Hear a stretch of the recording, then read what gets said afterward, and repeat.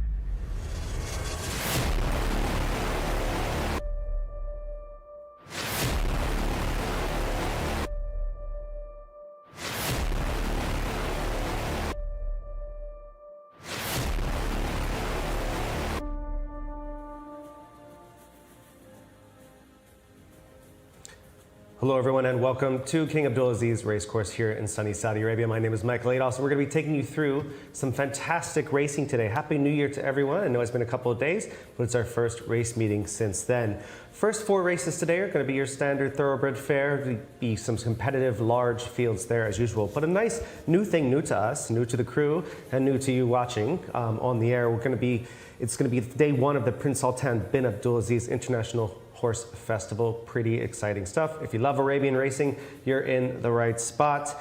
And Tom Collins is definitely one of those people. He's with me here today. Tom, how was your New Year?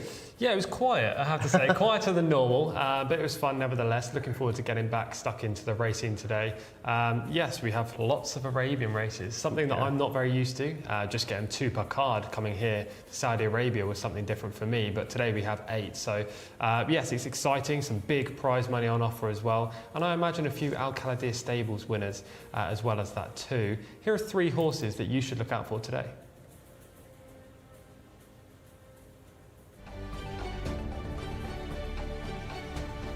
First is Hafid Al Khalidiyah, a 3-time winner who will be partnered by Khalid Al Mamoni in race 6 on the card. He's pictured here in the black blinkers, only beaten 3/4 of a length, and could easily go 1 better today. This is Tala Al Khalidiyah, who represents the Al Khalidiyah stables. She will break from stall 1 in the 10th race on the card, a 50 to 90 handicap. Naif Al Anazi rides this 79 rated 4-year-old. Finally, we have Nadem Al Mouk Al Khalidiyah. This 4-year-old is 3 from 4 in his career and won the King Faisal Cup, a listed race at Taif in September. His first start at Riyadh saw him win by 18 lengths, and he runs in the closing race this evening. Very exciting stuff. Anybody who loves the Arabian racing is going to be very much into the racing today, as we will dive into that later on. But first of all, let's introduce Anthony Annis, also known as Enzo, who's going to take us through today's race card as well as the runners and riders for the very first race. Enzo, how are you? Yeah, I'm looking forward to this. I'm very well, thank you, Michael. Yes, a happy New Year to you and all our viewers as well. Of course, we did the last show together, didn't we? It seems just yesterday we were on air on the Saturday, but it's slightly different today. So the first 4 races are thoroughbred races. We put them on the screen there for you, starting off at 3:35 with its Fillies Open. They've got a Fillies Maiden, locally bred horses open, and then a locally bred horses maiden. Then we step up because races 5 and 12 are all for the pure Arabian bred horses. It is day one of the Prince Sultan bin Abdulaziz World Cup for the Arabians. It's usually run, of course, this is at the Khalidiyah Farm Track. It's the first running of these races at Riyadh Racecourse on racing weekend here at King Abdulaziz Racecourse. And day 2 of the World Cup tomorrow culminates in a 100 plus rated horses handicap worth 1.5 million Saudi Riyal. And it features the best Arabian horse in the land, Asfan Al Khalidiyah, who we saw make it 14 out of 14, didn't we, at the weekend? So Asfan Al Khalidiyah tomorrow. So that's what's happening. Let's go through race 1 then. This is over the 6 furlongs, 1,200 metres for the fillies here. Number 1 is Jasmine Abdullah Al Khradi's. Number 2, Obayat Al Mohammedia, Khalik Al Mansour. 3 is Motagadea for Azuz Al Yayesh. 4 is Dolma Mohammed Suleiman. 5 is Tikrit for Abdulaziz Al Faradi. 6 is Motarakia for Camille Ospina. 7 is Tiraha Yusuf Al Hussein. 8 Al Rila for Eddie Castro. 9 is Thayra Alex Moreno. 10 is Card Ricardo Ferrero, had that good day, didn't he, last Friday. Number 12 is Al Hash Rahia for Rakan Al Obeid. 13 is Luffy Nawaf Al Fairuz. 14 Dakota is ridden by Muhammad Al Nassar. That's a rider came in late. 15 Sapta Abdullah Al Lorfi. 16 is Dana Al Sayel for Adel Al Faradi, who had a great day, didn't he, with that hat trick on Saturday, riding very well indeed. 17 is Dahaka Mohammed Saeed. 18 Mababat Allah Ayad Al Shamari. And 19 gets in. Tafjay will come at a stall 11 and is ridden by Abdul Bakada. So 19 runs, stall 11. 11 is the non-runner here, by the way. Batahar is out. Let's go back to Michael and Tom. All right. We have the runners on the screen right now. We're going to go one by one. This is Jasmine. 1 win from 23 runs, currently rated 68. She's had plenty of opportunities this year to break through without success. She's a deep closer, so the inside stall is absolutely fine. She'll look to ride the rail and come through late. Number 2 in shot in just a second is going to be Obayat Al Mohammedia. 3 wins, has 12 local runs. Last win was on the 31st meeting. Yeah, that came back at Taif. There was a big gap between runs, meeting 39 and meeting 70, so maybe connections were just giving her a break with the aim of coming back towards the latter stages of the Riyadh season, which we're entering right now. She was 9th last time. It wasn't a great effort, but prior to that, she was a solid 2nd. She seemed a little bit inconsistent, to be fair, in her career, but Tariq Al Mansour is on board, and we know that's a positive. And obviously one of the highest rated horses in the race as well. You give her extra credit in this kind of a field, in these kind of conditions, as far as the ratings go? Or do you think they're kind of 6 and 1? They fluctuate so much. No, I think she's got a great chance in here based on the rating and previous form. She also breaks from the inside, which, given the horse in stall 1, Jasmine, is a complete deep closer. It should allow her to get a nice position. Number 3, it is Motakadea, is 0 for 8 locally, 18th last time. Beat just one horse that day. She's only rated 53, and it looks like she's going to struggle in a race of this nature. Bit of a stubby sort. Number 4, already jocked up, is Dolma. 7 victories to this mare's credit. Prolific throughout her career with the 7 wins, but this season she seems to be regressing a touch. She didn't run in Taif and had 4 starts in Riyadh without success. Number 5 is Tikrit. 0 wins locally, 12 runs, 9th last time. A maiden running in an open is never an angle I like. And a very good afternoon to Shamila Hanley, who is out in the parade ring right now. We'll come back to the horses in just a minute. Shamila, who looks good out there? And welcome. Happy New Year. Happy New Year, everybody. Thank you for joining us, as always, live on YouTube, and happy Thursday as well. And it's a little bit different for us today. We've only got 4 thoroughbred races today. The rest are all Arabian races. They are sponsored by Al Khalidiyah Stables. The race 5 to 11 are all worth 100,000 Saudi Riyal, and the last race of the day is a Group 2 for the purebred Arabians worth $500,000. So huge prize money up today and tomorrow as well. We will have the same format tomorrow. And the Al Khalidiyah Stables, they have been running this festival for Arabian horses for a long time now, but it's only the 2nd year it's been run here at the racecourse. And last year it was run on a Wednesday, so this is the first ever year that they're running the races on actual race days and being televised as well. So that is honestly great to see, and perfect for the Arabians as well. Now let's start with a fillies race, the first race of the day, and I really like the look of horse at number 6, Motarakia, who will be ridden by Camila Ospina, and I've just lost her in the parade ring struggling slightly. She's down the other side of the parade ring. But this is trained by Abdullah Al-Bada, fourth last time at a meeting at 53. So we haven't seen her in a while.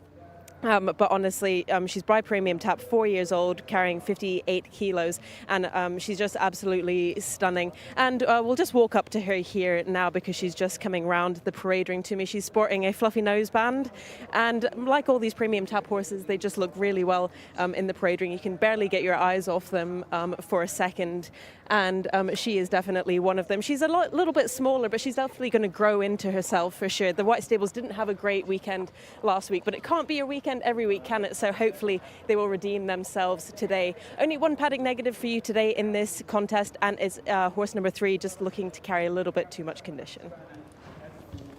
All right, thank you so much, Shamila. We're going to carry on here. Number 7 is Taraha. 3 victories from 65 runs. This mare has been around. Yeah, one of the oldest horses in the race, now an 8-year-old. Hasn't really looked like a future winner.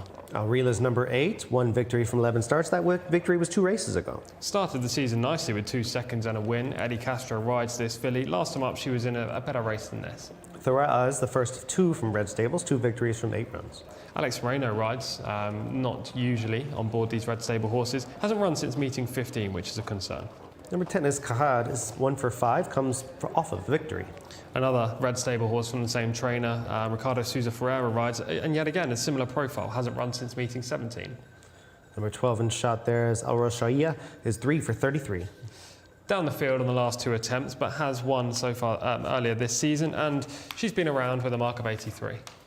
Number 13 we skipped there was Luffy, 1 for 12, 17th last time. No form claims. Number 14 is Dakota, a maiden from 18. Again, very hard to see this filly winning, just rated 44. 15 is Sapta, 1 for 15, 5th last time. Threatening to hit the frame in recent efforts. Number 16 is Danat Al Sayel, 2 for 31, comes off a 10th. Adel Al-Faradi rides for Gaith Al-Gaith, and you always have to pay attention when those 2 team up. Definitely. Dahaka is 1 for 14, number 17. 2 runs so far, yet to get into the top 5. 73 there. Mabobad Allah is 2 for 17, comes off a 10th place finish. First run in Riyadh this season after 4 down the field efforts in Taif. And number 19 is Taf J, 1 local run, did not win. By Havana Grey, we know at least Havana Grey's progeny are generally pretty quick, so the trip shouldn't be an issue, but completely inexperienced and gets a relatively tough draw. Yeah. Never easy from there. This is going to be interesting. I think that there's a few that kind of jump off the page, especially on rating. Obviously tough for them in these open affairs to, some horses are completely unexposed, others have been around for, say, 60 plus races. Yeah, so we got a field full of different profiles in this race. You can write off a fair few of them, especially the maidens who are rated in the 40s or 50s, but there are a couple at the top end of the handicap, the likes of Mota Rokea, who was Shamila's paddock pick, Dolma, the experienced Dolma, rated 85, the top rated horse in the race, Al Hasharaya, again, another one with plenty of runs under her belt, and Obayat Al Mohammeda, who's actually going to be my selection, horse number 2 in here for Tariq Al Mansour. She's rated 80. She's one of the leading players on figures alone. She's a bit in and out this year, but her best would see her go close, and she's drawn well as well. And you look at this race, can you put a line through basically anything rated below 75? I think so, just because not only are those towards the top of the ratings generally going to run to those marks, but also you can't win an Open if you're rated in the 60s or 50s 9 times out of 10. So I'm willing to just put a line straight through all of those. The one that caught my eye physically was the 16 Danat Al Sayel.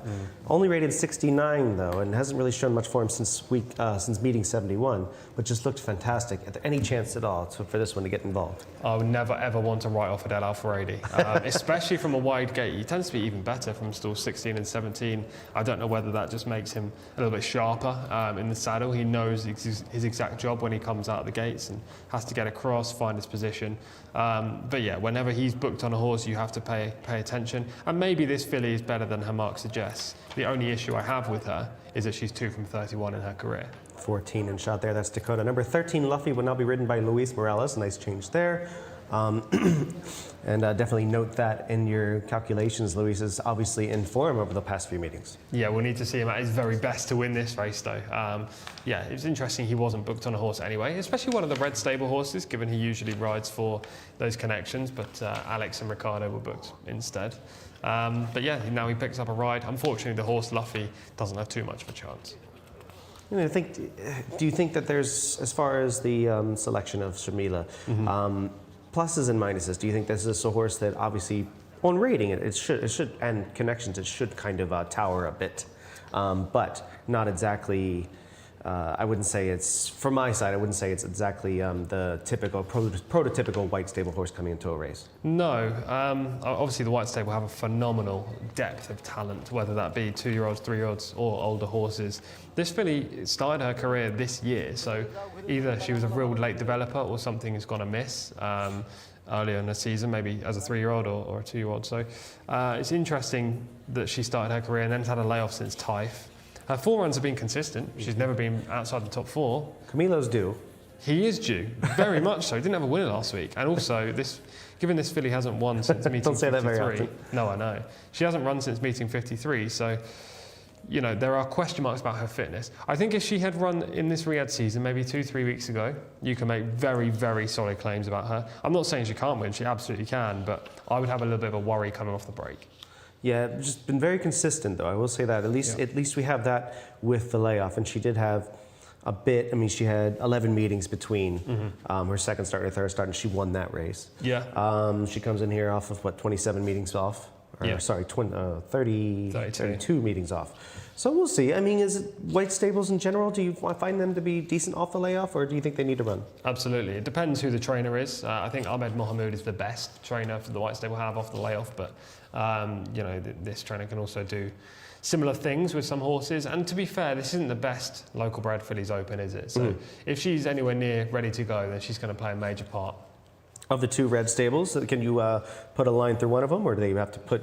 Because we did say 75 would be bar, so and one of them's rated 75, one's rated 73. Yeah, but they have similar claims insofar as they've got very almost identical profiles. Card was in a bit better form than Thahira at the start of the season, but nevertheless, you know, they've both been there or thereabouts in their 2 runs, and they haven't been seen for a long time coming off the break. I said this in previous shows. Al-Qahtani's horses coming off layoffs generally need to run, so I would be a little bit concerned about both of them. If we're looking at pedigrees, then I'd slightly prefer Card than Thahira, and actually Ricardo Souza Ferreira was in fine form last week.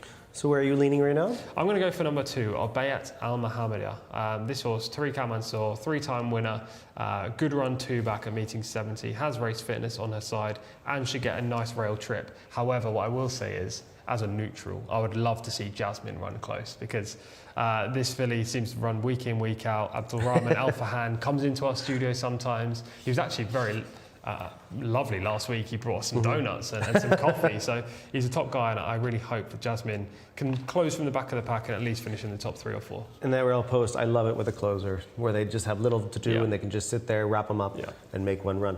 Yeah, so you will stick with Obayat Al Mohammadiya. And rated 80, number 2. Shamila's going to go with number 6, Motakaria. I'm going to give my paddock selection a shot, even though the 69 rating doesn't speak highly of it. Danat Al Sayel, number 16, looked fantastic in the parade ring. And I'm going to stick with that, stick with my guns, stick what I know. We'll go over to Enzo and see what he thinks about this race, and see who he likes as well. Thank you, Michael. Yeah, I've got a mark against 2, 4, and 6. They were the 3 I was looking at. Dolma does look a little bit exposed, but I thought it's got that 85 rating for a reason. Might run well for Mohamed Suleiman from a good draw. Yeah, you mentioned Camilo Espina. That was a dreadful run. Very strange for him not to have a winner all week. He just couldn't get one over the line last week, could he? But he must have a chance on Motarakia here, who I thought looked really well on the way down. And have to respect Tom's fancy too, the 2, Obayat Al Mohammadiya. So I was looking around that sort of 2, 4, 6. 15 misbehaving on the way to the start, which was Sapta, Abdullah Ralofi. Hopefully she's going to be okay now. We've got, don't forget, number 19 runs here. Taf J is a runner. And her late jockey change that Michael informed you of, Luffy Louis Morales on board the grey now. So, yeah, she'll have to improve massively, won't she, on what we've seen so far. In her 12 runs, she has got a rating down in the mid-50s, so needs to find something pretty quickly. They're loading up then for our first race. We're running here for a first prize of 18,000 Saudi Riyal. Remember, the first 4 races today for the thoroughbreds before we are enjoying the Arabian action. Races 5 onwards today. This is number 5, Tikrit, who I've seen run a few times. Abdulaziz Al Faradi riding. Tikrit about to join Dolma. I did like Dolma. Obviously, she's had a lot of experience, and she's arguably not going to be still improving, but her form reads pretty well at the look of this sort of a race. 16, we saw there, Dana Alaseo. I didn't get a chance to have a look at that one on the way down. Adele Alfaredi, who is in great form last week, that treble on Saturday. Now, looking for your caps there. Red cap, Alex Moreno on Thera. White cap, hard for Ricardo Ferreira. 15 still to go in. That's Sapta, who was misbehaving earlier. Well, a warm day, isn't it, here today as well? A little bit sticky around, but no breeze. At least that rain has stayed away that we saw last Saturday. Anyway, we're getting set almost.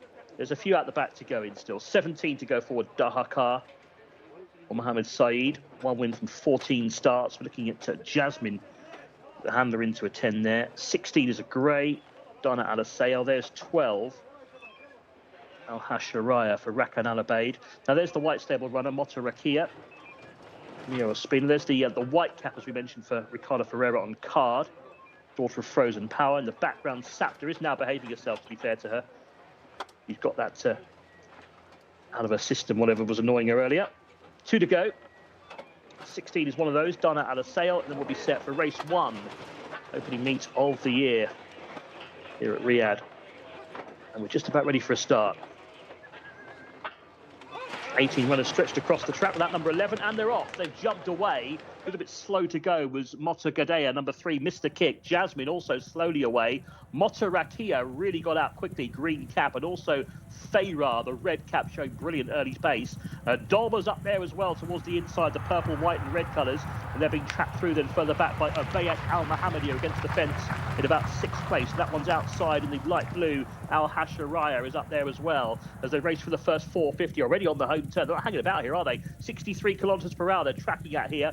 Dolma's got the rails in the 2-path Mota Rakia, the 3-path Thera, and they are ahead of the horse driven along on the outside to try and get closer as they turn for the money. That's Tickford is well behind them now as they turn for home. So in line for home, still Dolma and Mota Rakia, these two leading up to Thera under a drive now in behind them. Looking for room, the green cap is Obayat Al Mohammedia in behind, and here down the outside comes Dana Alaseo, the grey, and Dana Alaseo looks like she just joined in. She's taking off for Adele, who's going to continue his great form from Saturday. Dana Alaseo. Oh, she's way too good for these. 16, Dana Alaseo beats number 6, Mota Rakia, who tried to rally, finished 2nd, 7 for 3rd. That was Taraha, who got going late.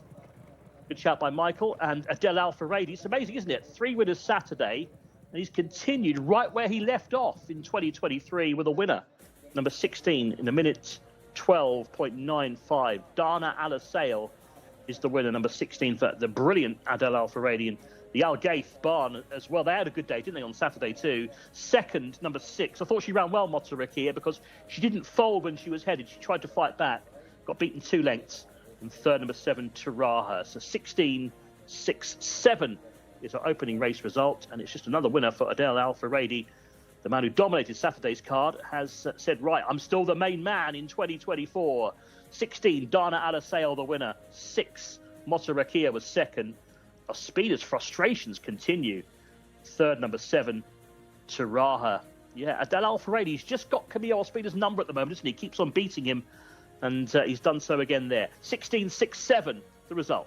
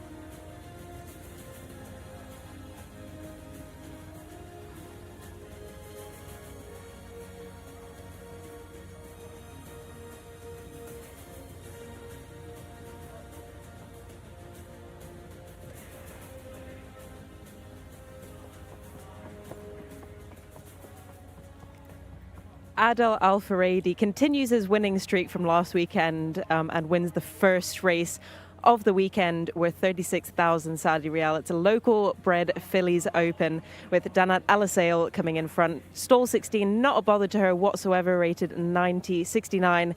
10th last time out, but Gaith Al Gaith is some trainer and has managed to get her over the finish line. Horse number 6 was in second place, which was my choice, and horse number 7 was in third place. And very well done to Michael as well, who chose Danat Alasail from how she looked in the parade ring as well. And a big shout out, of course, to horse number 1, Jasmine, who came in 5th and always runs her heart out no matter what.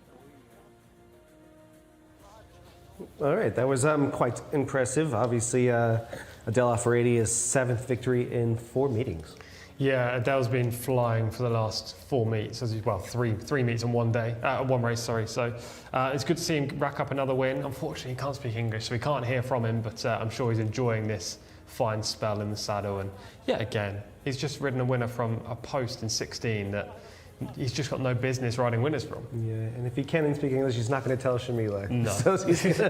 So he has less to do on the way back. But very impressive ride. He obviously kept this horse in the right spot, rode it with a lot of confidence, lost a little bit of ground on purpose just to keep the horse into a nice rhythm. Yeah, it was in the perfect stalking position. The pace didn't exactly hold up. All of those 4 on the speed in the early stages kind of capitulated in the final 200 metres, and Adel was always in the prime spot. He was alongside my selection, Obeya Al Mohammeda, but finished a lot nicer in the race. Here he is about 3.5 wide right there, switching out, keeping the horse out of as much kickback as he can. Yeah, 7th spot, blue cap, white silk, grey horse on the outside, just tilts wide on the bend, and my horse on the inside, green cap with the white, is trying to come through in between horses, whereas Adel was in clear sailing out wide on the track. And yeah, he's really picked up for Adel's urgings in the straight. The pace has fallen a little bit in the hole, despite the white stable horse finishing second. That was Motarakia. Another second for Camilo. I'm sure he's frustrated. And just look on the far left of the shot. Blue Silk's Jasmine, running home for 5th. She ran great again. She just needs a real electric pace to chase. She needs a 7 furlong race where they go with 6 furlong pace. Exactly that. Yeah, for sure. I mean, there she is in the check sleeves. She always runs well, and is definitely a better horse than 68 suggests. But yeah, she needs everything to fall her way to win. Yeah, this is obviously the horse obviously to take out. We'll probably both agree on this. This is the runner-up, Motarakia. Only her 5th run, big run off of a 32 meeting layoff. Yeah, so that would equate to around 11 weeks. Plus there was a 2-week gap in between Taif and Riyadh season. So 13 weeks off the track. Suggests that she probably wasn't 100% ready, and even then she's done very well to finish second, especially given she was on the speed, which ended up collapsing late on. So good speed. I mean, they came home pretty quickly. 112, shading 113 for this class of horse. Yeah, nice time. There wasn't as much kickback in this race as we saw last week, but last week, after the big downpour on the Friday, there was horses being absolutely covered in the track. From the start on the outside, you see the winner broke very well, broke about 4th out of the horses, and slots over nicely. And we mentioned previously, you said Adel is so good at doing that from the outside. Yeah, he's brilliant. He just allows the horse to find the ideal spot, and again, it's a great example of it. Most jockeys here would be either very keen to get to the front if you're drawn wide, or to get right out the back and hold up. But Adel always just manages to find the perfect stalking midfield kind of position, and he did so again. Yeah, I always talk about it back in the 90s and early 2000s with Jerry Bailey back in the States, where the reason he was so good is not that he could finish, not that he did anything better than just placing the horse early in the race, put them exactly where they need to be. And that's what Adel seems to be doing right now, is putting them exactly where they need to be. Yeah, precisely that. He was in the prime position, switched him out wide there, and you can see the horse immediately picked up. The one directly behind him in the light blue silk, horse number 7, just about to go out of shot, top of the screen. That's your eventual 3rd place finisher, Taraha. Made the move at the same time as the winner, but was further behind and didn't have the same kick.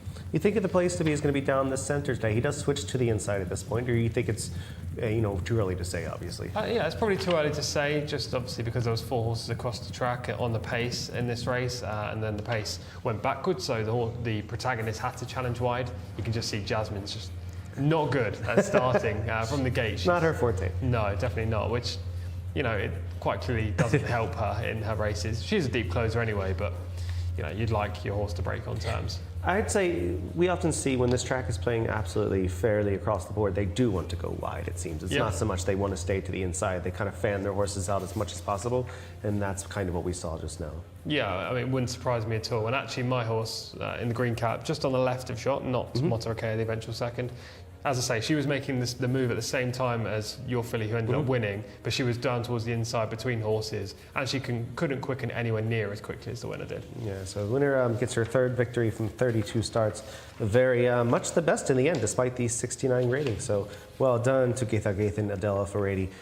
Team up once again for a well-earned victory. This time on Danat Al Sayal. So we move on. We move on to race 2, where the horses are coming together behind us here. We have a Saudi-bred 1,400-meter 3-year-old filly maiden. It's going to be another one. It's going to be difficult for you to pull apart. Hopefully, we'll pull it apart together and both go 1-2 again with the staff here. We'll go to Enzo, who's going to take us through the runners and riders. Cheers, Michael. Yeah, we'll do that now. A couple of changes here, but we'll get through them as we go through the card for race 2. 1,400 metres here for these fillies. Number 1 is Nakashar Mohammed Aldaham. 2 is Darnat Basmar for the Wigman Roberto Ramos. 3 Harbat Al Maidan, written by Abdullah Alofi. 4 Henna Al Jude Victor Gutierrez. 5 is Nufat Muhammad Al Nassar. 6 Sanabik Adel Al Faredi, already looking for a double. 7 is Alaysor for Mohammed Saeed. 8 Sirana Nawaf Al Mudiani. And over the page to find number 10, which is Johanna Ricardo Ferreira rides. 11 is Heels for Abdullah Al Saeed. 12 Wardat Al Saman is written by Mohammed Al Habib. 14 Najmat Al Abdani, written by Sultan Al Mimoni. 15 Yasmin Al Hijaz for Ali Al Mimoni. 16 Zawaha for the White Stable Camille Ospina. 17 Shamkat Tawaip is written by Fawas Wanas. You'll note that 9 was out and 13 is also out. Number 18 is Guante, written by Altoesh, is on board that one, Rayan Altoesh. 19 is Shaba for Khalid Al Mimoni. 20 is a runner, Yabayed Hom for Abdullah Al Azari. 21 gets in, comes out of stall 9, Abdullah Al Kradis, that's Al Bakawi. And 22, Abdullah Al Fayrouz rides the other reserve that gets in. 22, Anna Al Shakihar is also a runner, so 2 reserves get in. 21 and 22, they come out of stalls 9 and 13. Scratch 9, scratch 13, and 23 doesn't get in. Back to you, Michael and Tom. We got all that? We got all that? Yeah. Okay. We got just minor changes, left and right. We have Nakasha as number 1, is a maiden first-time starter. First timer for a trainer who's not well known for winning with first timers. The inside post is always a concern with horses like this. Dana Basma is number 2, 0 for 3 thus far, but does come off a 3rd place finish. It was definitely an improved run last time as well. Roberto Ramos hasn't had the most successful Riyadh season, so he'll wish that this filly gets on the board. Arbat Al Maidan, 0 for 5 thus far, was 3rd 2 back. Abdullah Al Alfi rides again on this filly. He's rated just 61. Her penultimate run was definitely a career best, but that came in Taif. So we have number 5 in shot there. That is Nufat, is 0 for 8, 4th last time. Plenty of experience and needs to improve. Back to number 4, that is Henna Al Jude, first-time starter. Looks very calm in the prelims. Maybe he'll come on for the run. All right, hopefully naturally we'll go to number 6. Well, we're back to number 5. That's okay. That's Nufat again. Has made some more starts than most of the horses in the race, but and has earned a rating of 60. Yeah, you know, she's okay. That's all she's proven so far. She needs to improve. Alawesa is number 6, is Sanabik, is 0 for 7. Is for 11th last time, rated 60. Adel Al Faredi will be looking for a back-to-back wins. This filly is at least very fit. And we missed Alawesa, is 0 for 4. Just a no-show in 4 career runs, rated 48. Sirana's number 8, a first-time starter. I don't love first-time starters from these connections. She'll need to break well. Nying a scratch, number 2 is Johanna, 0 for 7, 15th last time. Her best effort so far this season will give her a chance, but that came in Taif. Did I say number 2? We'll say number 10. Number 10. Number 11 is Heels, is 0 for 5 thus far, 10th last time. That was a better performance than on her Riyadh reappearance, where she didn't beat a single runner. Wardad Al Saman, first-time starter.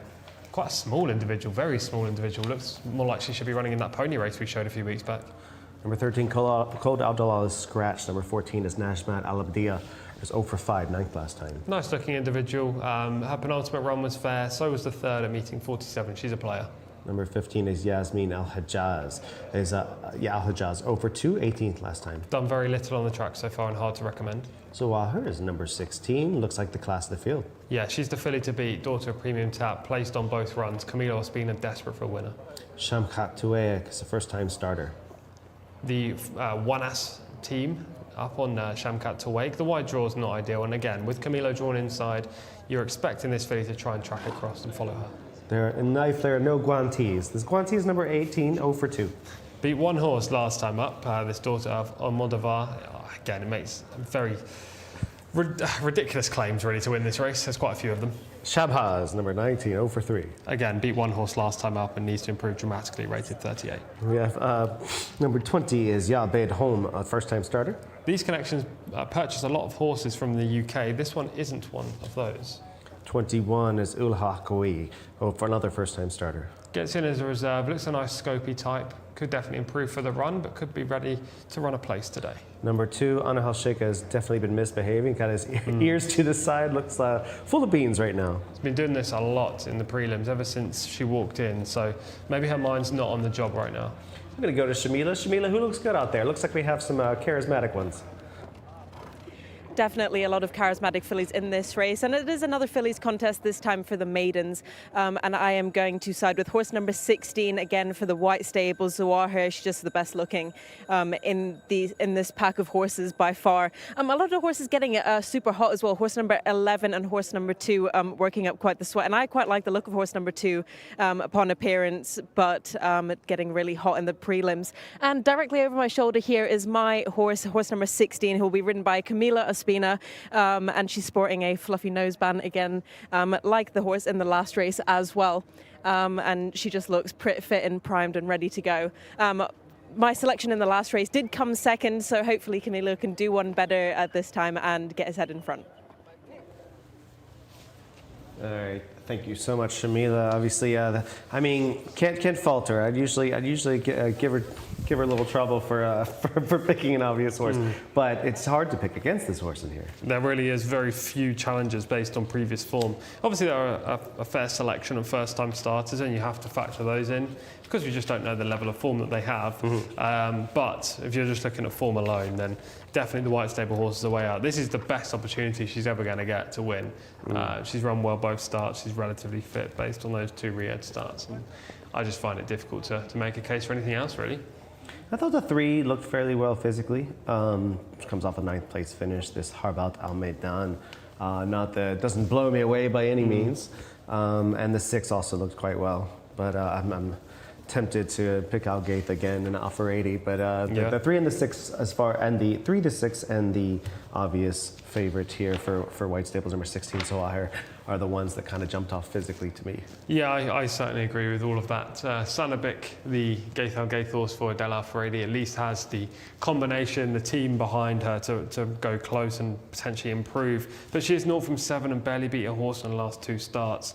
She definitely needs a step forward. She has been partnered by Alex Moreno and Roberto Ramos in her career, and that's not produced any improvement. Here is Zawahir, finishing 3rd last time.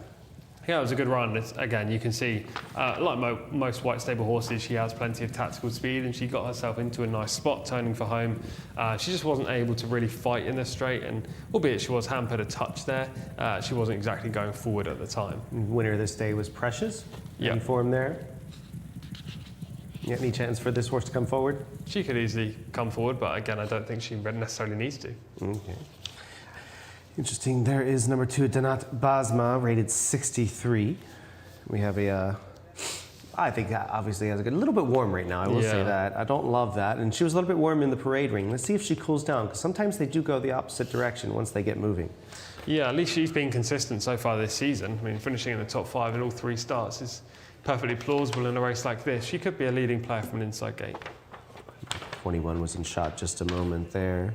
We have number 6, Sanabik, I thought looked quite well in the parade ring. It's just hard to pick a horse that's finished 11th and 12th in her last 2 runs. Exactly, that is the one concern. Other than that, if you go back to meeting 69 with that 5th place finish, you could make definite claims for her. However, those below par runs quite clearly weren't a blip because one followed another. However, the gate is good in stall 6. Adele Alfaredi being on board is again another positive. So Sanabik could easily run a place. Maybe she's the biggest danger to the white stable horse, Zawaya. But I think Camilo, we can see the horse in question right now. Camilo would be very keen to get a win on the board, and this looks like the perfect opportunity. Couple rider changes. Abdulaziz Al Yesh is picking up the ride on Yasmin Al Hijaz, number 15, and the very in form, the young little sprocket out there, Tariq Al Mansour, is on the 12, Wardad Al Saman. Interesting. Does that give you any plus half a points kind of situations? Maybe, yeah, for Wardad Al Saman for sure. Tariq, I think, is one of the best local riders. Obviously not. He's not Adele Alfaredi, but he's riding exceptionally well this season. And the fact he's getting on board on this first-time starter, the 12th, then that's got to be a bit of a positive. But at the same time, we just don't know what this filly has in terms of talent. Yeah, I think I'm just going to go back to the source. I thought Sanabik looked the best outside of the obvious choice in Zawahir. Out of the two, I thought there was very little separating them physically in the parade ring. So I'm just going to go with the horse that's just a little less obvious. Fair enough. You've already had a winner on the board. Yeah, so I mean, why not? Probably not. I mean, just the other ones that the other one that looked decent to me was the 3, as I mentioned. Wouldn't be shocked at all to see Alafi come up and run well with this Harbat Al Maidan. But yeah, it's a field that, like you said, that it's a great chance for any of them to jump through because the class is suspect at best. Yeah, you don't get many fantastic local bred maidens, but this is nowhere near fantastic. It's one of the weakest we've seen, I think, since being in Riyadh. So this is a perfect opportunity. I'm going to stick with the obvious. Horse number 16, Zawaya. Not only because I think this filly's the best in the race and her recent form is the best, but also because Camilo Ospina is desperate for a winner. And I do want to hear from him in the post-race interview if he wins this. Hopefully Shamila will ask about the recent form and whether he gets frustrated by repeated seconds and whatnot. Jockeys love to be asked about their recent form. I know, but it's something that we want to know, isn't it? We want to know if it affects him, because when we look at the leaderboard, if we do look at the leaderboards today, he's got, 97 total points, top of the leaderboard, yet he's had 3 days last week where he just got absolutely nothing. Is he vulnerable at all up there? I mean, obviously he's a nice, comfy lead right now. I would say no, but based on Adele Alfaredi riding 7 winners in the last 3 and a bit days, whereas Camilo's had 0, you never know.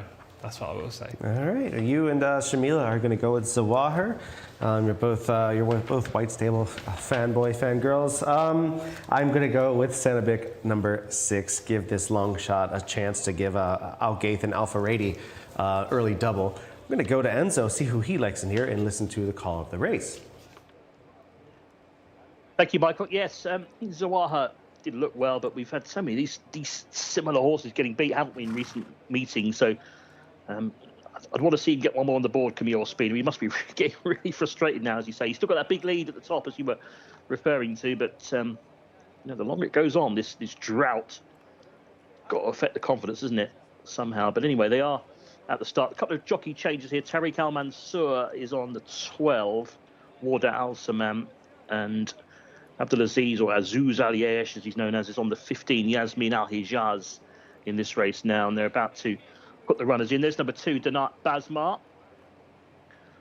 And as you can see, the weather's a lot better than it was at the back end of last week here at Riyadh. King Abdulaziz racecourse, looking magnificent. Hoping that bit of rain has certainly helped the growth on the turf course for sure, as we get ever nearer the turf racing here as well. There's number 10, who is a dark grey filly, Jahana. All fillies here, they're going 1,400 metres in this maiden event. Saw 14 go through your shot there. That's Najmat and Abdullah. And 21, don't forget 22 is a runner here as well. Anna Al-Shikar is a runner, ridden by Abdullah Al-Fairuz. And 21 also gets in Al-Kawi, orange colours for her. She comes out of stall 9. Abdullah Al-Kradis gets the call up to ride her. So 2 reserves come in. The non-runners, number 9 is out, Iftakaria, and also 13, I should say, came out as well. Kol Al-Dijal does not run. Now, 8, 11 and 19 having some checks. So Sirana, there's 11, that's heels. The blue and green halved colours. 11's good to go, so she's been given the all clear. She's absolutely fine. There's number 7. 19, Shabha. It's been checked over, and also 8, Sirana. 8's got the pink number cloth. Sirana. The others are going in now. That's Nufat, who's in the blue and red. And she's looking for a first win from a 9th race. Here's number 4 in the yellow saddlecloth. Ina Al Jude for Victor Gutierrez. Goes in, black cap. Next door to her will be Harba Al Maidan, number 3. There is Zawoha. Zawoha, who you'd imagine would be many people's fancy here with the Spina riding. There's 6, Sanabik in the white and green. Adel Al Faradi. They've been cleared to run. 8 and 19 are absolutely fine to run, so they are going to take their chance. Sirana and Shabha. Akesha going forward there into stall 1. Has got the inside gate. About 4 to load here, no more than that. To get a little bit closer to a start for race 2. They're going 1,400 metres here, 7 furlongs for this race, 9,500 Saudi Riyal for first place. 2 to go. This is 8, Sirana. Kind of a dark green colours, white cap with a purple hoop there. That's Sirana. He's just thinking about going in. We're sure the stalls handlers will gain the day eventually. And she's in, they're all in. We're just about ready for a start. Here we go. 1,400 metres. And they're off.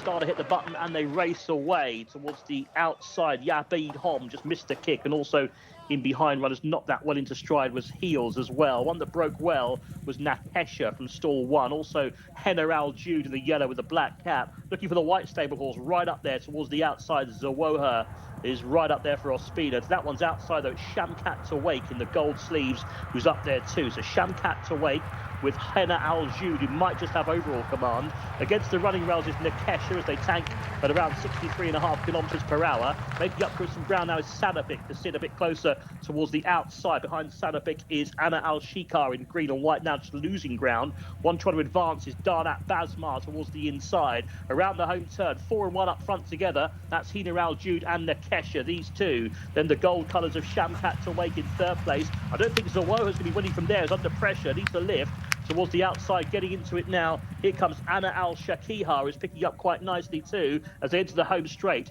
And here comes Anna Al Shikar, got in here as a reserve, number 22, and is now striking the front. Number 4 in second, Henna Al Jude. But Henna Al Jude is fighting back on the inside. These two go at it together. So Henna Al Jude is very gutsy, but I think Anna Al Shakihar has the nose in front. Now, Zawoha is suddenly picking up, and here she comes down the outside. Zawoha is finishing really strongly, and Zawoha's going to get up. It looked impossible from where she was, and the drought is over for Camilla Ospina. Number 16 has won it. Zawoha, I thought she had no chance from where she was, 2 out, but she wins. Never rule out Ospina. Learnt my lesson there. 16 the winner. That was some effort. She looked like she was in big trouble, but just after the home turn. Tom Collins is very happy with his performance. Well done to Shamida as well. It was a good performance, wasn't it, from Zawoha? I've written her off totally. Second, number 22, Anna Al Shakihar. 1 minute 28.24 seconds, the winning time. A length and a quarter, the winning margin. Third, number 6, Sanabik, who's run well again. Number 4, just missing out on the placings. The other horse finishing from off the pace. That was Jahana in the light blue and red. 16, 22, 6. The Ospina drought is over. The white stable are back where they belong. 16, the winner, Zawoha.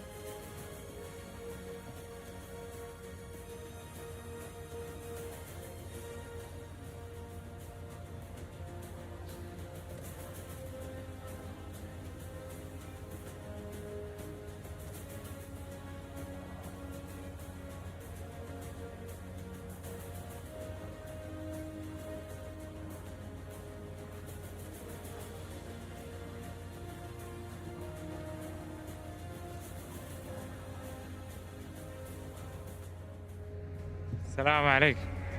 مشاهدينا ومتابعينا الكرام، ظواهر تحقق الانتصار الاول في سجلها السباقي. الف مبروك لابناء الملك عبد الله بن عبد العزيز. اول مره مع ظواهر. Camilo, congrats. His first time with him. How is he? You know, always thank you very much to bring me to in Abdullah. Talal bin Sharain, Hakme, Abdullah Bafur, the trainer Dasfili. You know, she finished second, third the last two races, but thank God today he has very good race for her. Yeah. In the first meter she is a little bit lazy, but thank God when I change the line in the last meter she coming very strong in the last 200 meters. Yeah, I will see. Yeah, because she has one pace. You know, she don't have speed and she's coming close to the leader. Thank you very much.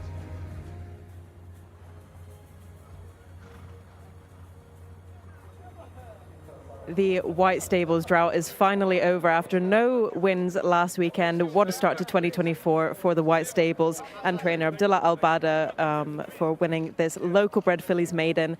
And Zawahir wins third time lucky. Last time out at meeting 71 she came third, and the time before that on debut meeting 69 she came second. So always up in the placing. She's a really nice filly and one to watch for the future as well. And I'd say Camilo Ospina is delighted to finally be back in the winners' enclosure after a dry spell last weekend. But as we said, it never lasts too long. We always see the White Stables in the winners' enclosure with these beautiful premium tap fillies, and she is a 3-year-old premium tap filly out of Masafa. Jumped out of stall 16, had everything against her, but she has prevailed and done really well. Congratulations, Camilo.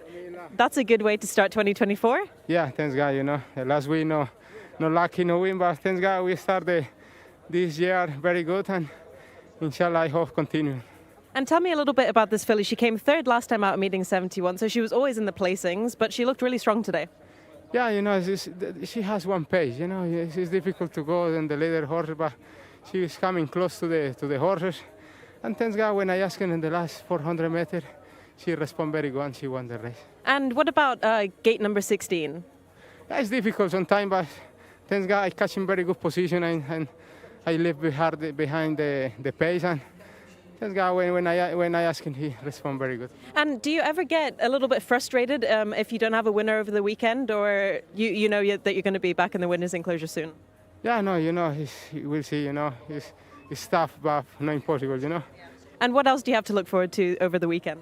Yeah, we'll see, you know. I have some horses very good, and I horse run well, no more.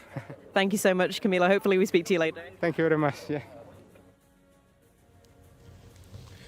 All right, thank you so much, Shamila. Obviously, nice to see Ospina back in the winner's enclosure. He's one of the good guys, and he got it done nicely today. Very determined ride. Yeah, good ride. The most aggressive I think I've seen him during the race on a horse. Really wanted that win. Yeah, he really did. He was desperate for the victory. And this filly was under pressure from a long way out. She managed to keep on running, gallop all the way through the line.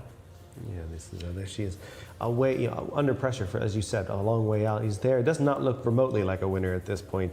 He's behind 3-4 horses. It didn't look like she wanted to be running basically when she was behind horses, but as soon as she got some clear air, she picked up. Camilo did say that she was lazy, which is quite evident during the race, but she quickens in the final 100 metres. She was supposed to win this event. Yeah. She was the horse to beat, but nevertheless, you still have to go out there and do it, and she did. Yeah, Paddock's selection for me, number 6, Sanabik, was a good third on the outside. You see the 6th, second from the left. From the break here. Horse number 8 extremely slowly away towards the inside. That was race over for that horse. That was Sirana, the first time starter under Nawaf Amaldiani. Horse number 11, Heels, also slowly away and out the back. Yeah, we see plenty of pace on, but not flying. Yeah, still 16, 2 from 2 so far in a couple of races. And Camilo's in 4th position, arguably the prime spot, just in behind the speed. However, she didn't really like that, as we say. Going into the turn, she comes under pressure, and there's a bit of an instant between her, the horse we're talking about in 4th place, and the horse in the yellow and blue silks on the inside and around 6th, just about now. Yeah, it seems that at this point she's just having a little bit of trouble keeping up. He's getting after her, even give her a tap about 100 meters back. Yeah, she's a little bit one pace, isn't she? The leaders, they weren't exactly rocketing through, but they weren't going slow either. Nevertheless, she was struggling to maintain that stride. Right now, you can see that she's actually closing right up in behind. but she's unable to really push through the gap, and Camilo just has to be aggressive in the saddle and wait his turn. Yeah, it seems that let's see, is it the 22 there who was acting up in the parade ring and going down to the stalls, runs a big one in second there. That's Ana Al-Sheikha. Yeah, she ran very well the first time starter under Al Fayrouz, a very good ride and unlucky to lose out, but the better stayer has won. The gap came when horse number 17, Shamkat to Wake, went backwards. Camilo found it aboard Zawaya, and look how she powers through. If anything, she's going further and further clear of the wire. Yeah, and if any, this might be a little bit obvious, but more distance, probably a mile is better for her. Absolutely. Most of these premium taps, I think 1600 is perfect. Some of them want a little bit further. Very few, in my opinion, want less distance than 1600. So, you know, she's a very young horse. She's a 3-year-old, just turned 3, obviously, on New Year's Day. And she's only had the 3 outings. She's only going to improve with time. I don't think she's the best horse the White Stable have by any means, but there could be another win or two further down the line for her. Yeah, it's nice that, you know, you see these premium taps, they... just like him, they have such versatility. Yeah. I mean, he was a pleasant tap as well, and both of them kind of could go from anywhere between 7 furlongs, 6 furlongs to a mile and a half. It was such versatility he's put into his offspring. Yeah, absolutely. They're versatile. Most of them have a fair bit of talent as well, and obviously being with the White Stable, they're going to manage to equal of that talent out of the horse. But you know, to get every single one of these premium taps to get into the winner's enclosure is some feat. Yeah, it's just to me, it was a well-deserved victory, very much on form. One to take out of there might be the 22, though. Yeah, absolutely. Ana Al-Sheikha ran a very good race on debut, especially considering she wasted so much energy in the prelims. I'm just glad to get on the board today. That's one each. One each for us two. Well, one I for know. Shamila. I mean, you can stop the clock for me because that's my average, is 1 per day. I don't think we've had one each by race 2 in any day for the last week or so. So with 8 Arabian races to come, it's good to get one on the board because it can get tricky. Indeed. Indeed. From now on, I plan on bearing you. But looking forward to continuing some thoroughbred action here. We're going to go up to Enzo for the runners and riders for the 3rd race. Yeah, will do. Thank you very much indeed, Michael. Yeah, I'm just trying to find out it was one of the 10 horse, so I didn't have a jockey down in my card, so we'll come to that in a moment. So this locally bred horses open, 1,400 metres. Number 1 is Carde for Louis Morales. Number 2, Arkonawa for Al Fayrouz. 3 is Besht Alakem, Naif Alanazi. 4, Estivzaz Hamza Saad. 5, Gar Al Sahayeb, Alex Moreno. Number 6 is Salam Allah for Rakan Al Abaid. Number 8 is Abu Al Jamail, Fahad Al Faredi. 9, Ana Al Sheikh, he's written by Rakan Al Toesh. 10 is Eddie Castro. I'm just hearing some very kind person tell me. 10, Ambabi, Eddie Castro on board. 11 is Yakawi, written by Mohamed Aldaham. 13, Kilastife for Huberto Ramos. 14 is Irtafe, Ricardo Ferreira. 16 is Cobalt Farzan, Osama Al Shirani. 16, that's the lucky stall so far, isn't it? They're looking for doubles. Jeff Al Gaith and Adel Al Faredi with Ru Al Saudia from stall 16. 17 is Ragdar for Khalid Al Mamoni. 18, Great News for Al Fayrouz. And 19, Shibal Omar is written by Abdullah Al Lawfi. 7 is out, 12 is out. So those 2 don't go. Let's go back to you, Michael and Tom.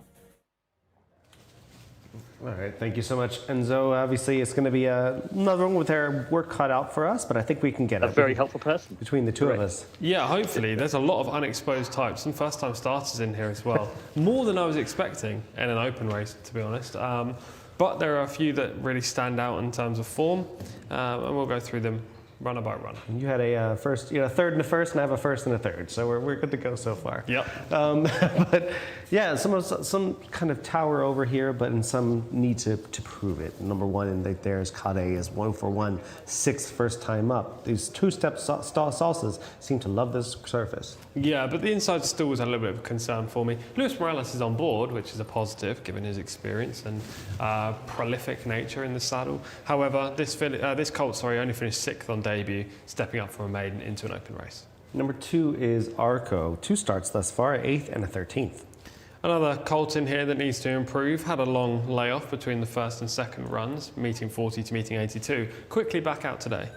Number 3 is Best Alchem, looking really, really good right now, actually. Neck bowed nicely there, rated 84. One of the most experienced horses in the race and has lots of speed, will be forward from the inside gate. Estifsaz is 0 for 1, 5th first time out. Showed a fair level of form, but stepping up to open company needs more. Gar Al Sahaya was 0 for 2, but was second last out. Could easily win a maiden. That second place finish last time was a good step forward on the debut 6th. Number 6 is Salam Allah, 0 for 9, 13th last out. Just a tricky spot for this gelding. I don't imagine he's good enough to feature. Number 7 is out. We go to number 8. This is Abu Al Jamayel, is 0 for 2, 16th last out. Ran all the way back in meeting 2, went 10th, and last time didn't show anything on Riyadh debut. Finish the rest in a minute. We'll go out to Shamila. Who looks good out there, Shamila? Well, I'm delighted with the last winner of that race, and we're all off the mark. And this is my paddock selection for race number 3. It's horse number 3, Besht Al Hakem, trained by Abdulaziz Al Mosa, ridden by Naif Al Anazi. A really nice looking horse, grey obviously, and I'm a sucker for greys. You already know that. 3-year-old colt by Flashy Bull for Ali bin Mohammed. But I also really liked another one of Abdulaziz Al Mosa's horses, the mount of Alex Moreno, horse number 5. But I have decided to stick with horse number 3 for my paddock selection, so hopefully Naif Al Nazi can get the job done. One paddock negative for you in here, horse number 1 very much on toes, and horse number 10 getting a little bit hot and sweaty behind the saddle. But that's all to report. I will be sticking with Naif Al Nazi for our 3rd race of the day. No surprise there. But moving on ourselves. Number 9 is Ana Al Sheikh, a first-time starter. He is by Mendelssohn, who's having a great season. Yeah, nice pedigree. This horse called Ana Al Sheikh. In the last race, we had a filly called Ana Al Sheikha, who finished 2nd for the same connections. Amba B is 0 for 4, number 10. 0 from 4, only rated 40. The only positive for this gelding is that Eddie Castro's on. In shot right there is Yohakwi, is 0 for 2, 6th and 7th so far. Hasn't been seen since meeting 33. 12 is scratched, and the 13 is Kalastafe, is 1 for 5, 3rd last time, a winner 2 back. Major contender, rated 79. The penultimate victory was strong. Intafaya is 0 for 3 thus far, number 14, is 15th last time. Regressed since the debut 3rd, but gets a good rider today. In shot there is Cobalt Farzan, first time starter by Cobalt Blue. Don't know too much about him. The wide draw is not a positive though. Rule Al Saudia is 1 for 5, 3rd last time. Definite player. Gaith Del Al Faradi team up for the 3rd race in a row. Ragda is 0 for 1, 16th first up. Looks a 2nd string for these connections. Small individual, Khalid Amamoni rides. Great news, number 18, first time starter by Pacino. Quite a leggy individual, bit on the toes as well. Number 19 is Shibal Omar, 0 for 1 thus far, 16th first up. Didn't do much on the debut, has a wide gate again today. Improvement looks likely, but it would need to be absolutely drastic to win.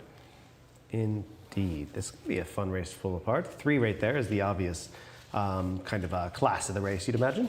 Yeah, I think maybe there are 3 or 4 in here that have real solid claims. I'm just looking over my shoulder, and horse number 1, Cardet, is currently refusing to walk down the Got some path. opinions? Yeah, all the others are right on track and going down nicely. Yeah, I think 3 or 4 of these have a chance. Best Al Hakem is one of them, and as you can see this day, showed good speed, was up with the pace, just couldn't really sustain the run late on. Finishes a fair 3rd. The previous victory for this horse came in basically, it was a match race between him and one other, and he just proved strongest in the closing stages. He does keep galloping at the one pace, you can see. He's not exactly stopping, but he's not going forward at the same time. I imagine Naif Al Anazi is going to be super aggressive. Was that also at 7 furlongs? It was, yeah. Okay, so he definitely has to improve from there. We're going to take a look in a second about Kalastafe, the one you mentioned earlier, who has some major claims in this race, obviously. Yeah, Wigberto Ramos rides Kalastafe, middle draw for this horse, and he'll have to probably sit out wide on the track because of his starting gait and the fact there's speed inside.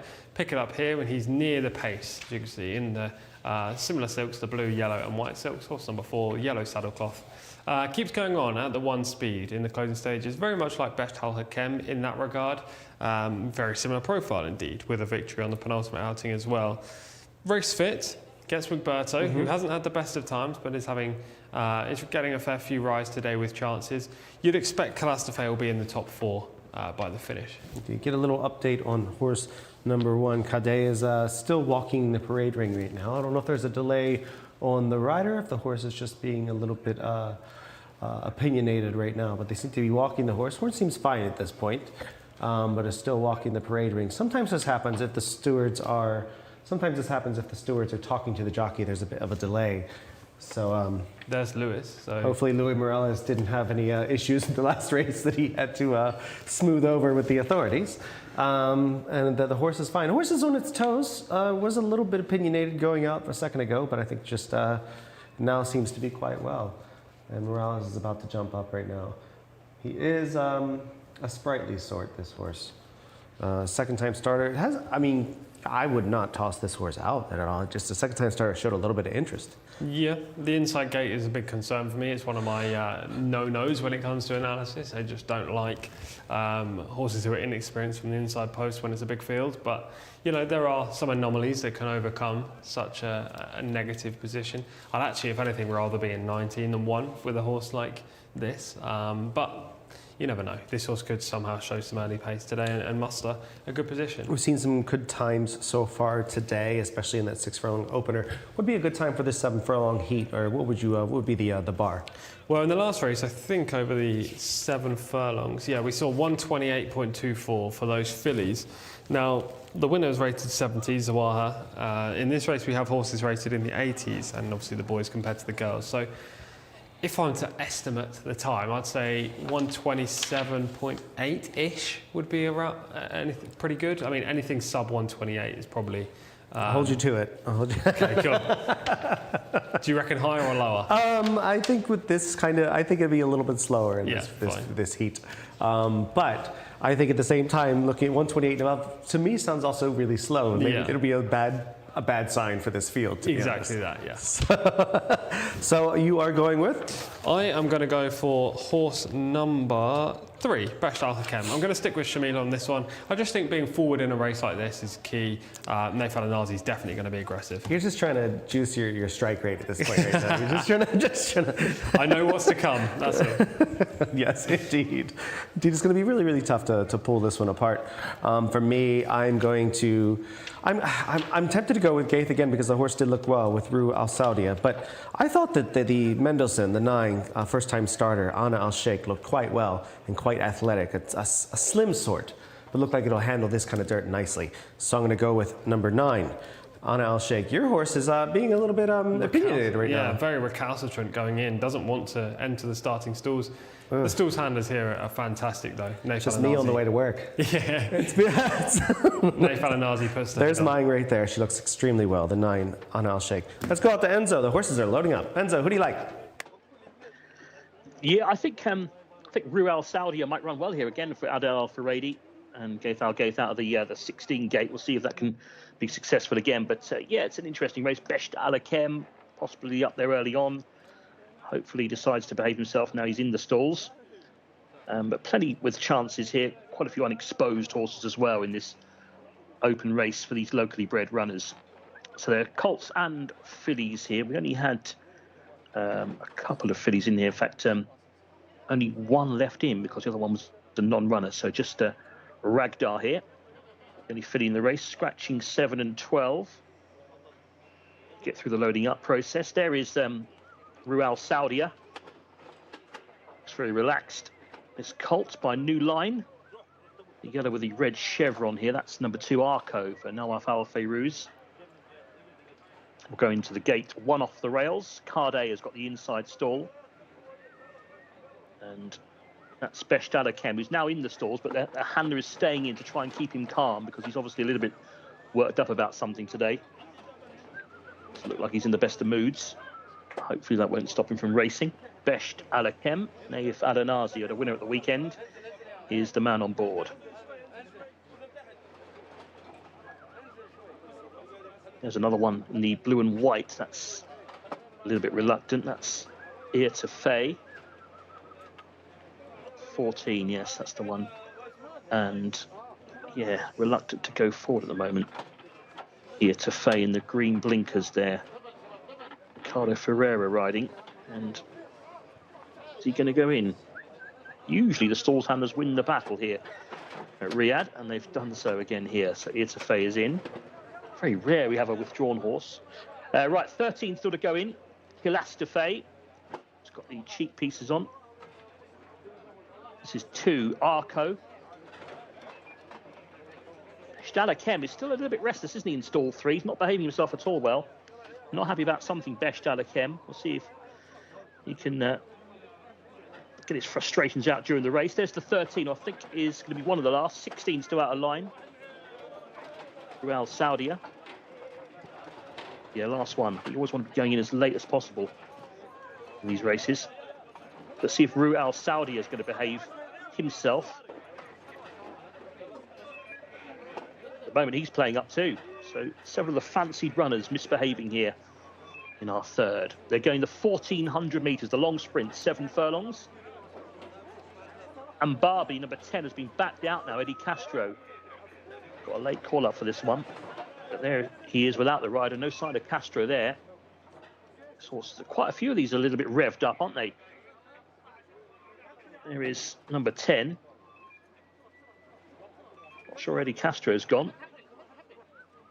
He's probably thinking better of it at the moment. But no, there he is in the very dark blue with the dark grey sleeves. He looks like he's ready for a challenge, Castro. And he's going to get the leg up on into the stalls. The infrastructure he goes, climbs on board. That means we're still going to wait for Great News, who is now forward. And we're just about ready, I think. Set. Here we go. All in. They're off. They've jumped away. Bit of a ragged start for one or two of these. Gar Al Sahayeb was a bit behind them when they broke.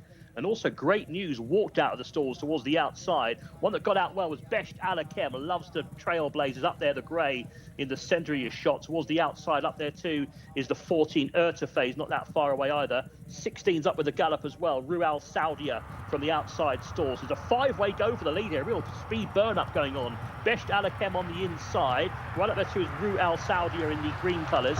Towards the extreme outer, trying to press forward is Shibble Omar. That one though is out on the top shelf and happy to cover a lot of extra ground.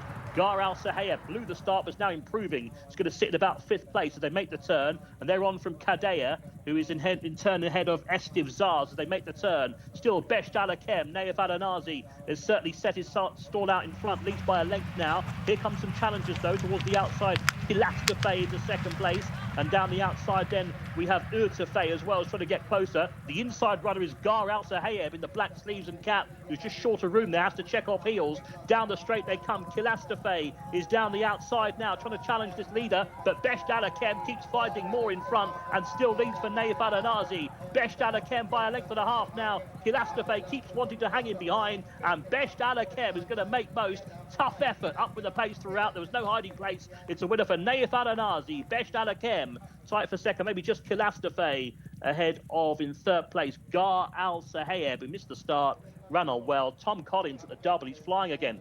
Normal service resumed here on the JCSA English-speaking service. Number 3, the winner, Best Al Hakem for Naif Adanazi, who had a winner on Saturday and a winner here. This was a good effort because there was loads of speed on. It was hardly an uncontested lead. He done well to win. 3 Best Alakem and a winning time of 1 minute 28.12 seconds. Wins by 2 lengths. Kilastafe was 2nd. I thought that horse was happy to hang in behind the eventual winner. I didn't want to go past, I thought. 3rd, number 5 is Gar Al Sahayeb. And it's 3:13.5 the result. 1 minute 28.12. 2 lengths, the winning margin. Best Alakem is the best.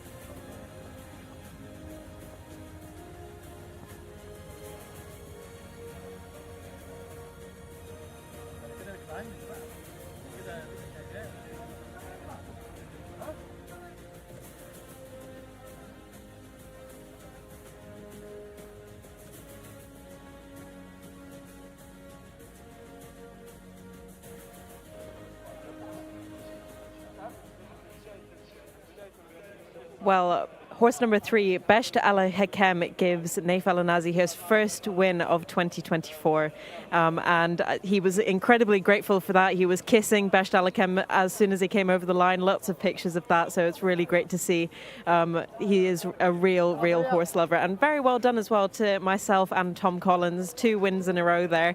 And I can say for the both of us that we're probably counting our blessings, because after race number 4, it's going to be incredibly difficult to get winners, I think, for the rest of the evening. So pretty good effort from us for the first half of the day anyway, and very well done to Besht Al Hakem, Abdulaziz Al Musa, the trainer, and Naif Al Anazi, the jockey. This beautiful 3-year-old colt by Flashy Bull out of Salsa Star.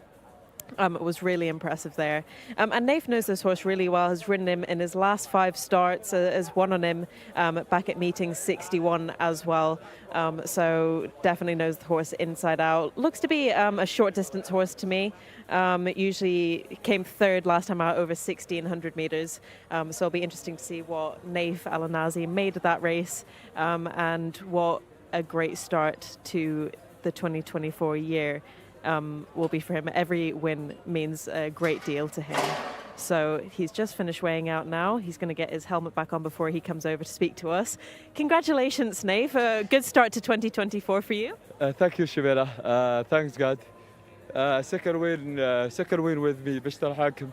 Last week he had a racing, but he's not coming inside the gate. Today he's a little nervous. Outside the gate, inside the gate. He tired me, and also in the race. But thanks God, finally he's win with me. Congratulations for the owner and trainer, and thanks God. Yeah, Abdulaziz Al Musa had 2 good horses in this race, but Besht Al Hakem looked the best. And you've won on him before. Do you think he's more of a short distance horse? Not seriously, Shimela, because this horse, 2,200, he win with me. He's finished 3, also in 1 mile. Today, 1,400, 40. I think this horse needs more distance for the experience for the racing, because you see the race all the way. I push him, I help him, but thanks guys, finally he's finished very well last 200. And does he always do that? He misbehaves at the starting gates? Yeah, all the time he's nervous, but I hope so, inshallah. For this horse, he's coming experienced, and he's coming like a quiet inside the mind horse. But thanks God, fine. You've got Bint Always in the next race. What do you think of their chances? I hope so, inshallah. This week, more future for me. And God save all my brother jockeys and all the trainers. Thank you so much, Naif. Thank you, Shimi. Thank you, Shimmy. A nice grinding performance by Besht Al Hakem. Really gets it done. Interesting that he said the horse could probably handle more trip. Yeah, ran over 2,000 before and was successful then, so the cutback probably wasn't ideal, but that being said, he's always shown very good early speed, so he was able to get away with the shorter distance, and really turning in, he was never in doubt, because the horse in behind, Calastafe, isn't the most resilient in the finish, and the 3rd place finisher, Gar Al Sayeb, has never won a race, so I was always confident. You can see from the start, he actually breaks extremely well. The grey horse on the inside, already in front. From the start here, you see the eye catcher for me was not only because of my selection, the 9 who drops back the gray horse, who's now 3rd to last or 4th to last, cuts to the rail and actually almost collides with the rail here. Just there, yeah, and again in the second, just gets really close to the fence about now, there. Yeah, he's twice, hit the rail twice, and the horse kind of stutter steps, which would cost every horse the race. And when he switches leads here, watch this, not to take the shine off of the winner here, but I'm still a little grumpy that this horse didn't win the race. Switches leads and just starts running really nicely through horses here. Yeah. This is the horse that I'm taking out of here, not only because it was mine, but because I really think this could be a proper horse. Absolutely. This is Anna Al Sheikh we're talking about. The great horse at the very back of the field who just slowly picks him up in its very first start ever. So really has a nice future ahead of him. Yeah, he runs home well for 4th, actually. You'll see him make a late run into the back of the shot. But at this point, 3 horses were clear. All 3 horses have prior experience. Besht Al Hakem just really wants to win the race with that proven stamina. Mm-hmm. I'm not sure that's the case for Calastafe in second, who hangs in behind and doesn't really go through the effort, has lots of headgear on, noseband, cheek pieces, everything. So, and you can see quite clearly Calastafe is getting tired of the wire. 3rd place finisher, Gar Al Sayeb, absolute guarantee to win a maiden as soon as they drop him in class. Yeah, he's a little bit green when he was being asked a bit. Moreno asked him, he kind of dodged the stick a bit. Total opposite of the winner. Besht Al-Hakam basically is very straight and narrow, straight to the point. Looks a sort that just was best on the day and was given a ride to be able to show it. Do you want to say Besht on the day, maybe? I do not. I politely decline. He was the best on the day, to be fair. Bad stumble at the start, wasn't there? To the face start there for Salam Allah, number 0 for 9. And continued his streak of poor performances thus. Yeah, I mean, didn't lose too much ground at the start, but when you stumble, it's never ideal. He didn't have a plausible chance of winning the race anyway. Good performance for Besht Al-Hakam. Glad to get a second win on the board, because I promise you they will dry up today. But nevertheless, a good start to the week, and looks like Jose Martinez is in the comments saying good start to the week as well. All right, yeah, and everybody on YouTube, hello everybody. Jose Martinez is on there saying good day, Jcsa. Great day to start the 2024 season. Great to join everyone on Jcsa YouTube. Always good to have Jose on there. I'm sure Joey will eventually follow suit. Absolutely. And obviously our regulars like David Ball, and we look forward to hearing their analysis reading their analysis on the comments there. So thank you for tuning in to the Jcsa English YouTube as well. But yeah, this is a nice little formful run. Still bitter about the 4th place finish of the horse that I thought was the best in the race. At least you've got Tom is in 4th. At least you've got one to take out of it, though. And going forward, none of my selections have been bad so far. No, I mean, but just only 3 races. Yeah, that's true. That is true. The day is young for bad selections. It is indeed. But there are smaller fields later with some of the Arabian races, so hopefully we can add to the wins. I mean, we don't know too much about all of the horses, but it'll be interesting to see if we can add to the tally. It's been a good start. There's only one thoroughbred race left on the day. Yeah, one thoroughbred race left on the day. Let's take it to Enzo, who has some breaking news. Yeah, non-runner here, the 1 is quite a late scratching. Bint Always has gone, so Naif Adanaj was looking forward to it. Well, he doesn't need to because it's not running, and the 6 is out as well, Annalene. So this is a late scratch. Number 1, Bint Always out. 2 is Al Zalmawi for Around Al Abaid. 3 is Next, Fawas Wanas. 4 is Aiz Latifa, Abdulaziz Aliyesh. 5 is Al Zormeya. Materi on board that one. Scratch the 6 now. Number 7, Al Shasab, is ridden by Abdulaziz Al Faradi. Number 8 is Sawat Al Rahej, ridden by Youssef Al Hussein. And number 9 is Aldemir Ricardo Ferreira. Number 10, that's Aliyah, ridden by Rahid Al Fayruz.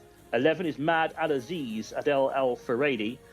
12 is Motata for Abdullah Al-Lorfi. 13 is Motawak, that's now a jockey change. Nawaf Al Mudiani now aboard. 14 Garnouk Always, it's written by Sultan Al Mamoni. 15 Jamei for Abdullah Al Kradis. 16 is Anjez, which is written by Abdullah Al Fayruz. 17 Maiwara Osama Al Sharani.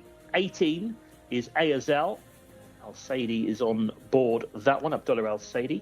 19, Mabdana, Camille Ospina looking for a double. 20, Madrash, Tariq Al Mansour. And the reserves don't run here, so put a line through 21, 22, 23. The reserves don't get in, but we have 2 late scratchings. 1 and 6 don't run, so we're down to a field of 18 for you guys to have a look at. All right, thanks so much, Enzo. Obviously, this is going to be a fun one to pull apart. Our last thoroughbred race of the day. Are you looking forward to it, or are you lamenting it? I'm looking forward to hopefully adding a final winner on the day for me. It's an interesting race. It's not the best of races, but yeah, I mean, with all the Al-Khalidiyas running away, you're going to pick the right one, I'm sure. It should be fine, but I mean, race 5, the next race after this, is a purebred Arabian maiden with horses that have never run before, so that really tests you, doesn't it? Yeah, we can't wait. I mean, it's a roll of the dice, probably quite literally. Roll of the dice is a kind way of saying impossible. It's not impossible, because one of them is going to win. Well, that's true. Finding it is impossible. I'm sure with your immense expertise, especially with the Arabians, you can sort it out for all the fans out at home who are obviously very invested in your opinion. I sense a little bit of sarcasm there. I think this is focusing on this race. This will be a fun race. I feel like there's a lot of horses that I'd say there's a handful that are serious players. The ratings aren't separated too much. You have a few in the 50s and 60s, and ratings that kind of seem well matched. The highest rated horse is 62, and that horse, 64, sorry, that horse is 0 for 11, and then 62, a horse that hasn't run so far this season. So it's not high quality. One horse has to win. Let's get through the runner by runner. All right, number two starting it is Al Zamawi. Is 0 for 11, third last time. This is the top rated horse in the race. At least he's consistent. He's finished in the top 4 in 3 of his last 5 runs. Next. Number 3 is 0 for 5, 12th last time. Didn't show anything in Taif in 4 runs. Forest One Nat is going to need to be at his very best. Ayaz Latifa, no relation to Queen Latifah, is number 4, 0 for 4, 8th last time. The best effort for this horse came on debut when 4th, meeting 41. 3 subsequent runs haven't been as good. Number 5 is Al Zamia, 0 for 6, 17th last time. 3rd lowest rated horse in Saudi Arabia with a mark of just 25. Okay, excellent analysis. Al Shasab, number 7, is 0 for 3, 9th last time. It's hard to recommend this colt as well. He I suppose, it improved on his previous runs when he finished 9th. That came off a break. He's only rated 45 though. Number 8 is Soat Al Rahej, 0 for 5. Hasn't run so far this season. Rated 62 though. Number 9 is Al Damahir, 0 for 4. Ricardo Souza Ferreira rides, which has to be a positive. Muhammad Al Nassar rides number 10, Al Yar. Yet to run so far this term. Fitness is a bit of a worry. That is a late change on the jockey. And the number 11 is Mad Al Aziz, 0 for 11, 9th last time. Adela Al-Faredi takes the ride. Maybe this filly will improve, but she hasn't run since Taif. Mo Tater, sounds like a mixture between mash and potato, is 0 for 1, 8th last time. Red stable horses generally improve from their first effort. This horse could be a major player under Abdullah Al-Alfi. Number 13 is Motawak, 0 for 9, 11th last time. Amudiani takes the ride. 2 runs so far this term, maybe 3rd up, we'll see improved fitness. Number 14 is Garnouk Always, 0 for 3 thus far. Just beat 2 horses on the return to action, meeting 73. 15 is Jcsa, first time starter. Wondering why this 4-year-old's yet to make the track, that would be a concern. Of course. Number 16 is Anjez, 0 for 4, 8th last time, but was 4th, 3 back. Has shown glimmers of promise, could play a part, the son of Take the Points. Migwara is number 17, 0 for 3, hasn't shown much so far. Rated just 42, didn't beat Arrival on the penultimate effort. 18 is Azal, and shot there, 0 for 4. Struggled last time up again, barely beating a single rival in the race. You have number 19, Mabdana, 0 for 12 so far. Recent efforts don't exactly inspire ever since coming to Riyadh, but Camilo Ospina is on board, so this horse must be showing something. 20 is Madrash, 0 for 4, first time starter here. Yet to race this season, Tariq Al Mansour rides from the outside gate. We're going to go to Shamila. Shamila, who do you like out there? Thank you, Michael. Got my fingers crossed for this race because it is a tough one on paper and in the parade ring as well. A few horses stood out to me. Horse number 9 stood out to me the most, the mount of Ricardo Ferreira for Sami Al Harabi. 8th last time out at meeting at 69, but could improve on from there. Really nice 4-year-old colt by Bandini, and the horses are just going down to the start, so I wasn't able to walk alongside him. Over my shoulder, you can just see the remaining horses coming out onto the track, and they just hack down, some with the ponies, some without the ponies, with their feet out of the irons as well. But I will be sticking with horse number 9, rated 57. So not the highest rated horse in the race, definitely. But I really like all the horses that are by Bandini.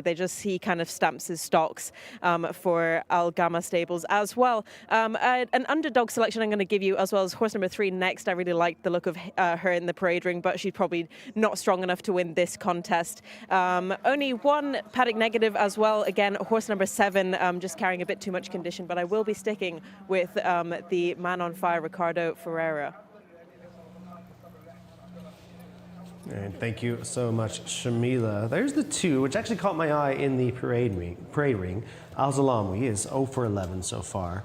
And definitely is one to consider, especially off of this form. He's definitely the horse to beat in the race. He's the highest rated horse. He's been consistent so far this season, and we can pick him up just finishing well down the outside on the Riyadh reappearance last time at meeting 76. Definitely a better effort than on the first run in Riyadh that he had this season, went 8th.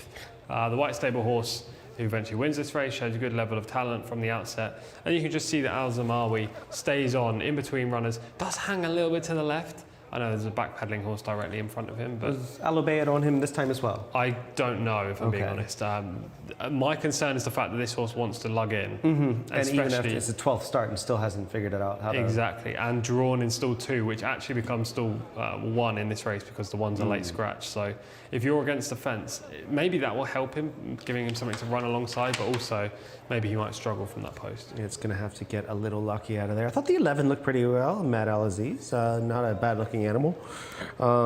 Any chance at all? Obviously fits in with the...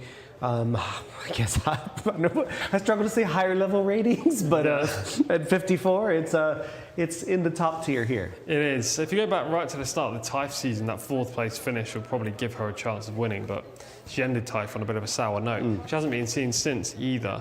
Adele Al-Faradi, at least a big positive in the saddle. It's hard to make real proper claims for any of these, so I wouldn't rule out any of them, if that makes sense. Yeah.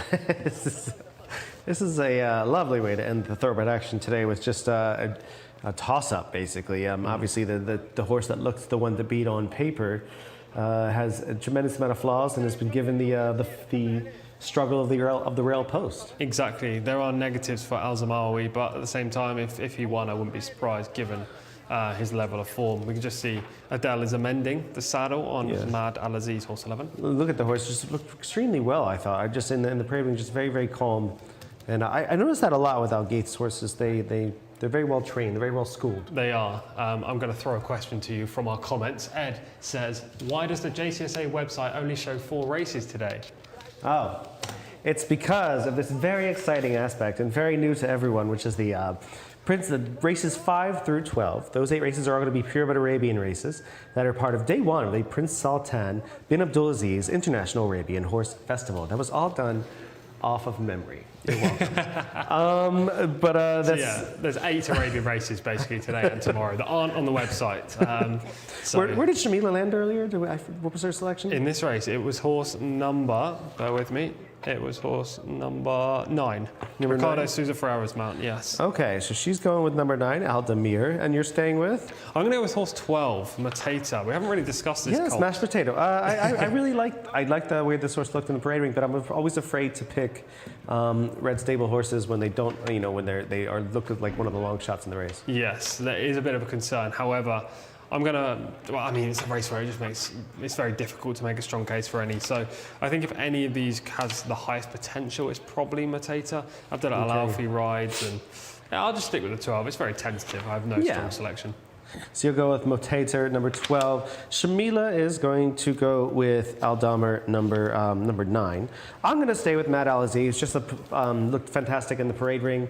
My 3rd selection trained by Al Gates today. But they just look so good in the parade ring. They look extremely well trained and well schooled and well groomed. So I'll give the credit where it's due. Yeah. And obviously Al Zahalmi is the one to beat in here, number 2. Let's go out to Enzo, see what he thinks, and hear the call of our last thoroughbred race of the day, number 4. Thank you very much indeed, Michael. Yeah, another real difficult race to try and work out, isn't it? I'm going to go with number 2, though. I think that Al Zalhamawi will run well for Rakan Al Abeid off the inside post. Don't forget the 1 is out here, and the 6 Analine as well. Runners are loading up. A couple of similar colours here as well. Al Zamea and Al Shasab. The runners are going forward here for this one. Don't forget the saddle cloths can be a bit of a guide. By the green saddle cloth. This is number 8, just backing away. Sowat Al Rahesh. So we're going the 1,600 metres here. Looks beautiful, doesn't it? In the winter sunshine here at Riyadh. And much warmer day than we had last week. Certainly that horrible rain that arrived Friday night, Saturday. But runners are going in. We're at the mile start, which is the stretch down the back straight. The extra track they have that leads them down the back. And there's number 15 going in, which is Jamawi. Got a noseband on. 11, Mad Al-Aziz going in as well. Don't forget, no reserves here, so we've just got the 18 without the 2 scratchings. All in, here we go. Starters ready, and they're off. And the starter caught in a fairly good line. Having said that, Al Zamea was very reluctant to leave the stalls and trails them early on. Also, Slow Out was next from the inside, one that broke quite well towards the centre of the course was number 10, Aliyar. That's up with the pace with the blinkers in the beige and black. And so that one's outside. Advancing too is Ayazal in red colours. Right up with the gallop as well is Matata as they go through the first 400 metres or so. Now coming forward towards the inside is Sawat Al Rahej to come and head them off. So Sawat Al Rahej, number 8, is now in front. So on the wide outside, that is Majrash in the green and yellow, trying to get a little bit closer. Also up with the gallop there too. Just one off the fence is Garnouk Always. That's the one with the yellow caps. That's in the 2 path.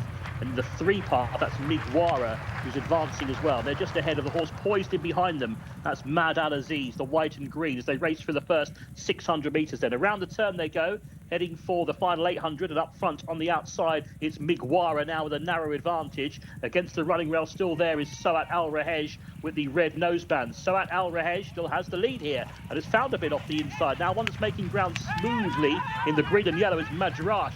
And Tariq Al Mansur has barely breathed on board Madrash, but going with him in the centre there is Al Zalmawi. These two now go on, but travelling well is Tariq Al Mansur and Madrash. And Madrash, with a shake of the reins, has waved goodbye to these. Madrash opens that stride up now, 2 lengths clear. So in second place, Al Zalmawi is trying hard to close, but is looking booked for second place. And from the clouds, running on to go to third place, looks like Aldemir, but the winner is Madrash. Second, number 2, Al Zalmawi, and third, number 9, Aldemir, who flew at the death for Ricardo Ferreira. It's a winner for young Tariq Al Mansur, the teenager. 20 has won it. Madrash, 1 minute 41.59 seconds. Second in the end was number 2 in the dark blue, the one I went with, Al Zalmawi. Has probably bumped into one here in Madrash. And back in third, number 9, who stayed on well. Might go in the little notebook, that one, Aldemir. So it's going to be a 22.9 finish, 1 minute 41.59 seconds, 3.5 lengths the winning margin. Matata did run on to get 4th in the end. And Sawat Al Rahej, who led them on the crown of the home bend, finished back in 5th. But Madrash, the winner, and a comfortable success in the end. Good time as well, 1 minute 41.59. Beats Al Zalmawi and Aldemir in third. Matata won that bunch, finishing behind for 4th place. He did show promise, certainly, under Abdullah Alorfi. But a winner here for Tariq Al Mansur, the youngster. Despite his youth, is showing great coolness in the saddle, and he wins on board Madrash.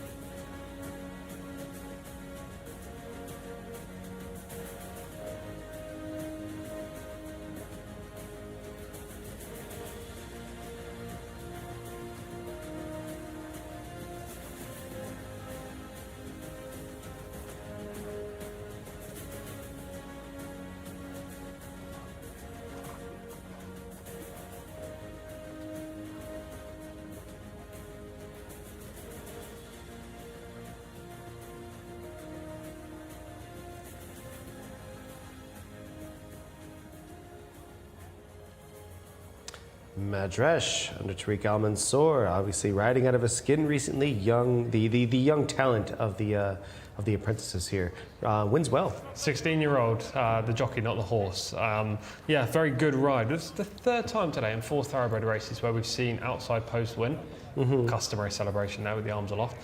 First 2 races were won by stall 16. This race won by stall 20, widest of all. Hadn't run so far this season. There were lots of negatives for Madras coming in, but the 3-year-old form is relatively strong given the rating of 58, and Tariq has really pounced at the right time going around the turn. And you had predicted a time of 141 flat. We get 141.59. Oh, that was so good. Yeah, that was the best thing to come out of there. I got something close Such in the race talent. anyway.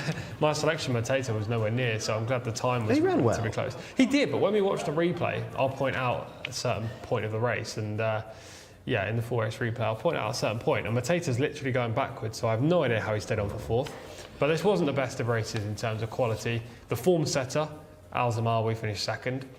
We were anticipating he might find 1 or 2 too good, and unfortunately it wasn't our selection, but it was a lightly raced type in Madras. Yeah, fresh legs won the day on this one. Nice for this. I mean, well done for a young rider to get this horse all the way over from the 20. He's a very good jockey. 18 rather. Very good jockey, especially when come from behind horses. You can see the start there. Couple was slowly away. Horse number 16, Anjez, and horse number 5, the lowly rated Alzamaya, who actually was really rousted back up into position. I don't know where that filly finished, but she was yet to beat a rival in her start, so hopefully she beat one. You can see the eventual winner right now, green and yellow. He's just gone out the back of the shot. Yeah, and at this point, the pace looks not too fast. I mean, they're not gunning too far, but maybe for this class horse, a touch quick for this class. Yeah, exactly. The runner-up in this race is in the blue with the yellow chevrons. And right now you can see that just at the bottom of the screen, I believe that might be the winner, just poking his head. Just slowly making up. Good-sized horse. So obviously maybe those are some of the issues that kept it off for a little bit of time. But it's just traveling extremely well. As you see this horse kind of make his way up nicely. And by the top of the stretch, almost looks without a doubt. Actually, Azamawi in the blue with the yellow chevrons here, you can see cutting through the field, looks by far the most likely winner, tilting 4 wide on the turn, and really found a second gear, but just wasn't able to sustain it all the way to the wire. In the extremes of the stalls came in, and they showed that in their paths coming up through here, coming up the inside and all the way to the outside. You actually see them matching as they come down the lane. Finished 1st and 2nd. Yeah, these two pull miles clear of the rest. The 3rd place finisher was Shamila's selection, Ricardo Souza Ferreira's mount, Aldemir, but not in shot, miles back.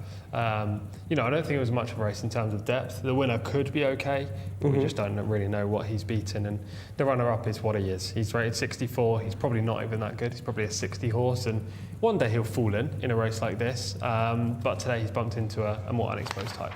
Yeah, it's interesting just because this horse was to me was a tiny bit green, and it took he rode him like an experienced rider is what I'm saying. They didn't quite, you wouldn't know that it's an apprentice on an inexperienced green horse, and he kept them together really well. So that's the sign of a rider who has an even higher trajectory than the horse. Exactly, yeah, 100%. I mean, in the UK and obviously in America and anywhere really, apprentice riders or bug riders tend to look like apprentice or bug riders in the saddle. He doesn't. You would never know that he's 16 unless we tell you he's 16. Yeah, one day we will. He's young enough. We'll get some English commentary eventually out of him, just to comment to let us know who were his idols at this point. It would be interesting to know who he follows and who he. It's probably all going to be. They're all going to be Frankie Dettori. But it doesn't matter what language you speak. It's usually Frankie at this point. Yeah. But yeah, well done to the connections here in our final thoroughbred race. It was not to say a shock, but just we didn't expect anything less than a shock in this race. Yeah, I mean it was a very difficult race to make a strong case for any. So there would never really be a shock unless the 25 rated horse got the job done, which wasn't to me. And that was over early, so yes, no sweat. Exactly. Rated just 58 though, Madras. Where do we go going forward with this horse? I mean, you'd suggest maybe handicaps now that they've got a win for this 4-year-old. Maybe he can get into a 0 to 60 or see what happens 0 to 70, but I don't know, he could easily take a big step forward. He might have improved a great deal from 3 to 4, but it's going to be much tougher for him next time. Yeah, I'm interested to see, if anything of value kind of comes out of this race outside of the fact that the winner obviously needed the time off and might be better than he showed even today, because the win wasn't that difficult for him. No, it wasn't. He won pretty comfortably. I keep forgetting that because we've gone past New Year's now, all of these horses were 3-year-olds just 5 days ago. So I mean, he's still young in that respect. Only his 5th start. And how long ago was his last start? Do we know? When it was in the last part of the 2-year-old season. So okay, so it's been over a year. Yeah. Oh wow. So I mean, there's a lot to look forward to with this one. He's a big sword at the same time. So obviously like I mentioned before, there's obviously something to look forward to with him filling out his body, his scope, and looking forward to that. Regarding the others, I mean, it's going to be a tough role for them to try and find a win. You know, these are all now 4-year-olds. They're going to be running in the older horse maidens. Yes, the older horse maidens don't generally feature a lot of very talented horses, but still, you know, these horses are rated in the 50s, 40s. We have a horse rated in the 20s as well. They're just going to struggle going forward to get a win. Yeah, it's always interesting to see these tougher to pull apart maidens and handicaps as we move forward. Looking forward to seeing a lot of these Arabian races coming up. I'm sure you are. It's going to be extremely difficult, and as we said before, it's new territory for all of us as we dive into the festival. Now, the Outriders do some amazing work, and we are so grateful for the safety and the brilliance that they bring to the table. Shamila is there to find out more. Racing is made up out of plenty of integral teams. Today we will be looking at the Outriders. We see them every single race day, but who exactly are they? Let's have a look.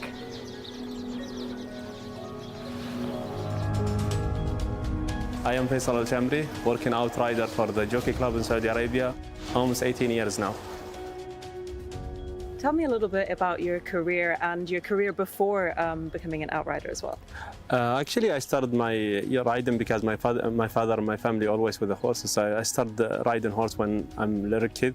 So after I be 9 years old, because before we have a rule for riding the race, so I started riding race from 9 years old until I get 16 almost. Before I come to be outrider, the thing stopped me from riding jockey. I'm taller a bit and I have a lot of weight, so like 56, 58 kilo. And then you're still young actually, because apprentice, you have to lose weight and something. So it killed me this thing to lose my weight. And from 2005 until now, 2023. And tell me a little bit about your social media presence as well. Actually, the social media helped me a lot with this job, and even let the people outside know about our job. And we actually, the first 10 years we working, nobody know about our job until the social media came in. And then I started with Instagram. I posted the first video for me, and he took like over 4 million views with the first week actually, and everybody know me, and especially the people before he see us, we just walking behind the horses and coming, the outrider, and nobody know what our job until I share the video loose horse, and then I catch him. It took actually 6 seconds to catch this horse. Until now, this video viral, and always I find him in other accounts. Yeah, especially outside people. When the first Saudi Cup and the people coming from outside, and I never meet these people, and he come and call me by name. He say, we need Faisal going with our horses, especially the American people, because always the American style going with the pony and something.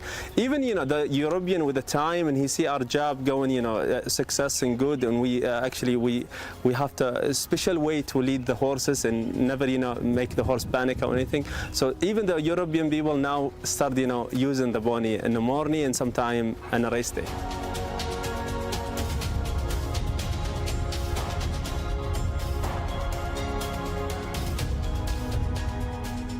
Talk to me a little bit about the tack that you use as well for the outriding ponies.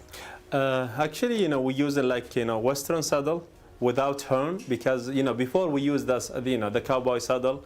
Sometimes when you reach and catch, actually touch your body, and that actually dangerous actually for the outrider. So we use the flat weather here. And also not same we don't use same saddle for each horse. We switch in the saddles, because some horses have flat weather like a quarter horse, and some horses we have them skinny a little bit. We use different saddle because we ride, and you're talking about almost 6-7 hours. You don't need to hurt your horse back. So thank God we never have this thing happen, because we always carefully with how we use our saddle.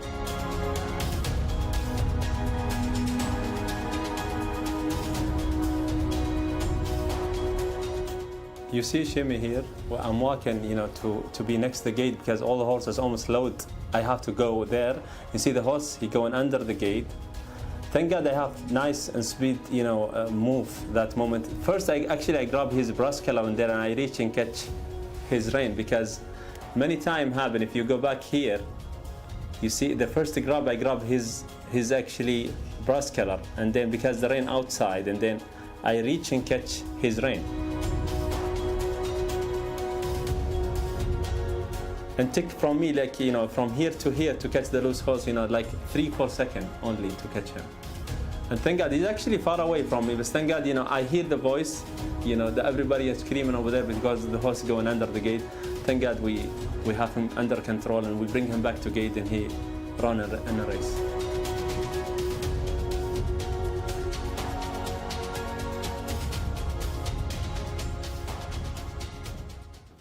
Faisal Al-Shamri and his team work tirelessly throughout the whole year to ensure everybody's safety on track. They really are some of racing's unsung heroes. All right. Well, thank you, Shamila, for taking the time to shine a light on some of the sort of unsung heroes of the racing world here. They're there in the morning, they're there in the afternoon with the horses, basically providing safety for both equine and human alike. Yeah, it's phenomenal. That's a brilliant feature that Shamila did right there. We're not used to outriders in the UK. We don't have them at all. So having witnessed them Why here, is that? I don't know. Having witnessed them here and witnessing them in the US, they're so crucial. I think it's largely due to the fact that the UK tracks aren't ovals. So if you lose a horse, they're miles away. Your horses are so well behaved. We're going to go to Enzo, who's going to take us to the runners and riders for this first of the festival races. Okay, Michael, let's do this. This is race 5 on our card. It's a purebred Arabian maiden. Now, these are all 3-year-old fillies. That means they're all making their debuts as well, because, of course, they're all 2 until a few days ago. So a field full of unraced Arabian-bred fillies here. And number 1 is out, number 5 is out, and number 12 is out. So I'll just go through what we have got running in this race. It's 1,200 metres, so 6 furlongs, and they're running for first prize of 50,000 Saudi Riyal. Number 1 is out. Number 2 is a horse called Hamdania Al Ghafaran for Louis Morales. 3, Rabia Sag for Tariq Al Mansour. 4 is Shathat Al Khanin for Nawaf Al Mudiani. 5 is out. 6 is Renad for Alex Moreno. 7 is Asafat Barzam for Khalid Al Rashid. 8 is Shuk Al Shabiba. Fahad Al Faradi now rides. 9, Rayat Al Bar, Adel Al Faradi. 10, Raya for Abdulaziz Al Yayesh. 11 is Kawakib Al Jazra, Mohammed Al Hubail. 12 doesn't go. 13 is Salafa Abdullah Al Kradis. 14, Maytahab Al Zamila, Mohammed Al Daham. 15 is Mubsharat Al Hasid, Abdullah Al Rashid. 16, Ghazwa Al Mutazar for the Al Mutazar stud and Khalid Al Mamoni. And 17 is Layan Al Amamia for Naif Hashusha. So they are the runners. They're coming to the paddock. Let's go out to Shamila and find out what she's been up to. Thank you very much, Enzo. I'm just down here with some of the outriding ponies, and you were lucky enough to see a feature that I filmed a few weeks ago with Faisal Al-Shamri as well, but I'm just here with his pony EJ before the start of the Arabian races this evening. This is the Prince Sultan bin Abdulaziz Arabian World Cup, so this is this is race number 5, the first race, and it is for purebred Arabians, 3 years old, and it's worth 100,000 Saudi riyals, so a lot of prize money up for grabs for the Arabians. So I'll throw you back to Michael and Tom to take you through while I decide on my paddock selection. All right, thanks so much, Shamila. We have the horses are coming together. The camera guy is almost lined up, as you can see at the top of the screen, to get them horse by horse. This will be fun. I mean, obviously, this is, as we mentioned before, this is new territory for us. We're going to try to give you some sort of insight on horses that don't have a lot of data to go on, and especially with these sorts where it's just, they're literally maidens. Some of them have no starts at all. Some of them have no rating at all. So yeah, we're going to try to figure out who the best one is. We'll go horse by horse here. Number 2 is Hamdania Al Ghafaran. Has no rating at all. Is bred in the KSA. Al Jafrayan Sud owns Louis Morales, which obviously has a plus in the saddle for Fayez Al Dasra. Looks to be a sort that obviously with the jockey booking, I could see could have a possible chance in here. Yeah, Luis Morales is definitely a key booking in a race like this. As you touched on there, all of these have no ratings. It is a maiden, but it's for 3-year-olds. Arabians only begin racing when they're 3, and this is the first 3-year-old maiden of the season, given horses turn from 2 to 3 over the course of 2023 to 2024. Here are all the prizes today. Lots of money up for grabs as well in these 8 Arabian races. And connections would have saved their horses, primed their horses for some of these spots. So this race in particular is super difficult. We've never seen any of these horses on the track before, as they're just 3-year-olds. Hopefully we'll get a shot very soon of horse number 2, who you were talking about, for Luis Morales. He's one of the better riders in this race. However, there are the likes of Tariq Al-Mansour, Alex Moreno, Adel Al-Faradi. They're all taking part in here. No Camilo Ospina in this race. He has got a ride in the next, though, so it's not like he's hanging up his boots with the Arabian races. He does want to take part. No, we can move on if you'd like. We can go on to number 3. Yeah, Rabia Sag, horse number 3, owned by Ibrahim Al-Hawaiti, ridden by Tariq Al-Mansour, the guy we've just seen win the last thoroughbred race on the day aboard Madrash. Yeah, he seems to be very hungry. I definitely look at the jockey bookings in here as a key to, obviously, there's money up for grabs. It's 100,000 Saudi riyals. So these jockeys that are trying to, fill their pockets, indeed, are looking for the best ride possible. They and their agents are definitely looking for the very best opportunity to do so. The sun sets nicely. So the sun is setting, which means that we are moving into these, we got 2/3 now of the card left. Yeah. So we have number 4 there is Shathrat Al-Qarniya. Looks like the camera guy may or may not be lining up with the horses. We'll see here. This is a day full of surprises and unexpected events. I'm looking forward to seeing what happens next. For me, I mean, it's not going to be easy for these riders. A lot of these horses have either never started before. Obviously, they have no rating. This is the equivalent of a 2-year-old starting on thoroughbreds in the beginning of the season for them. And it's got to be a little bit scary almost to get on these horses, especially Arabians. They do what they want. I was thinking, I mean, I've never properly seen a 3-year-old maiden Arabian race, I have to say. So, especially with full of first-time starters, I presume you might have, living in Dubai, of course. And I was wondering whether Arabians are as green in their first start as thoroughbreds would be. Greener. Yeah. But I mean, they're usually better behaved in the parade ring. It's just when they get closer to usually when they get closer to the race starting is when they start getting a little bit opinionated. And then the race itself could be a little bit interesting. And we're going to see how that goes, especially with these the epitome of unexposed sorts. Yeah, exactly. If some of these horses are green, and obviously they're going to be inexperienced, but if they show signs of inexperience in the race itself, then these jockeys will really have to be on their A game. I imagine the likes of Alex Moreno, Camilo Ospina, etc., wouldn't have sat on these horses. And speaking of top-notch jockeys, Fahad Al-Faradi is the jockey change. He rides number 8, Shug Al-Shabia. So this is going to be a nice change on that. Al-Farouz will not be riding that one. That is number 8. Shug Al-Shabibia is going to be ridden by Fahad Al-Faradi. You see the horses, even the 15 starting to act up a little bit on the screen. Definitely got some opinions, does not want to follow suit. We're not going to get runner by runner here, but in camera shot, I think they're going to try to get these horses out as soon as possible. The jockeys are the 3 just playing up slightly. Yeah, you see, and these horses are. I spoke too soon. They usually are a little better behaved than the thoroughbreds when they're young. Ooh, the 4 as well. Yes, that is Shathrat Al-Qarnain, Nawaf Modiani. Yes. We're going to go to Shamila. We've seen the trophies. Shamila's up close and personal. Hopefully, she gets to take one home herself. Thank you very much, Michael. I've actually been a little bit busy looking at the silverware on offer here today, and these trophies are absolutely beautiful. They're handcrafted by Al Khalidiyah as well, and this is actually Tuwaik Al Khalidiyah here that you see on top, one of the champion Arabian horses from Al Khalidiyah stables. So that is who is on top, and this is actually the trophies for the Group 2, the race 12, the last race on the card today.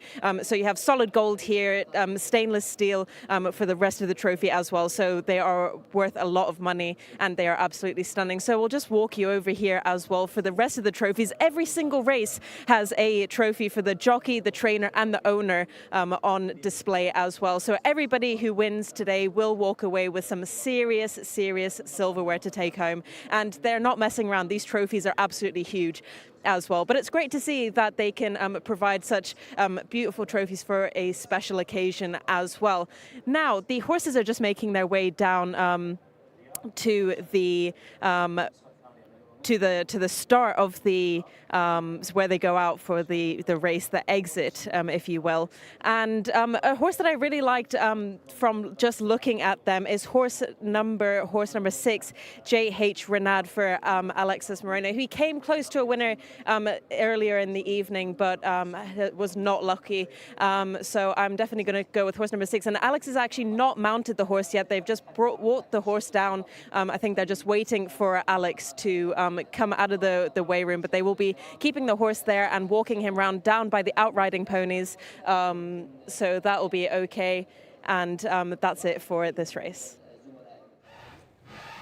All right, thank you so much, Shamila, for taking us through some of the trophies and some of the horses that she likes in there. I think some that are, this is a good chance for, with very little to go on other than physicality and behavior at this point. A couple of them that caught my eye, I would say like the 3, Rabia Seg. Definitely is fit for a horse that's just starting. Wouldn't be shocked at all if he runs fairly well. Not, the sort that it wouldn't be shocking at all to see Tariq Al-Mansour get a double in the middle of the card. Though I don't think I've seen him do a back-to-back. No. I think he might have ridden one double, but it was back in right at the start of the Riyadh season. Lately, he's just been riding the odd 1 or 2 winner. He doesn't get like the best rides. He's never on the horse who would be the horse we'd expect as the most logical winner, but doesn't stop him. The 10 also caught my eye. This is Raya. Ayesh takes the ride a little chunky. Yeah. But the horse is very calm and very well put together for an Arabian, and I think that one will be quite tough. 6 and shot there is J.H. Renaud. And we'll continue going through some of these. We have J.H. Renaud, we were looking at a second ago. That is Hashim Al-Mir.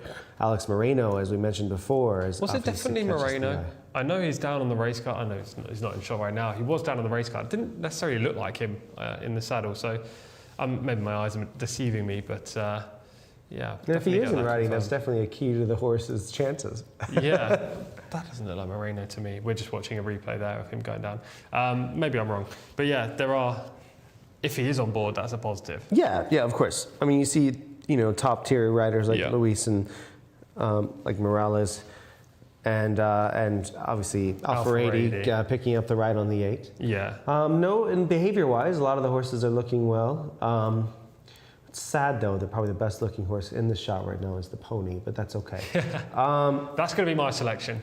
Yeah, and in the YouTube... Horse number 9. That's your selection. Rayat Albar, Adel Alfaredi on board. I'm going to stick with the 9 on no basis other than looks relatively nice and the leading rider takes the mount. As I say, we're going to repeat this, but we have no form to go off on this race. These are all first-time starters. And YouTube is looking quite well right now. Everybody is dropping in. David Bollins in there saying good afternoon, and everybody looks like they are as excited as we are for this Arabian action. I'm going to go with this just delightfully chunky gray horse in this shot here. That was Raya. Been very calm. He looked like he needs the run, but I think they all will, and was very just well behaved around the parade ring. Not much to go on otherwise, and yeah, you see we're in magic hour, as you see between the half an hour after the sun sets. It looks absolutely fantastic right there. And I was reflecting on this earlier on my Twitter account. They've done such great work since my first visit here in 2020 to upgrade, sort of beautify, and modernize this track. Looking, and you see that bright green turf course. There's next week. No Photoshop there. It looks that's how it looks in person. It looks fantastic. Next week, supposedly, yeah. We have I think it's the Prince Abdullah Cup next week. I think so, yeah. So looking forward to it. So I'm going to go with number 10, which I think is a highly informed and dead set selection. You are going with again? Horse number 9, Rayat Albar for me, Adel Alfaredi. And who did Shamila select? To be honest, I cannot remember. She was very busy with the trophies. Shamila selected the trophies. What a cop-out. Yeah, that's okay, though. We're going to go to Enzo, who obviously is going to take us through his incredible analyses of these young, talented horses. Yeah, thank you, Mike. I've got plenty to say about these, yes, but obviously all unraced, so we did have a lot of things to go on. I mean, we can judge on paddock appearance and I guess on trainers and jockey bookings, etc. They're about to load them up. These unraced Arabian bred fillies, 3-year-olds lining up here. And number 1 being out, number 5 and number 12 not running either. So we're down to 14 participants here. And some good trophies on offer here and plenty of prize money as well, as referring to earlier on. Runners then down there at the start, just away from a little bit, is number 15, Mubashirat Al Hassin, Abdullah Al Rashid riding that one. Horse number 4, Shathrat Al Karnain, for the sons of Mubarak Al Khaldi horses. This one would have a bit of a chance, you'd imagine, as well. But again, we are all a little bit in the dark, aren't we, in terms of knowing what's going to happen here. These Arabian breds, they're going 1,200 metres here, so it's the 6 furlongs for these 3-year-olds. This race due off at 5:25 local time. And just circling at the start there in the bright pink is number 11.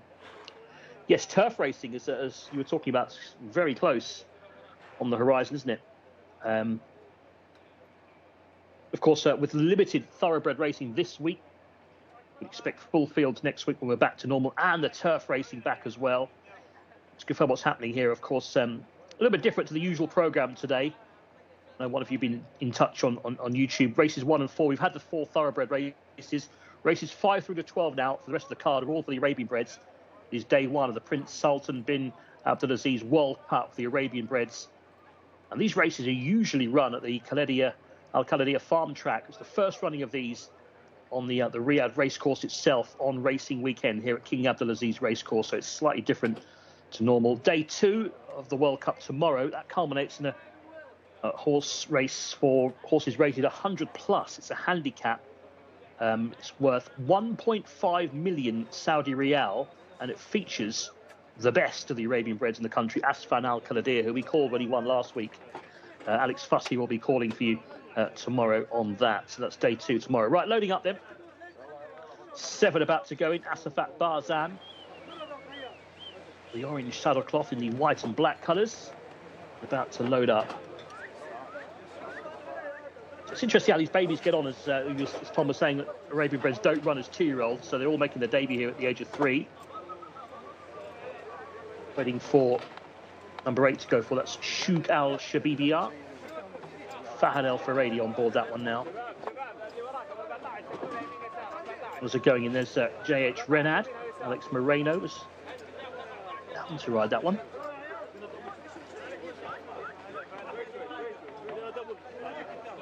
Just a couple to go forward here. 15 is not in yet.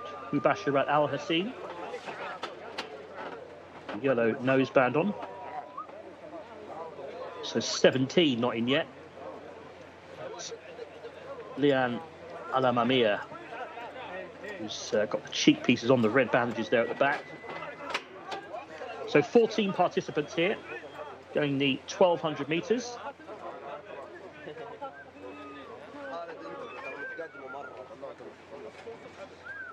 Got a few to go in here, haven't we? 13's not in yet. That's Salafar. This is number 2 in the red. Hamdania Al Ghafaran, the Al Jufran stud. Just kicking out there at the moment.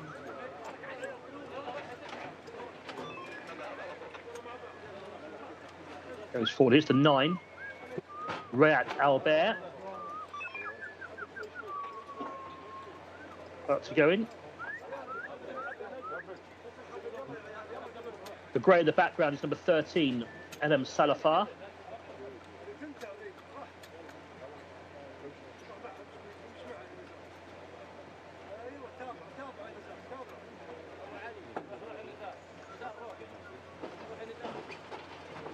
Grey coming in now, and we're all just about set. All in, here we go, for the first of our Arabian bred races. Race 5, 1,200 metres, unraced 3-year-old fillies. And they're off. The starter hit the button, away they go. Slow out was number 2, Hamdani Al Ghafaran on the inside. Also slowly into stride there was number 4 as well, Shathrat Al Karnain, trails them early on. And JH Renad very slowly into stride. One that broke really alertly was number 13, LM Salafar. Abdullah Al Fradi's leads up the grey by a length at this stage to, in second place, Riyad Al Bar, the light blue at the spots. Racing in third then is Mubashirat Al Hassin. That's number 15 up on the outside of the group, racing a clear third. A gap of a few lengths then back to find Ghazwa Al Mutazar. That's horse number 16, trying to get a bit closer now on the outside in the blue and white colours.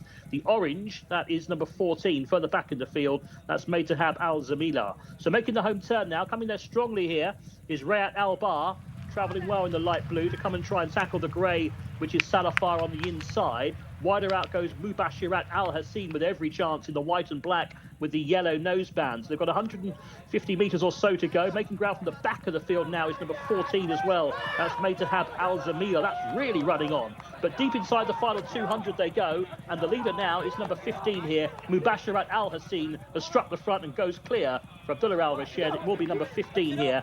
Mubashirat Al Hassin is going to go and make a winning debut. Mubashirat Al Hassin, it's tight for second place, involving 9 and 14 there. That's quite close, isn't it, for second place between Rayat Al Bar and Maytabab Al Zamili. But the winner was 15, Mubashirat Al Hassin. Time 1 minute 21.65. Second was fairly close. And the orange with the blue sleeves on the outside, that was number 14, Maytahab Al Zamili. And the horse on the inside, the pale blue, who was always prominent, that was 9. And 9's got second, Rayat Al Bar, by a head over number 14 in third, Maytahab Al Zamili. So 15, Mubashirat Al Hassin, the winner. 9, Rayat Al Bar was second. 14, Maytahab Al Zamili was third. 2 1/4 lengths the winning margin. 1 minute 21.65 seconds the winning time. 15, 9, 14, the numbers in the frame.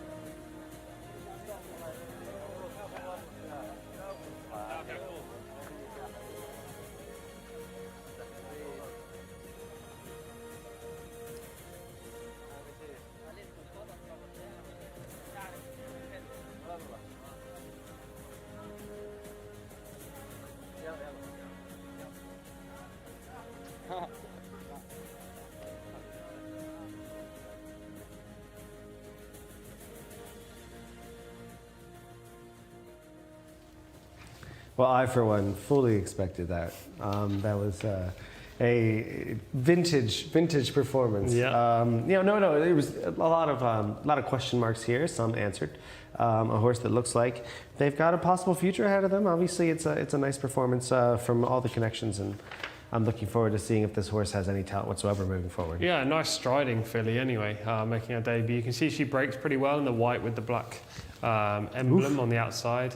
Plenty of slow starts towards the inside in this race. Horses 2, 6, they both missed it badly. The early pace setter was horse number 13, Salafa.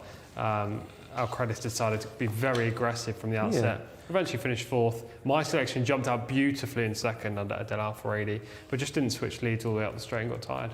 Yeah, and at this point, it looks like you have the race in the palm of your hand. Yeah. Your horse in 2nd looks like it's in the perfect spot, that the leader might be going a touch too quick on the front end for a first-time starter. So yeah, it's not the most straightforward race here. These horses are, the drone footage here really gives a vision of like how all over the place they are. It's like I don't think anything is keeping a straight path. It's like an amoeba moving forward. Yeah, it looks, well, obviously speed held up very well in this race, didn't it? With the winner always being in 3rd position in the early stages, my selection eventually finishing 2nd. And the only horse that closed from out of the pack was horse number 14, Maitahab Al-Zamila. Ran home pretty nicely under Mohamed Al-Dahab. Pretty good performance, maybe the one to take out of it going forward. Yeah, I think that's a valid point. Almost pipped your horse for 2nd. Very rarely do we see horses in your horse's position hold on, but she did. But yeah, hats off to the winner. That was very well done. Obviously, Arash had got it done from the, just a well telegraphed ride at this point. Pulls up the horse nicely. It just 1200 is probably the yeah. the I maximum. don't know if this horse is going to be able to do much beyond this. No. But the Arabians will sometimes fool you. They'll be able to run forever and be able to handle many, many trips. For me, the one I take out of it is actually the 13. Finished a good 4th after setting what was a not a torrid pace, but just very quick. I just like the boot that the horse showed from the get-go, out of the stalls from the get-go and into the first few furlongs of the race. You want to see that kind of sprinter speed. It could be a horse that to circle moving forward. Your horse, obviously, the number 9, Riyadh Al-Bar, ran well, I thought. She ran fine. Just didn't switch leads. Yeah, just not professional Yeah. enough. She does re-rally late on when she does switch leads, so maybe her future lies over further. But to be fair, turning in, I thought we were all over the winner. Adel Al-Faradi here, you can see in the blue silks, it's just poised in the saddle waiting to go and win the race, and she just doesn't switch. You can see her front right leg is coming down in front of her front left. Yeah, she's getting a little tired. Yeah, she was just getting tired on that lead. And the my selection number 10 had a bit of a slow start and kind of got lost in the pack, but did make a run. Finished, I believe, a respectable 6th or 7th in the back. You see her in the far back there. But yeah, in a race where you don't have much to go on, we saw at least a little bit of talent involved, and a nice little payday with 100,000 Saudi riyals for these horses. So, it's a nice kickoff to a thrilling festival.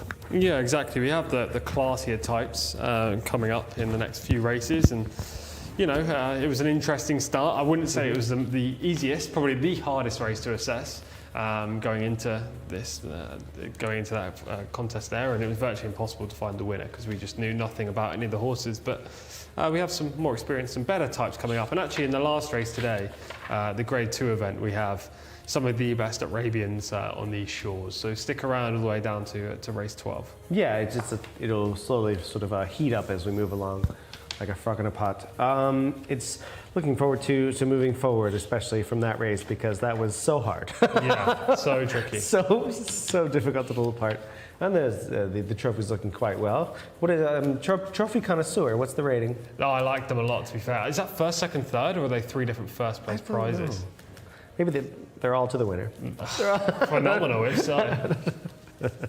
I mean, probably 1st, 2nd, 3rd. It seems that they're spreading the wealth. And that's the thing about the Arabian races. You will so often see them with festivals like this. They really do stick to, and to answer you real quick, it looks like 1st, 2nd, 3rd, the way that they're placed at that point.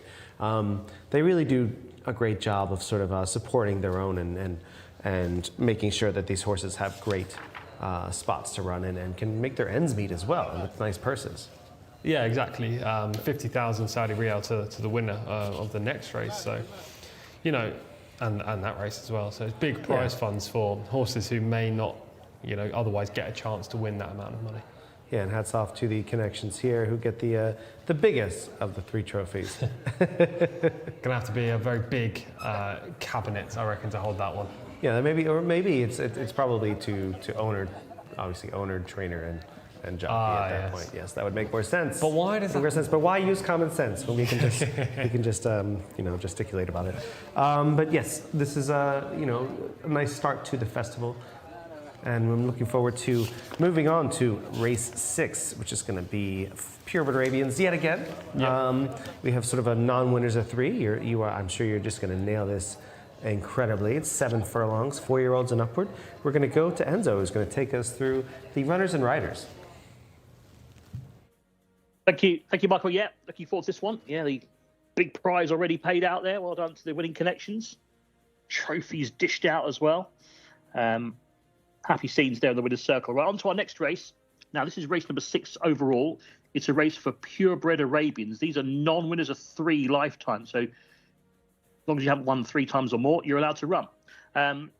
These are for colts and mares, 4-year-olds and up, 1,400 metres. Number 1 is a horse called Sarjan Al Khaladia, ridden by Mohammed Al Nassar. 2 is Mr. Jinou, Abdullah Al Kradi's rides that one. Number 3 is Kareem, Alex Moreno. 4, Sajja di Castagnoli, a horse we've seen a few times. Tariq Al Mansour riding. 5 is Saif Al Hana, Mohammed Al Hubail. 6 is Umbab for Nawaf Al Mudiani. 7, Kahalan Al Daham, Camillo Ospina. Number 8 is Faritz Far for Wigberto Ramos. And number 9 is Hafid Al Khaladia for Khalid Al Mimoni. So 9 of them. I think they're all present and correct as well. Just trying to count them as they go around the pre-parade ring there.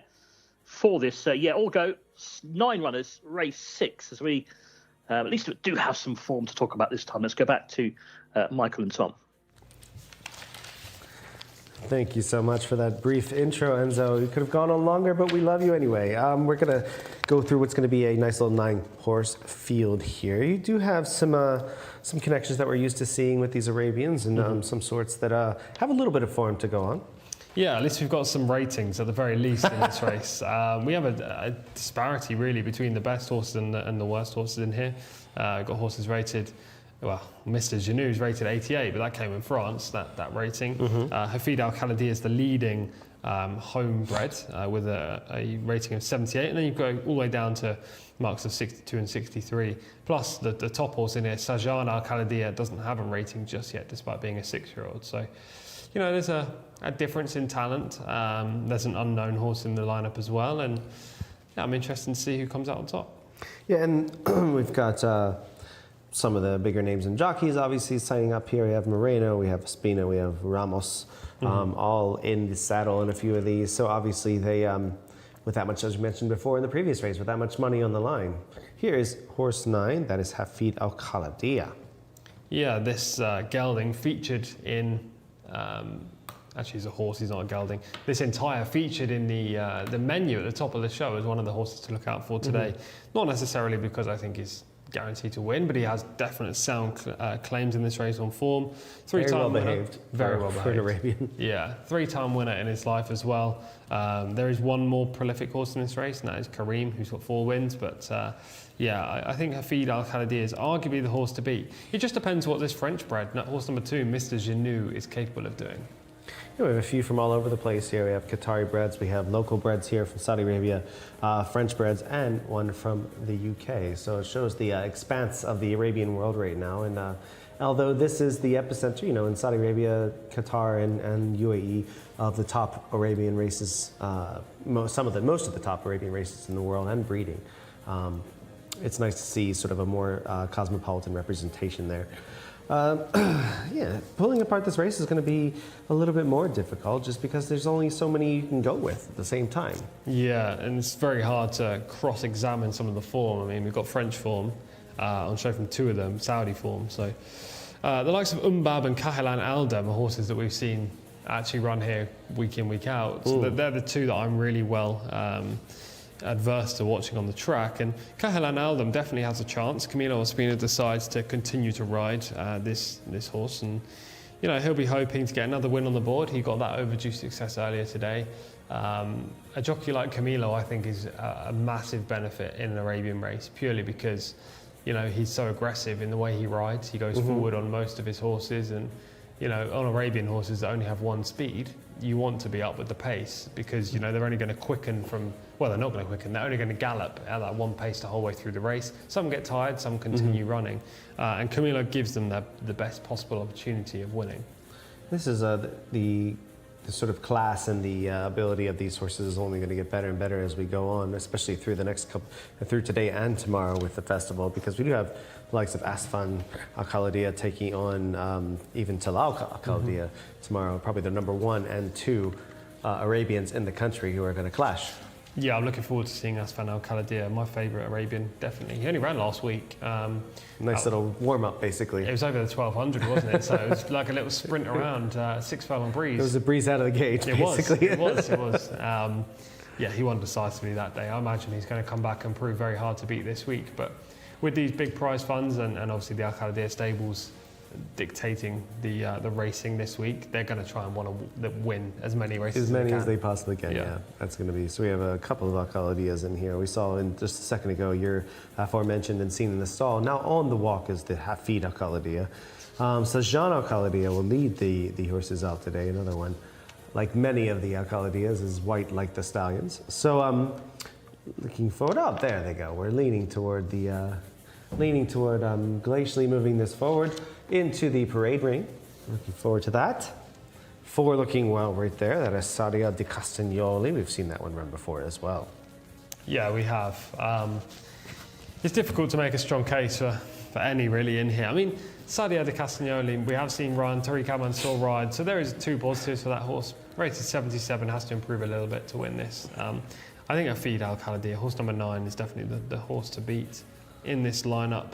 The 3 victories, Khalid Al-Mamoni on board, still looking for his first win this week. Actually didn't have a winner last week either, but he's got a great chance in this contest. But then Mr. Janou, I keep coming back to the 2. He's a French bred that we're yet to see here.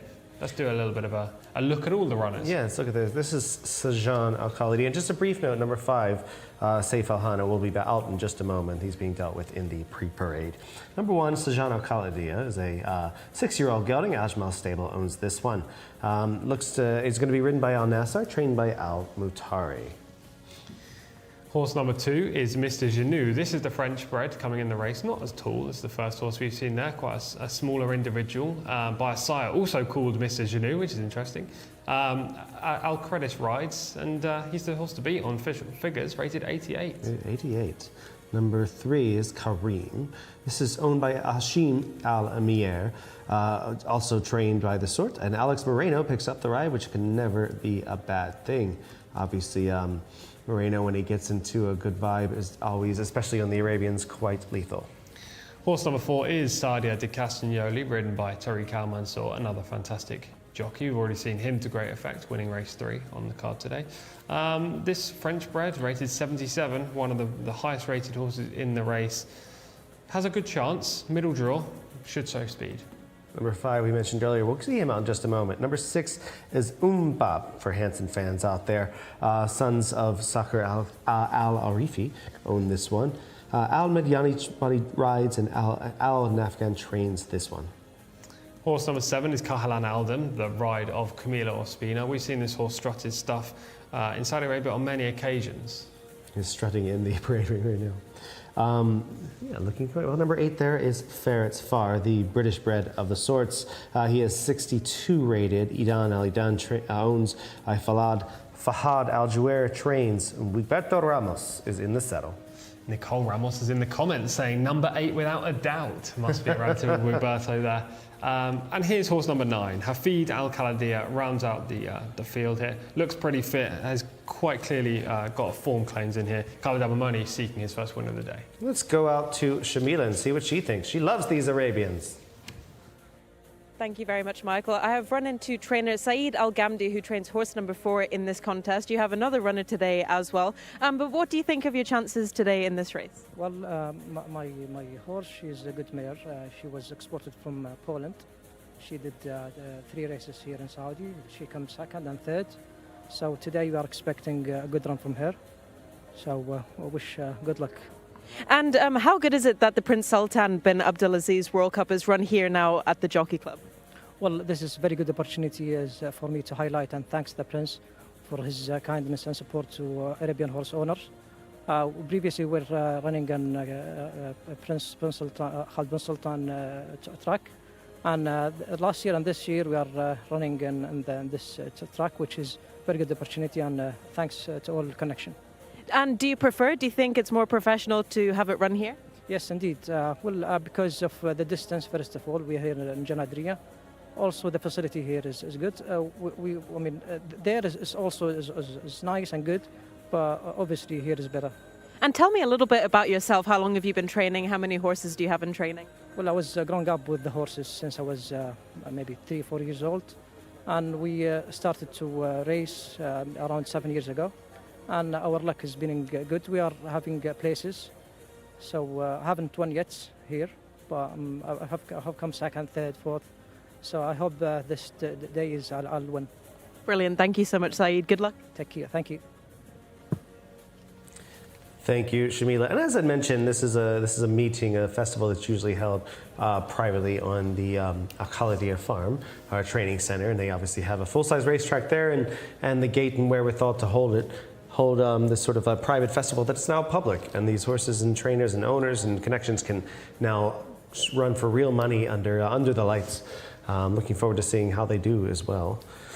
Yeah, this is going to be fun. Well, one horse we didn't cover is Saif Al-Hana, number 5. Another son of Mr. Jcsa, but he is not the son of number 2, unfortunately. So that would be a lot more fun of a subtext for this. So owned by Al-Buhabel Stud is the 5. Trained by Al-Mansourian and ridden by Al-Hadbel. So this will be fun. So and we have Abdulaziz Al-Faredi is going to be a jockey, not Alex Moreno on number 3, Kareem. So there's a change there. Yeah, I did think it wasn't Alex earlier on in the previous race for these connections. I don't know whether Alex is just not riding today or whether he's just not riding these first 2 horses in these Arabian races. But jockey change, could be more to come in the later races if Alex isn't taking part. Nicole is back in the comments. There she Haha, goes. yeah, this is his daughter. Oh, yeah. Thought so. So Wiggy's daughter is in the comments, and thanks for tuning in, Nicole. We look forward to hearing your analysis of this. She's one-sided in here. She is all on Ferret's Far. I can only imagine that Nicole can produce the Wigberto wiggle as well as Wiggy can himself. Yeah, I mean, and good luck to the horse, because I know it's always difficult for anything born in Britain to do well in the Middle East. Shamila, let's go. Who do you like out there? Thank you very much, Michael. So first of all, best of luck to Saeed, and he came up to me and willingly gave us an interview before the race, so that was great to see. And it's great to see so many new faces here supporting the Arabian racing as well in the parade ring. My pick for this race is going to be horse number 6, Bab, ridden by Nawaf Al-Mudahani. I recognise this horse instantly. I feel like he's run every single week here at the Jockey Club and in Taif as well. So best of luck to them. French bred as well. Typically the French bred Arabians are stronger than local bred Arabians or Gulf bred Arabians. So I think that could be Bab's day, and he will jump out of stall. Number 6, 2 paddock negatives for you in this contest. Horse number 2 and horse number 8 very much on toes in the prelims, getting very hot and sweaty behind the saddle, and it's becoming to be a little bit chilly down here in the parade ring. So that is a red flag for me. I will be sticking with Bab and Nawaf Al-Mudahani. Of course she is. Good for her. We're going to cheer them on, but we're gonna have a debate between her and Nicole as to why Bab is better or worse than Ferret's Far. For me, I'll wait until the very end to reveal, because I just can't wait. I feel like I have so much analysis that's going to go behind this that I don't want to ruin it. Yeah, let's see Hafid Al Khalidia in action with a little piece of form here. He is obviously the white looking one in between horses. Yeah, it doesn't switch leads. You can see here, just on the wrong lead. Flying home. Jockey is desperate to change, but the horse is just not obliging. Stays on relatively well considering he finishes second in the race. Yeah, he's not exactly the quickest of horses, but he runs okay in second. And horse back in fourth there, top of your screen, horse number 1 is Ferret's Far, who reopposes today. So there's a bit of collateral form for you. I think a repeat of this may be good enough. And I believe the Al Khalidia horse to the inside of the 2 was expected to win this race. I think so, yeah. He was the favourite definitely to win. didn't get the job done, sentimental favourite. And Hafid Al-Khalidiyah, the connections will be hoping that today is the day for him. Well, all sentiments moving forward. I do think that this is a serious player in the race. I think Mr. Genoux, who's done so well, and obviously a horse of many generations, apparently, a son of himself, and is also the sire of number 5 here. Mr. Genoux with the highest rating of 88 and being a French bred. And she touched on this briefly. Shamila did a second ago. The French breds are so strong, quite usually, with the Arabians. I do look forward to seeing him more on the grass, technically. But there he is. Is that him right there? No, that's the 4. That's the 4. That's Sadia de Castagnoli. All right, I'm going to go with Mr. Genoux, number 2. And you're going with? Horse number 9, Hafid Al-Khalidiyah for me. And Shamila is with Umbab. Go up to Enzo as we get a slight adjustment there on your selection, Tom. Thank you very much indeed, Michael. Yeah, looking forward to this. As you say, Abdulaziz Al Furedi now on board Kareem in this race, not Alex Moreno, as Tom rightly said, didn't ride in that previous race either. So the runners are behind the stalls then. And really tricky looking race, this, isn't it? Let's go through the runners again. We've got a little bit of time here. Number 1, Sarjan Al Khalidiyah. Mohammed Al Nasser rides this one. And of course, they're breaking from the race card order here, so we'll have the inside gate. Number 2, Mr. Genoux. The French-bred horse, Abdullah Al Khalid, is in white and red colours. We're looking now at the blue and gold colours. Number 1, the light blue cap there for Sarjan Al Khalidiyah. Number 8 in the dark green, Farit's Far. Good luck to Roberto Ramos here. It's the blue and red of Abdulaziz Al Furedi. Takes the ride now on Kareem. White and red colours there. That is number 2. That's Mr. Genoux with the white blinkers. Another grey going through your shot is Umbab, number 6. Nawaf Al Mudiani.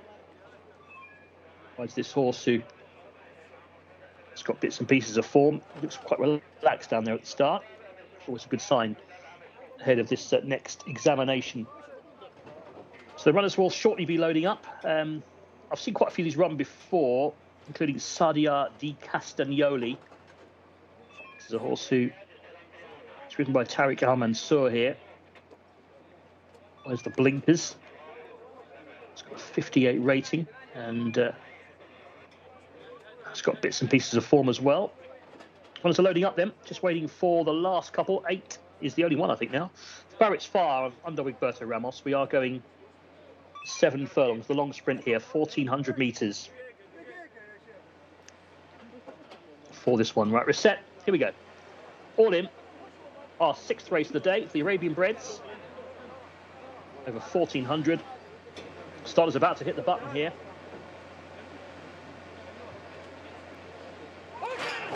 Flag up, and they're off. Jumped away. A little bit tardy, leaving the stalls there in the grey with Saif Al-Hana, who trails them early on.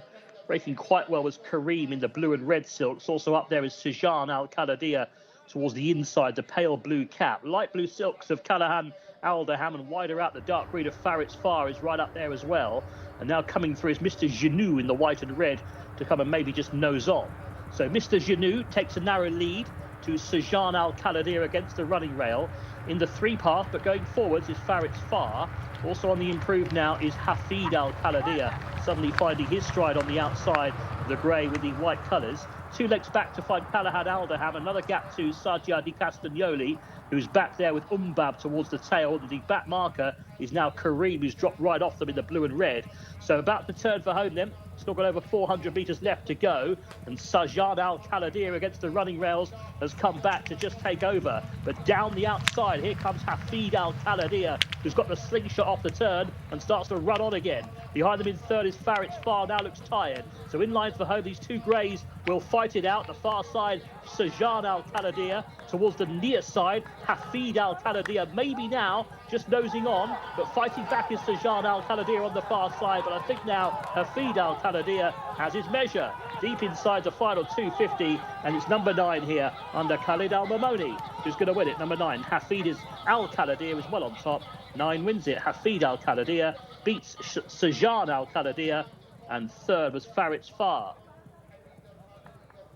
Easy enough in the end. Little bit of a skirmish about 250 metres from home, but in the end, number 9 was too good. Hafid Al Khalidiyah has won it for Khalid Al Mamoni. Cheered home by Tom Collins as well. Another win for him today. Well done. Loves the Arabian bred racing, really. Second place going to number 1, Sajan Al Khalidiyah. And third, Farit's Far, who kind of plugged on. But well done to the 9. 1 minute 35.04 the winning time. 5 3/4 lengths the winning margin. 9.18. Hafid Al Khalidiyah, Sajan Al Khalidiyah, Farit's Far, the 1, 2, 3.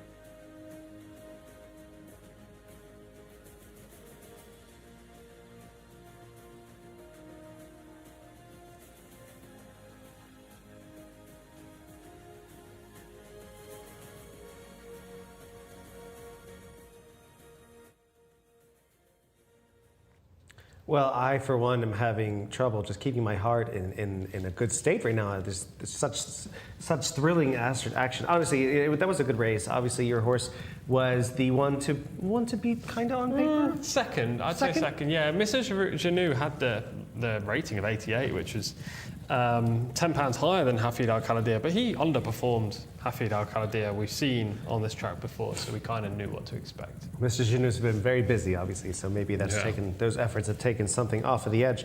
Let's see, looking at the race here, you're being ridden with confidence out there in the clear. Wide on the track seems the place to be today, doesn't it? Yes, very much. Every single one of the winners. Yeah, that is a trend alert. Indeed. Yeah, so wide on the track seems to be and also On the speed. yes, on the speed, wide on the track, and Tom picking the obvious horse. Those are the trends that we see Hold on a so second. far today. Hold on a second. How is that the obvious horse? If it wins, it becomes the obvious horse, apparently. Yeah, and there he goes. No, he's got to grind it out a bit. 2 horses on the wrong lead, both getting extremely tired, both drifting accordingly, and it looks like the lesser of the greater of the 2 wins it out. Yeah. So everything that went wrong for him last time to get it done went right for him this time. The one who finished second, Sajan Al Khaladiya, didn't have a rating. 6-year-old Geldings only had, I think, 1 start. So coming into this race is a big improvement. Hafid Al Khaladiya. Does he need further? Probably, yeah. But this was just the right spot for him to win 50,000 Saudi Riyal. Nice. He can go another furlong on that wrong lead. Oh, yeah. He just keeps galloping, doesn't he? He just keeps galloping.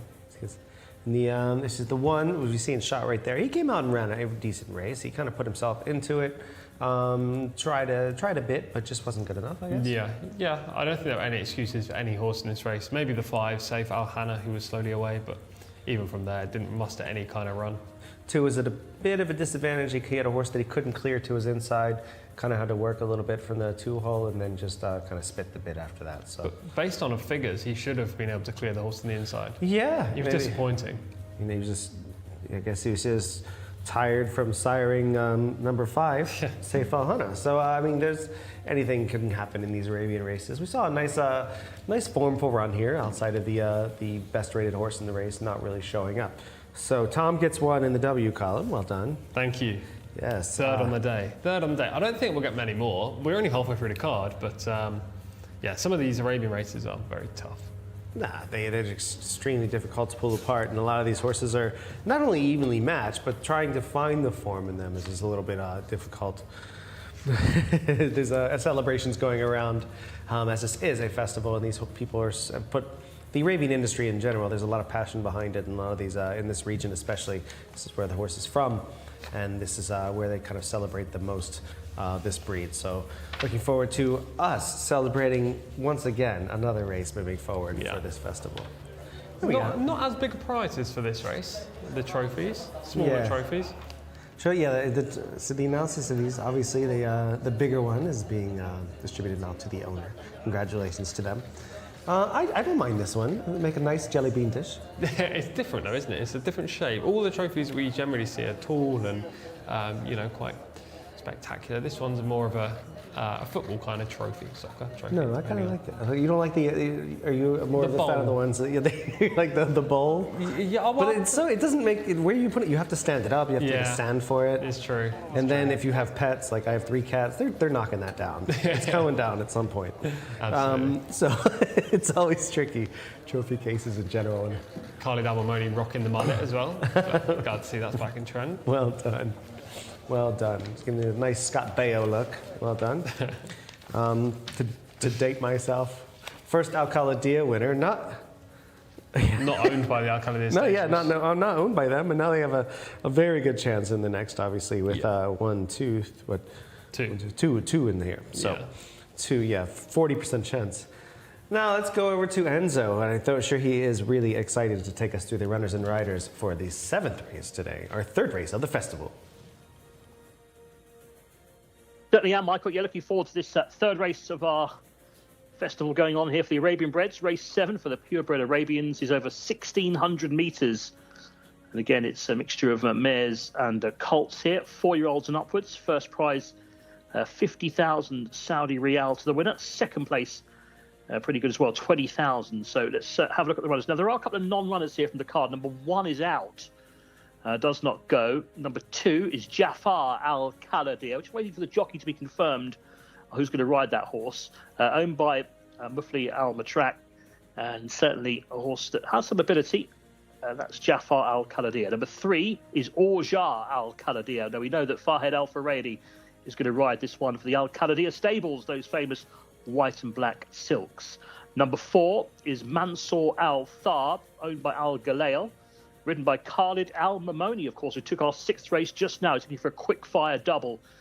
Here is Khalid Al Mamoni. Number 5 is Murdas Al Khaladiya, owned by the Al Baha Tariq Al Mansour, who won our 4th race today, one of our thoroughbred races. Young Tariq still a teenager, is on board Murdas Al Khaladia. That's a rider change. Number 6 is Wathabat Al Khaladia for the Prince Khalid bin Sultan and Al Saudi sons, and ridden by Adel Al Faradi, who won, just looking back on my card, race 1 today. So Adele's also looking for a double. 7 does not go. Watheb Al Khaladia is out. We're looking at number 3 there. That's Orja Al Khaladia, who will be the mount of Fahad Al Faradi. So just the 5 runners left without 1 and 7. It's the smallest field I can remember as we go back to Michael and Tom. Thank you so much, Enzo. Some good-looking sorts in the pre-parade ring right now. We're going to have some extended coverage of these. Yes, they're all coming together. Small field, going to be, as we always say, a bit more of a chess match. The smaller the field, the more the jockeys are going to have to struggle to do their jobs. Yeah, I think also in these small fields you want to be forwardly placed in the race, on the front or or near the front. In dictating terms, as it were. Yeah, and these Arabians, they do sometimes do a bit of a merry-go-round when it comes to these races. This is a mile race, so pace always makes the race of the mile. It determines whether it's going to be a bit of a crapshoot at the very end, or if one can go gate to wire. 6 looking well there. That is Wathbat Al Khaladia, the highest rated horse in the race at 102. Obviously, he's going to be the horse to beat here. Definitely the horse to beat. So yeah, and not even from the Khaladia stables. No, was bred obviously by the farm, but quite a few of these Mulak bin Mishrif horses are owned by Prince Khalid bin Sultan Al Saud. And the other one in here, you have a horse in Alja Al Khaladia with no rating at all and not much to go on. Interesting. I think this horse does have a rating. It's not on the race card, but I've seen this horse run at least 3 times, so we must have a rating. She's generally been used as a pacemaker on her last 2 starts. I thought she would win on debut. That came in Taif. It was another small field. I think there were 6 runners that day, but she broke slowly and finished last at the end. She then made it second time lucky by winning, and then since then she hasn't managed to really refine that kind of success. But she's an interesting horse in here. I wouldn't be surprised if she made the pace, and then connections. We'll be hoping Wathbat Al Khaladia comes through late. Yeah, Wathbat Al Khaladia is the one to beat in here. Obviously has to really fall off its mark in order to get beaten. Yeah, for sure. Wathbat Al Khaladia, I imagine, if I was to guess, would win by 5+ lengths in this race. Just a clear standout. We'll still try to beat it on my side, but we'll see. The horses are making their way into the parade ring, as you see our camera guy rushing to catch up to them there to get us going as far as a horse-by-horse analysis up close. But it seems to me that there's it's with a small field here, they're going to have to look for where the pace is, as you mentioned. Where do you think it'll come from? Orja Al Khaladia, I think the 3 will go forward. I don't know where Wathbat Al Khaladia will be in the run, maybe second, maybe third, but we'll try to pounce late, I imagine. Of the other 3, I don't know too much about Murdas Al Khaladia, I have to admit, rated just 76. Mansour Al Tab, one-time winner, only a 5-year-old racing against the elders. Could be an interesting runner as well, but the horse number 2 we should talk about. Jafar Al Khaladia, bred on the Al Khaladia farm, Al Khaladia bloodlines on the sire and dam side of things, but only rated 65, yet has 15 wins to this 11-year-old's name. So has been prolific in the past, probably not firing on all cylinders anymore, but definitely one you cannot certainly write off. Yeah, this is, so here we go. We're going to hear the horses come down the narrow passageway there. The jockeys are coming out and getting ready to go. We're going to go to Shamila right now, who is in the parade ring right now. Shamila, who looks good out there? Well, Michael, we've only got a small amount of runners in this next contest, so I'm just going to run through them all with you here side by side. This is horse number 2. Obviously, horse number 1 is scratch. This is Jafar Al Khaladia, rated 65 for Mithif Al Matak. And just a really nice soar. Probably not my parade ring selection in this race. Looks to be carrying a little bit too much condition for my liking. Next, we have horse number 3, Ajwa Al Khaladia. No official rating, but this is for Al Khaladia stables, so not to be messed with. Fahad Al Faradi is on board, and it's a nice sort bay, so not many bays in Al Khaladia farm actually. I think when I went to go visit them, they said they only had 4 bays out of all of their horses. We will move on to the horse number 4, Mansour Al Thab, who is going to be ridden by Khalid Al Mamoni. All these horses are quite small. They're not as big as thoroughbreds. Arabians are a bit like greyhounds, where they're a little bit smaller. And we're trying not to get run over by the cameraman here. Horse number 5, Medras Al Khaladia, rated 76. Tariq Al Mansour will be riding this. He's already had a winner today, so looking to chase that double. And we're going to end with horse number 6, my parade ring selection for this race. I couldn't wait to see him. Wathbat Al Khaladia, rated 102. I think he would be very, very silly to go against this horse in this race. And of course has Adel Al Furedi on board as well, who is on fire, and he is also looking to chase a double today. So I'll throw you back to the guys in the studio. Who do you like?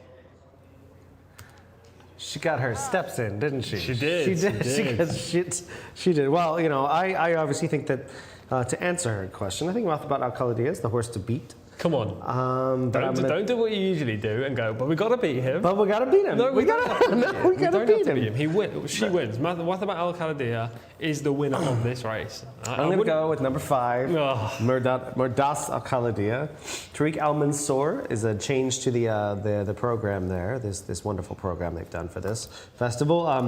Tariq Al Mansour gets the ride on this son of Layth Al Khaladia. He's got the pedigree there. He's got a decent rating for this field. Anything could happen in a small race. And Tariq is riding as well or better than anyone. So I'm going to take a shot. No. Nope. Shot for second, maybe. I mean, maybe I'm wrong. I have been wrong many times in the past. But yeah, I just don't see Wathbat Al Khaladia losing this race. The 5 looks great as well in the parade. You can barely see it right now. But yeah, this is these are some lovely Arabians going into this race. And I'm not saying that every horse has a chance, but I think he's one of the 2. If Wathbat Al Khaladia stubs her toe, that can take advantage of this. I mean, yes, but Wathbat Al Khaladia hasn't been the type of mare to stub her toe in the past, to blow her line. She's won 19 times in her career. She's super prolific and rated 102. That doesn't put her right at the top of the Arabians in the country, but she's not too far off. She's very talented and got the best rider on in this race in Adel Al Furedi, got the best Arabian trainer, Mutlaq bin Mishrif, owned by Prince Khalid bin Sultan Al Saud, who owns Asfan Al Khaladia. So yeah, there's just way too many ticks in the boxes for the 6 for me. Try again on this mounting there on Mansour Al Thab. The only non-Al Khaladia in name in the race. Yeah, exactly. Al Khaladia just dominating this contest. I'm interested to see how the 2 gets on. Jafar Al Khaladia maybe finishes last, an 11-year-old now, but you know, one of these veterans who has been very prolific over the years, and connections are hoping that he can still fire on all cylinders. Here is a piece of footage from Wathbat Al Khaladia. It was just a much better race than this one today. You can see comes under pressure a little bit late. You know, it wasn't the best run you'll ever see, but at the same time, it wasn't. This isn't definitive of how good this mare is, just against much better opposition. Mm-hmm. And this is obviously a is going to drop down in class for the race that we're doing. Huge drop down. Yeah, massive. But it runs on. I mean, the thing is, these 4 horses running extremely well in front of it, and the 5th isn't a disgrace when it comes to who she's facing today. But at the same time, you know, try to beat an obvious horse is always a fun pastime of mine. But beating at the same time beating Adel Al Furedi and Mutlaq at the same time is going to be really tough. Yeah. But I'll take it on. It's fine. I've done it before here with these Arabians. It's usually in the Arabian races, not not in the thoroughbreds. We're a little more straightforward. But we'll see. They're going down the post. Everything looks fairly well. No one really turning a hair thus far. No, going down to post very nicely. To me, there are no negatives here. She looks ready. She looks nice going down to start. I think Adel Al Furedi is going out there expecting to win. And Kamal Jawadi will be the rider of number 2. It is not in the program if you're reading it, but Kamal Jawadi is riding number 2, Jafar Al Khaladia. The 15-win, 65-rated superstar. Yes, one of the most prolific horses we see on the card actually today. They're in the next race. There's your winner? No. Behave yourself. To be fair, if we can run 1-2 here with the 6 and the 5, that would be... He's letting you know what he thinks of your commentary. There's Al-Jaa Khalidia, actually looking extremely well and composed within herself. Farhad Al-Faradi's is brilliant on these Arabian horses. Is this your toughest day on the job so far? Oh, 100%, for sure, for sure. It's not even close. Not in terms of winners. I think, well, we're doing well in terms of winners, but we got what, 3 wins so far? 3 out of 6 so far. It should be 4 out of 7 after this race, but yeah, in terms of analysis, it's tough. So who are you going with? Horse number 6, Wathabat Al Khalidia, confident selection, Adel Al-Faradi on. Yeah, Shamila Hanley will be sticking with the same one. In YouTube we have some let's tune in there. Jose Martinez is on there. They're having their own conversation actually. I think Nicole Ramos and Jose Martinez are having a conversation about Wigberto. So good to see them getting And so anybody tuning in, thank you for tuning in, and also make sure you stay active on the YouTube channel. Yeah, please help us out with a few comments about some of these races. I know they are Arabian races, not thoroughbreds, but if you like any horse in the race, or you think a horse looks good in the paddock or the prelims, whack it in the comments, we'll mention it out. Yeah, and we're looking forward to hearing some of your analysis as well, because Tom's is... he's only 3 for 6. That means the 3 races he's lost. So it's... What was your strike rate coming into today that you told me? 8%. 80%. And you're complaining about 50%. Unbelievable. No, it's I've never once never once claimed to be the analyst here. It's true. So David Ballin is... Oh, look at this. Where do you reckon he'd finish? I'll go second. I know. I think this horse, this animal has a chance to beat the horses. He's a regular on the track. Yeah. The Ginger Cat. He had to be shooed off last week. The Ginger Cat. Yeah. So you guys are sticking with the obvious choice, which is so boring. Number 6, Wathbat Al Khalidia. I'm going to give Merdas Al Khalidia, number 5, a big chance to upset the apple cart and take home one of those trophies that you see on your screen right now. We'll head over to Enzo, who's going to take us through his imaginative analysis as well as the calling of the race, where he's got plenty of Khalidias to go around. Yes, no shortage of Al Khalidias here. So the runners at the start. Yeah, Wathabat Al Khalidia is the horse I think I will be calling home in front, but we shall see. Runners at the start there. Number 4 looked well, Mansour Al Thab. One of the greys there in the light blue is Merdas Al Khalidia. That's the Al Baha stud colours. Tariq Al Mansour taking the ride here. And this horse did look well on the way down in his slower paces. Merdas Al Khalidia. Jafar Al Khalidia there in the pink and black kind of Diabolo colours. Just the 5 of them there without number 1 and number 7. They are going the 1,600 metres here, the mile. First place prize money, 20,000 Saudi Riyal to the winner, 50,000 for the winner, 20,000 for second, third getting 15,000, 10,000 for fourth. So decent prize money up here for these purebred Arabians. In they go. Just the 5 of them. There's number 2, Jafar Al Khalidia. It's now Kamal Jawadi, as Michael told us, on board. There's a Mufli on the track. This is number 4, the Al Galail colours, Mansour Al Thab. Waiting for 2 more. Orjar Al Khalidia. And the very light grey horse, Wathabat Al Khalidia. Here he comes, looking for another win. They're set, the 5 runners, and they're off. Start to let them go. A little bit slowly away was Mansour Al Thab. First to show is Wathabat Al Khalidia, the jockey with the black cap, leading up here. Adel Al-Faradi in front dictates terms at this stage at around 56 kilometres per hour. They've covered the first 200 metres. Now they can tack across towards the rails. They've crossed the intersection. Racing in second place is Merdas Al Khalidia, the light blue with the white spots. Third place then, the yellow saddlecloth for Mansour Al Thab, one off the rails. Against the rails, that is Orjar Al Khalidia. And no sign at the moment of Jafar Al Khalidia. He's behind them, about 6 lengths off the trio who are disputing second, third and fourth as they race then well down the far side. And the leader is still Wathabat Al Khalidia. Dictates the tempo by 1.5 lengths to Orjar Al Khalidia racing in second. Merdas Al Khalidia into third place. Fourth for Mansour Al Thab. in the white and black, and still a gap back to Jafar Al-Qanadia, who's got a task on from there. Heading towards the top of the home straight then, and the final 600 metres is now in sight. And it's still Wathabat Al-Qanadia travelling powerfully. He's not quite got rid of Orjar Al-Qanadia just yet in second. The others are all really toiling now as they turn for home. Just a shake of the reins now for the leader, but he's in control. Wathabat Al-Qanadia by 2 lengths. Giving chase, though, is Orjar Al-Qanadia. Hasn't given up yet in second, but I don't think he's going to go past this leader. They've still got 220 metres to go. The leader is Wathabat Al-Qanadia, now asked to go and put his stamp on the race. He's doing just that. He's drawing clear in the final 200. There will be another one for Adel Al-Faraid. He's going to double up on the card here. Wathabat Al-Qanadia driven out. Goes on to collect the top prize. Number 6, the winner, Wathabat Al-Qanadia. Second place, Orjar Al-Qanadia. They were well clear of Murdas Al-Qanadia, who will get third place prize money. Tom Collins was spot on. That's 4 out of 7. Better than 50% now.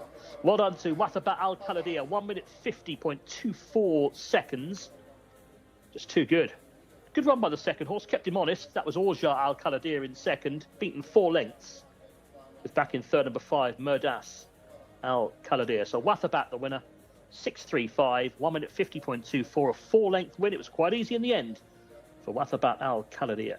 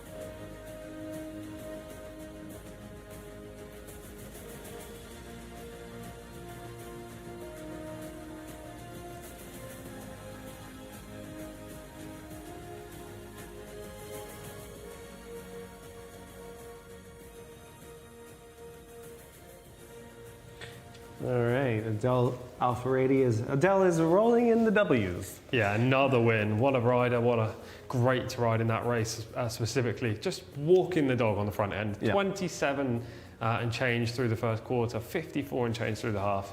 I mean, How do they just let him get away with it? super slow. Yeah, not even challenged on the front end. He was never going to get beaten on this mare, who was quite clearly the best horse in the race anyway.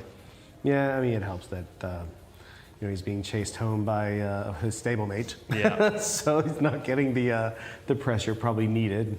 Jumps out lovely. 3 lengths ahead of the Yeah. field. Yeah, there was a bit of interference between the 3 and the 4, which probably stopped the 4 from going forward and challenging. You could just see the ride of the 4 just repaid that bump there. Yeah. And the 2 was completely outpaced from the outset. Yeah, you could say that the jump from the gate was maybe the race-winning maneuver, but probably the race-winning aspect was being 5 lengths the best in this race. Yeah, and slowing up at this portion of the contest, not wasting energy early on, just allowing this horse, Wathabat Al Khalidiyah, just to basically jog along on the front. When Adele asked for effort, Orja Al Khalidiyah did kind of show up a little bit turning in. The horse in 4th currently with the blue saddlecloth, but in the end she was no match for this winner, who was miles the best. Yeah, he lets it out a notch, turning into the bend, and basically it's over from that point. Yeah. There's no way that they're going to make up this margin. No, it's game over here. Adele's just cruising, knowing that there's plenty left in the tank. To be fair to Orja Al Khalidiyah and Farhad Al Faradi, he was probably riding for second anyway. Yeah. And he's done a good job there. Keith Jorgensen said in the comments that Wathabat Al Khalidiyah won this race last year. Well, that's 2 in a row now. Oh, well done.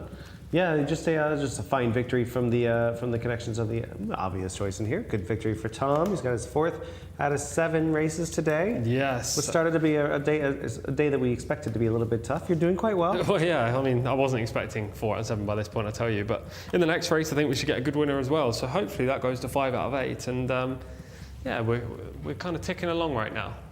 Yeah, it's going to be there we go with the trophies. The connections are accepting the trophies. What, your Trophy thoughts on these analysis. ones? Trophy Yeah. analysis. Better than the last one, worse than the first one. You know, so you don't like the round, sort of bowl-shaped ones, like the Not overly. the bulbous ones. Not overly. I don't mind these ones, but I think the handle should be bigger. But there you go. It's good. Yeah, I don't understand the small handles. Like, who No. holds it? Nobody can hold it at that point. No. It would look great Yeah. in the living room though. Yeah, look, you can't complain. Adele's probably going home with a car full. Yeah, he will. He will, and I'm sure. I don't know where they put them. With all the trophies that go out, especially at racetracks like this, and even in Dubai, they get trophies for almost every single Yeah. race. It's not like back in the States or even in the UAE. I mean, in the UK, Yeah. where this minor races won't get. In the anything. UK, you're lucky to get a little glass plate. Yeah, you get a thumbs up from the racing Yeah. manager, racetrack manager, and that's Yeah. about it. Yeah. And best wishes. But yeah, a fine victory from the favorite here in Wathabat Al Khalidiyah, horse with 11 wins from 19 runs, so now 12. Yeah, just prolific in her career. She's obviously one of their better mares. I imagine she'll have a good time at stud as well once her racing career's over. Oh, yeah. So yes, we move on to. I mean, that's a difficult race to handle as far as analyses go, because they can only say so much about 4 or 5 horses, and only 2 that can possibly win the race. Exactly, and also there wasn't really much happening in the race because the other riders just gifted Adele a free lead on the eventual winner. So there's not much that you can really dig deep into there. The best horse beat the second best horse. The best ride beat the second best ride. I mean, I think the 3 got a nice chance to not be a rabbit. Orja Al Khalidiyah, and go out there and actually take it, give it its best shot. Yeah, didn't switch leads, you can see there. Also had a pretty high head carriage, so not the most likeable Arabian, but at the same time, she ran a fair race. Just hear what she says about you. It's just a nice formful performance here, and we carry on with some intense Arabian action as we carry on with the festival. I mean, to me, it's going to be. It's rolling along. Your impressions of the festival so far? I mean, it's obviously difficult to pull everything apart. This isn't the easiest of situations. Mm-hmm. Yeah, as long as we continue getting the winners, then I'm all for it. We're 2 out of 3 so far, and the first race was a good maiden that was very informative, actually, the 15-runner contest. So, yeah, hopefully we continue getting the winners, and hopefully we crack through the rest of the card. This festival is obviously a focus on the Arabians and sort of celebrating them, especially in this region. And we'll carry on from now. We have a 6 furlong, 1,200 meter, 4-year-olds and upward open event. And then Enzo's going to take us through the runners and riders. Yeah, we'll do, Michael. We have a few more runners in this as well, which is good news. 8 runners this time. 1,200 metres, so the 6 furlong sprint for race number 8 for the purebred Arabians as our World Cup of Arabians continue day 1. Number 1 is going to be Reef Gudar here for Abdullah Al Rashid. This is a horse owned by Hossam Abdullah Al Daima. Number 2, Saif Al Qasayar for Khalid Al Rashid. Number 3 is going to be Katia Al Khaladia for the Hassan Al Ghamdi stud. Camille Ospina on board for the Al Ghamdi stable. That's going to be number 3. So we have a quick look at number 1 there. That's the grey. Number 7 is also a grey. We'll come to that one in a moment. Let's go to number 4, which is Nassim. Nassim's written by Louis Morales. 5 is Hamas Al Khaladia for the Al Khaladia stables. Abdullah Al Lawfi for the Mutlaq stable. Number 6 is Samod, who's written by Mehdi Al Habel and the Al Buhabel stud. 7, that's the other grey we saw. As we have a look at number 2 now, there's Saif Al Qasaya. Number 7 is Saloum Al Khaladia, written by Adel Al Faradi, who's already had a couple of winners today. And number 8 will be Mel, who is a French bred. Mohammed Al Hubayl riding for the Al Hethlain stable, owned by Bandar Hazam Al Hethlain. That's Melk, number 8. So 8 runners here going the distance of 1,200 metres for race 8. Back to you, Michael and Tom. All right, the sprinters get, and more sprinters get their chance to strut their stuff here. Number 5 in shot there as Hamas Al Khaladia, good looking sort. Yes, they're all coming together. We have 2 from the Al Khaladia stables in here.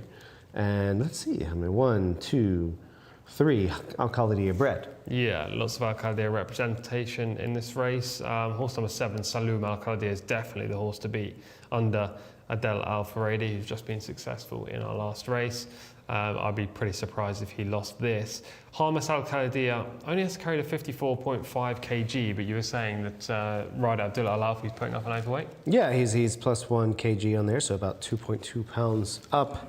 So yeah, just a little bit of difference there, but I don't think it's going to impact things too much. No, for sure. Obviously gets a lot of weight off the remainder of the field anyway, being a 4-year-old here against the elders. But I imagine that Hamas Al Khaladia has plenty of work cut out in this race, facing 2 horses in Katia Al Khaladia and Saloum Al Khaladia, most specifically, who are rated 107 and 109. So we have some quality individuals. And giving way a bit of maturity as well, just turned 4. Yeah, young horse. So he's basically a sophomore going against a few horses that are 2 and 3 times his age. But he's by Laith Al Khaladia, and we know how good his progeny are. Yeah, they've done quite well, if not the best of any stallion in the area. Yeah, this is going to be fun to pull apart. I think that this is the races are getting a little more interesting as we go forward. Yeah, for sure. We have a mix of talents in here, but there are some top-level horses as well as some horses who are generally running in handicaps but have decided to come here and, in search of better prize money. Even if you finish 4th in this race, it's 10,000 Saudi Riyal. So why wouldn't you enter in a race like this, especially given the small field? Yeah, this is. You said there's an obvious choice in here. Yeah, horse number 7, definitely Saloum Al Khaladia is the horse to beat. Again, the team that we're so used to winning these Arabian races, Mutlaq bin Mishrif, Adel Al Faradi, Al Khaladia stables, bred on the Al Khaladia farm, rated 109, quite clearly super talented as well. And I'd be surprised if Saloum Al Khaladia lost. Very, very similar to the last race, insofar as there's a clear standout. This one, there might be a challenger. Horse number 3, Katia Al Khaladia. Whereas in the last race, it was pretty much a point-and-shoot job. And Louis Morales will pick up the mount on number 4 here. He's obviously scheduled to ride the horse. And obviously Espina is on number 3, Katia Al Khaladia. I mean, that obviously piques a little bit of interest in there. Yeah, we've seen Katia Al Khaladia run a few times as we go through the runners and get a close-up look. There's Reef Gouda for Al Rashid. Partners, they were successful earlier today in a race, and obviously are looking for their second victory. Hossam Abdullah Al Damer owns this 73 rated sort, 7-year-old going. Looking like it might need a bit of a comb through its hair. Yeah. Horse number 2 is Saif Al Qasaya. He's a 10-year-old, 3-time winner in his career. He's owned by Salim Hamad Al Aithi, and he's a nice looking type as well, good looking individual, looks relatively fit. You can just see a few ribs. Rated 90, and obviously should be among those to be considered. 107 rated is Katira Kaladia on his toes, this 8-year-old gelding, 8-year-old horse. He's Laith Al Kaladia, who's obviously the most prolific stallion in the region, and isn't as tall and leggy as they usually are. This one's a little boxy looking. Yeah, very much so. Low to the ground. We've seen him a fair few times in Saudi Arabia this season, if you've been tuning in.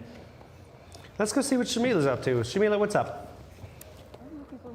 Well, I'm just ambushing Louis Morales here as he tries and finds his connections for this next race. But how great is it, Louis, to have these Al Kaladia races here at the Jockey Club rather than at Al Kaladia Farm? Yeah, I think it's much better because for us, we have to drive there and then the races finish late and come back, work early in the morning. So it's a little bit difficult sometimes. So here it's more excited to stay here. And what do you think about the racing? It's pretty tough, isn't it? Oh yeah, sure. You know, anyone against the horses for Caldea, mashallah, you know, you have to run. You have to try really hard to beat them because they're the best. And what do you think about your ride in this race? Well, I try hard. I'll try, you know, but definitely they are the favorite. Good luck, Louis. I appreciate it. Thank you. All right, thank you, Shamila. Obviously, he's quite pragmatic about his chances here. He knows he's up against it. There's number 5. This is Harmas Al Kaladia, 4-year-old. Obviously, must step up against his elders. Yeah, for sure. We didn't look at him before. That was Luis Morales' ride, Nassim, only rated 70. A French bred coming into the race. He knows that he needs to improve. For a second there, I thought we were looking at a still until the horse moved just now. That is the 6 in the background. That is Samud Al-Buhabel stud owns this one. Al-Habel's in the is going to be riding, and Al-Mansouri trains. This is the horse to beat, Saloum Al Kaladia, rated 109 for the Al Kaladia stables, Mutlaq bin Mishrif and Adel Al Faradi. Maybe it'll be a similar tactics as the last race, go straight to the front. And there's the 8, that is Melg. Bandar Hazama Halen owns this one. This winner is going to be ridden by Ahobel. Is by Munjiz. Is one of the better stallions of Arabians around the world and has been for about a decade. Let's go back to Shamila and see what she's got. We're keeping her busy today. Well, Michael, not only are the races sponsored by Al Kaladia Stables, but I think we're going to see them a lot in the winners' enclosure today. This horse right beside me here, horse number 7, Saloum Al Kaladia, has to be my parade ring selection for this next race. Rated 109, and I know Michael is going to be rolling his eyes because this is the highest rated horse in the race. However, we're trying to get winners here at the end of the day. So obviously Al Kaladia Stables are very dominant. I think we're going to see Adel Al Faradi in the winners' enclosure once again. A horse that I also really like the look of is horse number 2, Saif Al Qusayya. That's my second paddock selection in this race. Obviously 14 wins to its name, so cannot overlook that, but I think Salim Al Kaladia is just that bit fitter. Thank you so much, Shamila, for that riveting commentary. I think that she's obviously on the horse to beat, as always. I think you're kind of leaning toward that direction as well. Absolutely, yeah. Saloum Al Kaladia is just too hard to beat in this race. I think, obviously, I respect if you're taking him on, but he's just the highest rated horse representing the leading team who are... We talk about in horse racing in general, like globally, there are dominant owners, dominant trainers, Godolphin, Jobmon, et cetera, but the Al Kaladia stables and Mutlaq bin Mishrif are utterly dominant in Arabian races, especially in this country. In this country, yeah. I just can't look anywhere other than the 7 here. Yeah, say when you go to the UAE and Qatar, they have like Wathman Racing is very strong, Al Shakab are very strong in Qatar. In the UAE, we have Wathba Racing, as well as Al Asail, who kind of lead the way there as well. But here, it is all about the Al Kaladiyas, and they're always very, very tough. To me, I'm going to go with another one that they bred, but do not own. Katira Al Kaladia, rated 107, only 2 pounds behind what is considered a prohibitive choice in Saloum. Just to give it a shot, you know. I figured Camilo taking the ride is never a bad thing. There he is in shot right there. He's actually calming down a little bit now that he's got Camilo on top. He's not nearly as buzzy as he was earlier. That's got to be a good sign. This horse is now realise what's going on. He's not just out for a little wander around. He's For out a horse for a that's race. on his toe, he's not sweating up at all. And usually, I mean, you always can tell with the gray horses, the gray Arabians like this, because when they do sweat, it just looks terrible. It looks like they have hives almost. It looks like they get little spots all over them. This one's he's just buzzy. And take a little look at some form. Yeah, this is, I believe, Katir Al-Khalidiyah back in third in this race in the red silks. Saloum Al-Khalidiyah finishes a place behind, but look where Saloum Al-Khalidiyah comes from. Katir Al-Khalidiyah was always up with the pace and just wasn't able to sustain it, whereas Saloum Al-Khalidiyah ran home from an unpromising position. I think if they're more aggressive on the eventual fourth place finisher here, he can reverse the form with your selection. Yes. Nice little gray 1, 2, 3, 4, 5, 6 in that race. But yeah, and the Khalidiyahs, as we mentioned before, they dominate this race as well that we see. I think that there's not a lot separating them, as we saw just now, and that Katir might be able to reverse the win for me. We'll just say that. Not reverse, but win for me, because I need a victory here. We got one on the day so far. Yeah. One for first race as well. 1 for 7 so far. Yeah. But I usually win about 1 out of. I did my math since I came on about end of November. Yeah. This is my 13th show, and I win about one of every 8 races. So you're sticking to that then. I know. So I'm leaning in that direction. So either this one or the next one, I think I'll get. So we'll see. And I never go for the favorite. I think I've gone for one favorite, and we won together on that one. And then I was like, it was enjoyable, but not nearly as much. It was tarnished by having to share it. So I'm going to go. So I will go with number 3, Katir Al-Khalidiyah. There's number 6 in shot there. That is Samud, who is a winner and is rated, has no rating though, which is interesting to me. Yeah, I don't know what's going on there. We are dealing with a slightly different race card than we would usually be looking at for the thoroughbred races. So we are trying to work out the layout as well as you guys, if you're looking at it as well. But yeah, no rating definitely for this horse. We'll deal with this. We'll deal with this a little bit more today and tomorrow with this sort of addendum card. But it'll be back to normal on Saturday with the regular slate of 12 races and full fields and intensities that we fully expect to end out the week. But today we're in the middle of the festival right now with the race 8. This is 1,200 meters, 4-year-olds and up. I'm going with number 3, Katir Al-Khalidiyah. You were going to go with Saloum. Saloum Al-Khalidiyah, horse number 7, yes, for me. You briefly touched on Saturday's racing there, where we get back to the usual 10 thoroughbred race slate. Have you seen Al Dasim and First Minister running? Yes, that's going to be really good. So Al Dasim is pretty exciting because he obviously is a dual carnival winner last year, when in the care of George Bowie in Dubai. He actually started in the Al Khals sprint against older horses as the favorite. Yeah. Which was a shock to me. I didn't like him in that race, but he's interesting. He's based here now, and obviously for top class connections. Also in that race is another ex-Dubai horse that I think is going to be really well suited to racing here, making his first start in Vazari, who's a former Judman horse who did quite well with Musaba Al-Mahiri's Oasis stables in Dubai, and I think he'll suit well to this with his sort of unrelenting closing style. So this will be fun. We got fun racing throughout the weekend. We have top class.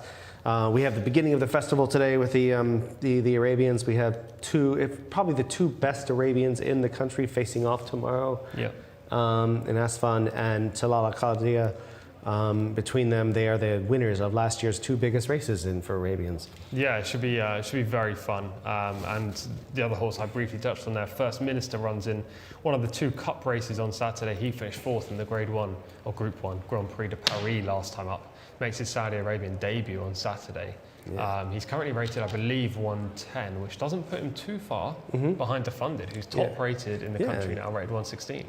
Yeah, we'll talk about Defund a little bit later, but we did break the news that he is now in the country and aiming toward the Saudi Cup. Now, speaking of top class, we're going to head over to Enzo, who's going to take us through his selection in here and also the race itself.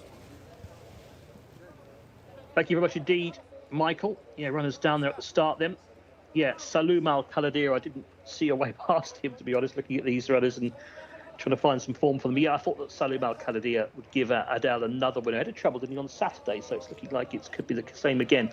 Some adjustments there to the saddle for Melk from Mohammed Al-Hubail. They are going the 1,200 metres here, the sprint. And runners are down at the start. For what is our 8th race on the card. Reef Gudar is number 1 on the card. Abdullah Al Rashid on board that one. We have Saif Al Qusayr as well, number 2 in this race. And Al-Azhar down at the start, of course. And the turf track very near to racing. Of course, we're building up to Saudi Cup weekend, which is not that far away now, is it? Just next month. Of course, the Neom Turf Handicap, one of those big races on the lawn. And lots of horses that we know very well from over here running over at Saudi. And don't forget day 2 of the World Cup tomorrow if you like your Arabian breds. Looking forward to that, featuring Asfan Al Qaladir, of course. Right, they're loading up here. Getting closer to a start.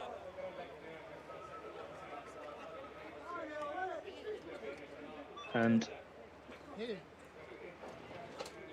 just a couple left to go in here. And we'll be ready to jump off. Here's number 3 in the red and black. Qatir Al Qaladir with the white hoop goes in. That's going to leave 5. Hamas Al Qaladir will be the last one for Abdullah Alorfi. Hamas Al Qaladir. The white colours with the black chevron.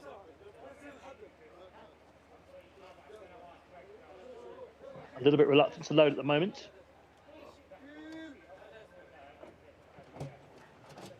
Does now go in. We're ready for a start here for our 8th race. 6 furlongs, 1,200 metres. And they're off. They've bounced away. A bit slow to go there was Hamas Al Qaladir, and trails them early on by quite a few lengths. Good start by Qatir Al Qaladir. Also towards the inside, Reef Gudar is up there as well, can race prominently. Likewise, Qatir Al Qaladir is up there, and then wider out Saloum Al Qaladir with the orange saddlecloth is going 3 deep. 2 lengths back to find Melk in the blue and white. 8 lengths then back to find Samad, who's struggling. Also struggling is Nassim, and another one right towards the back. In fact, tailed off now is Hamas Al Qaladir, who's well behind them and struggling. So the front 5 are breaking away now, and up front now, moving forward quickly, is Saloum Al Qaladir on the outside with the black cap to get a view of the front now. On the inside, still battling away, is Saif Al Qusayr. Between them is Qatir Al Qaladir. So Qatir Al Qaladir now just nosing on, and suddenly Saloum Al Qaladir is going to have to work for this. The front 2 are ahead. On the outside, Melk is trying to get involved as well. And now this leader's going better, Qatir Al Qaladir. Qatir Al Qaladir stretches away and is still in hand here. Under Camillo Ospina, it's Qatir Al Qaladir who's going to rout them here. This is impressive from Qatir Al Qaladir. Camillo Ospina will get a double on the day. Second place, Saloum Al Qaladir, no match for the winner. And back in third was Melk, who kept on well. They were miles clear of Reef Gudar and the others. That was impressive, wasn't it? Michael's looking quite happy, as the win has gone to number 3, Qatir Al Qaladir. 1 minute 19.58 seconds. Second was Saloum Al Qaladir, number 7, who had no answers. This horse against the rail, just quick and clear, quite impressively. And well behind them was Melk, number 8. 6.5 lengths the winning margin. 3, Qatir Al Qaladir beat 7, Saloum Al Qaladir. 8, Melk back in third. 3.78, 1 minute 19.58 seconds.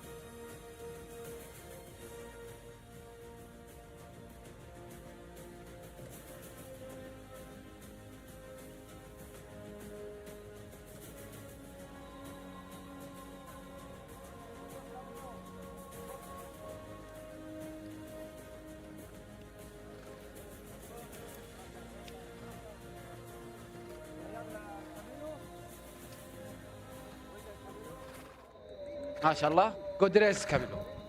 Yes, thank you very much, Salman. Very much today. Camilo, tell me about the race. No, this is good horse. He finished last week behind the Asfan and the Adba filly. Today, thanks God, it's good race for him. There is one filly one horse from Alcaldía, but thanks God he coming very, very easy. And when I asked him in the last 200 meters, he responded very good. Thanks God he won. Thank you very much.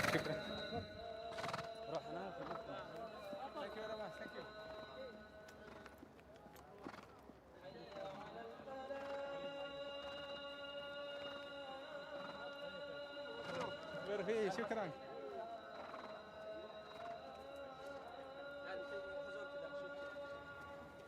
That is a double on the card today for jockey Camila Ospina in race 8. This was over 1,200 meters at race 8 for the Prince Sultan bin Abdulaziz World Cup on the first day. This race is worth 100,000 Saudi Riyal, 50,000 Saudi Riyal to the winner. So very well done to all involved. And it's actually Saeed Al-Ghamdi, the trainer we spoke to before one of the previous races, who has won. So we'll get a word off him later on as well. So very, very well done. It's a lot of new names and faces around here, a lot of new trainers and jockeys that we're seeing for these Arabian races, but it's great to see them getting some time in the spotlight and getting recognized for all their hard work in the Arabian industry as well. And very well done, of course, to Kathir Al-Khalidiyah, rated 107, and he just went and proved it there. A son of Layth Al-Khalidiyah, the great sire for Al-Khalidiyah Stables, and we can get a word from Camila Ospina. Congratulations, Camila, a double on the day. Yeah, thanks, guy. He's good horse. I rode 3 times now and finished play with him. He last week ran, but the best horse, Arabic horse, Aspan, he finished third. Today in Tesgan, he's different race. It's a little bit easier race, but he looks perfect on this distance, right? Yeah, he's special for 6 furlong, and she has a speed, and I wait a little bit until the 200 meter because he has his sprint in the last meter, but you go early, he stops in the last meter, and thanks God he keep going until wire.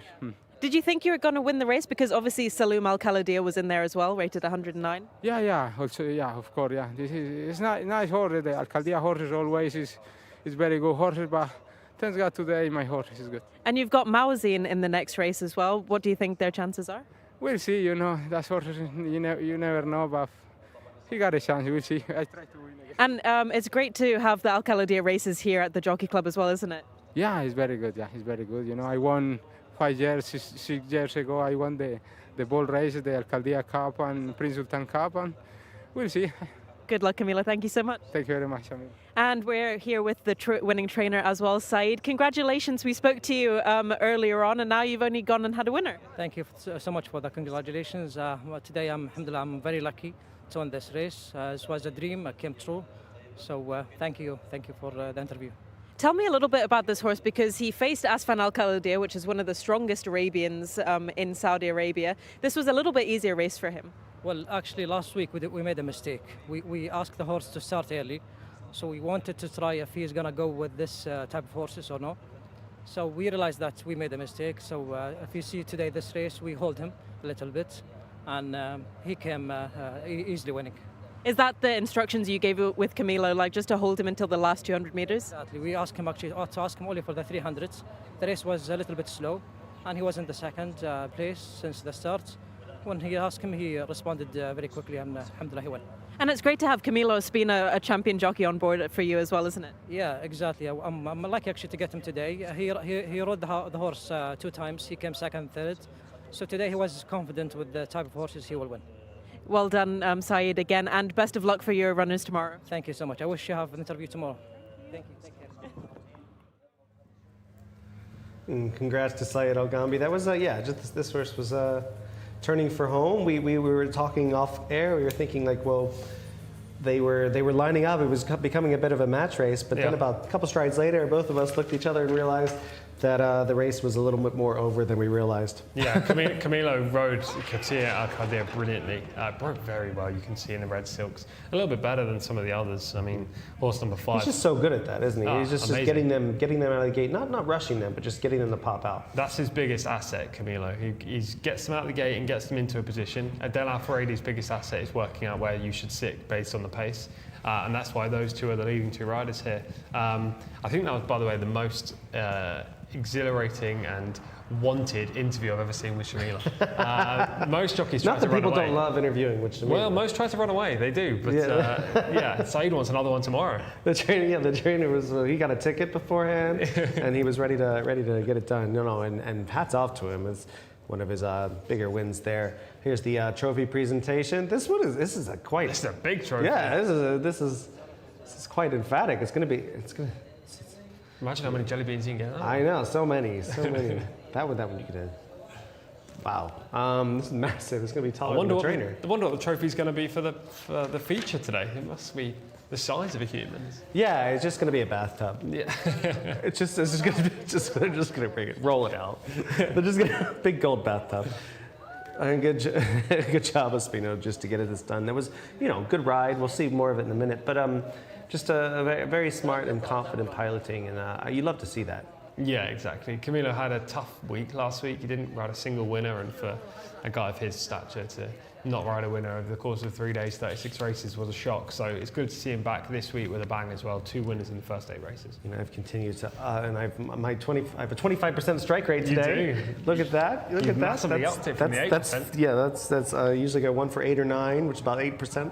And now I'm just flying along at 25. You are. So you're back down to 50. So sorry. 4 for 8. I'm trending in the wrong direction. That's okay. No. This was a fun race. It was, as we get further along in the festival, we're going to see some really great horses come to light. It's a far call from what we saw a few races ago with horses we had no form, and we could not really work out anything other than one looks fat and one doesn't. Yeah, that 3-year-old maiden was tough. Not a race I'd like to see again. It looks like the jockey on the 6 here either lost the iron or the saddle slipped. No, I don't think it was Louis Morales. He was on the 1. It was Al Habel. He was very low in the saddle throughout the whole race. I don't know whether the tack slipped or what, but yeah, not comfortable race for him. No, that's you can just see him at the back there. Yeah. He's out of the stirrups there. Yeah. Unfortunate for him, but the horse had probably very little chance against these top 2, as it were. Yeah. But a very comfortable victory there, well, I'll take it. Well done. Katir Al-Khalidia continues the domination of Al-Khalidia line. I tell you what, I've just worked out 7 out of 8 races so far today. We've had the winner between us. Well, look at that. Good. Look at that. I know. I mean, I'm ready for my Nobel Prize at this point. But this is a good day of racing so far. The festival's starting off with a bang, and then we just sort of continue on and try to enjoy ourselves with these Arabians. It's a trial by fire with the Arabians for you. You're usually used to getting 2 races per day. Now you're getting 8 races out of 12. I was used to 0 at home. Like the one Great British Arabian race every 4 or 5 weeks or 4 or 5 months, and now it's come here 2 every day, and now it's 8 today. So yeah, I'm getting used to it, but I'm enjoying it. Yeah, from the speed of the speed, we'll go to a little bit of stamina-infused Arabians coming up next in race 9. We have 2,000 meters and a handicap for not to 70 purebred Arabians, and it's going to be a tough one to pull apart. It's going to be pace makes the race, and a lot of stamina in there, and 1 Khalidia from the actual stable of Mulak bin Rishif. We'll go to Enzo, who's going to take us through the runners and riders. Yeah, I'll do that for you, Michael. Runners just coming out, as you can see, for this race 9, the purebred Arabian handicaps, 0 to 70 rated horses here. 4-year-olds and up, going 2,000 meters here. So stepping up in distance this time. The stayers about to strut their stuff for the Arabian bred world.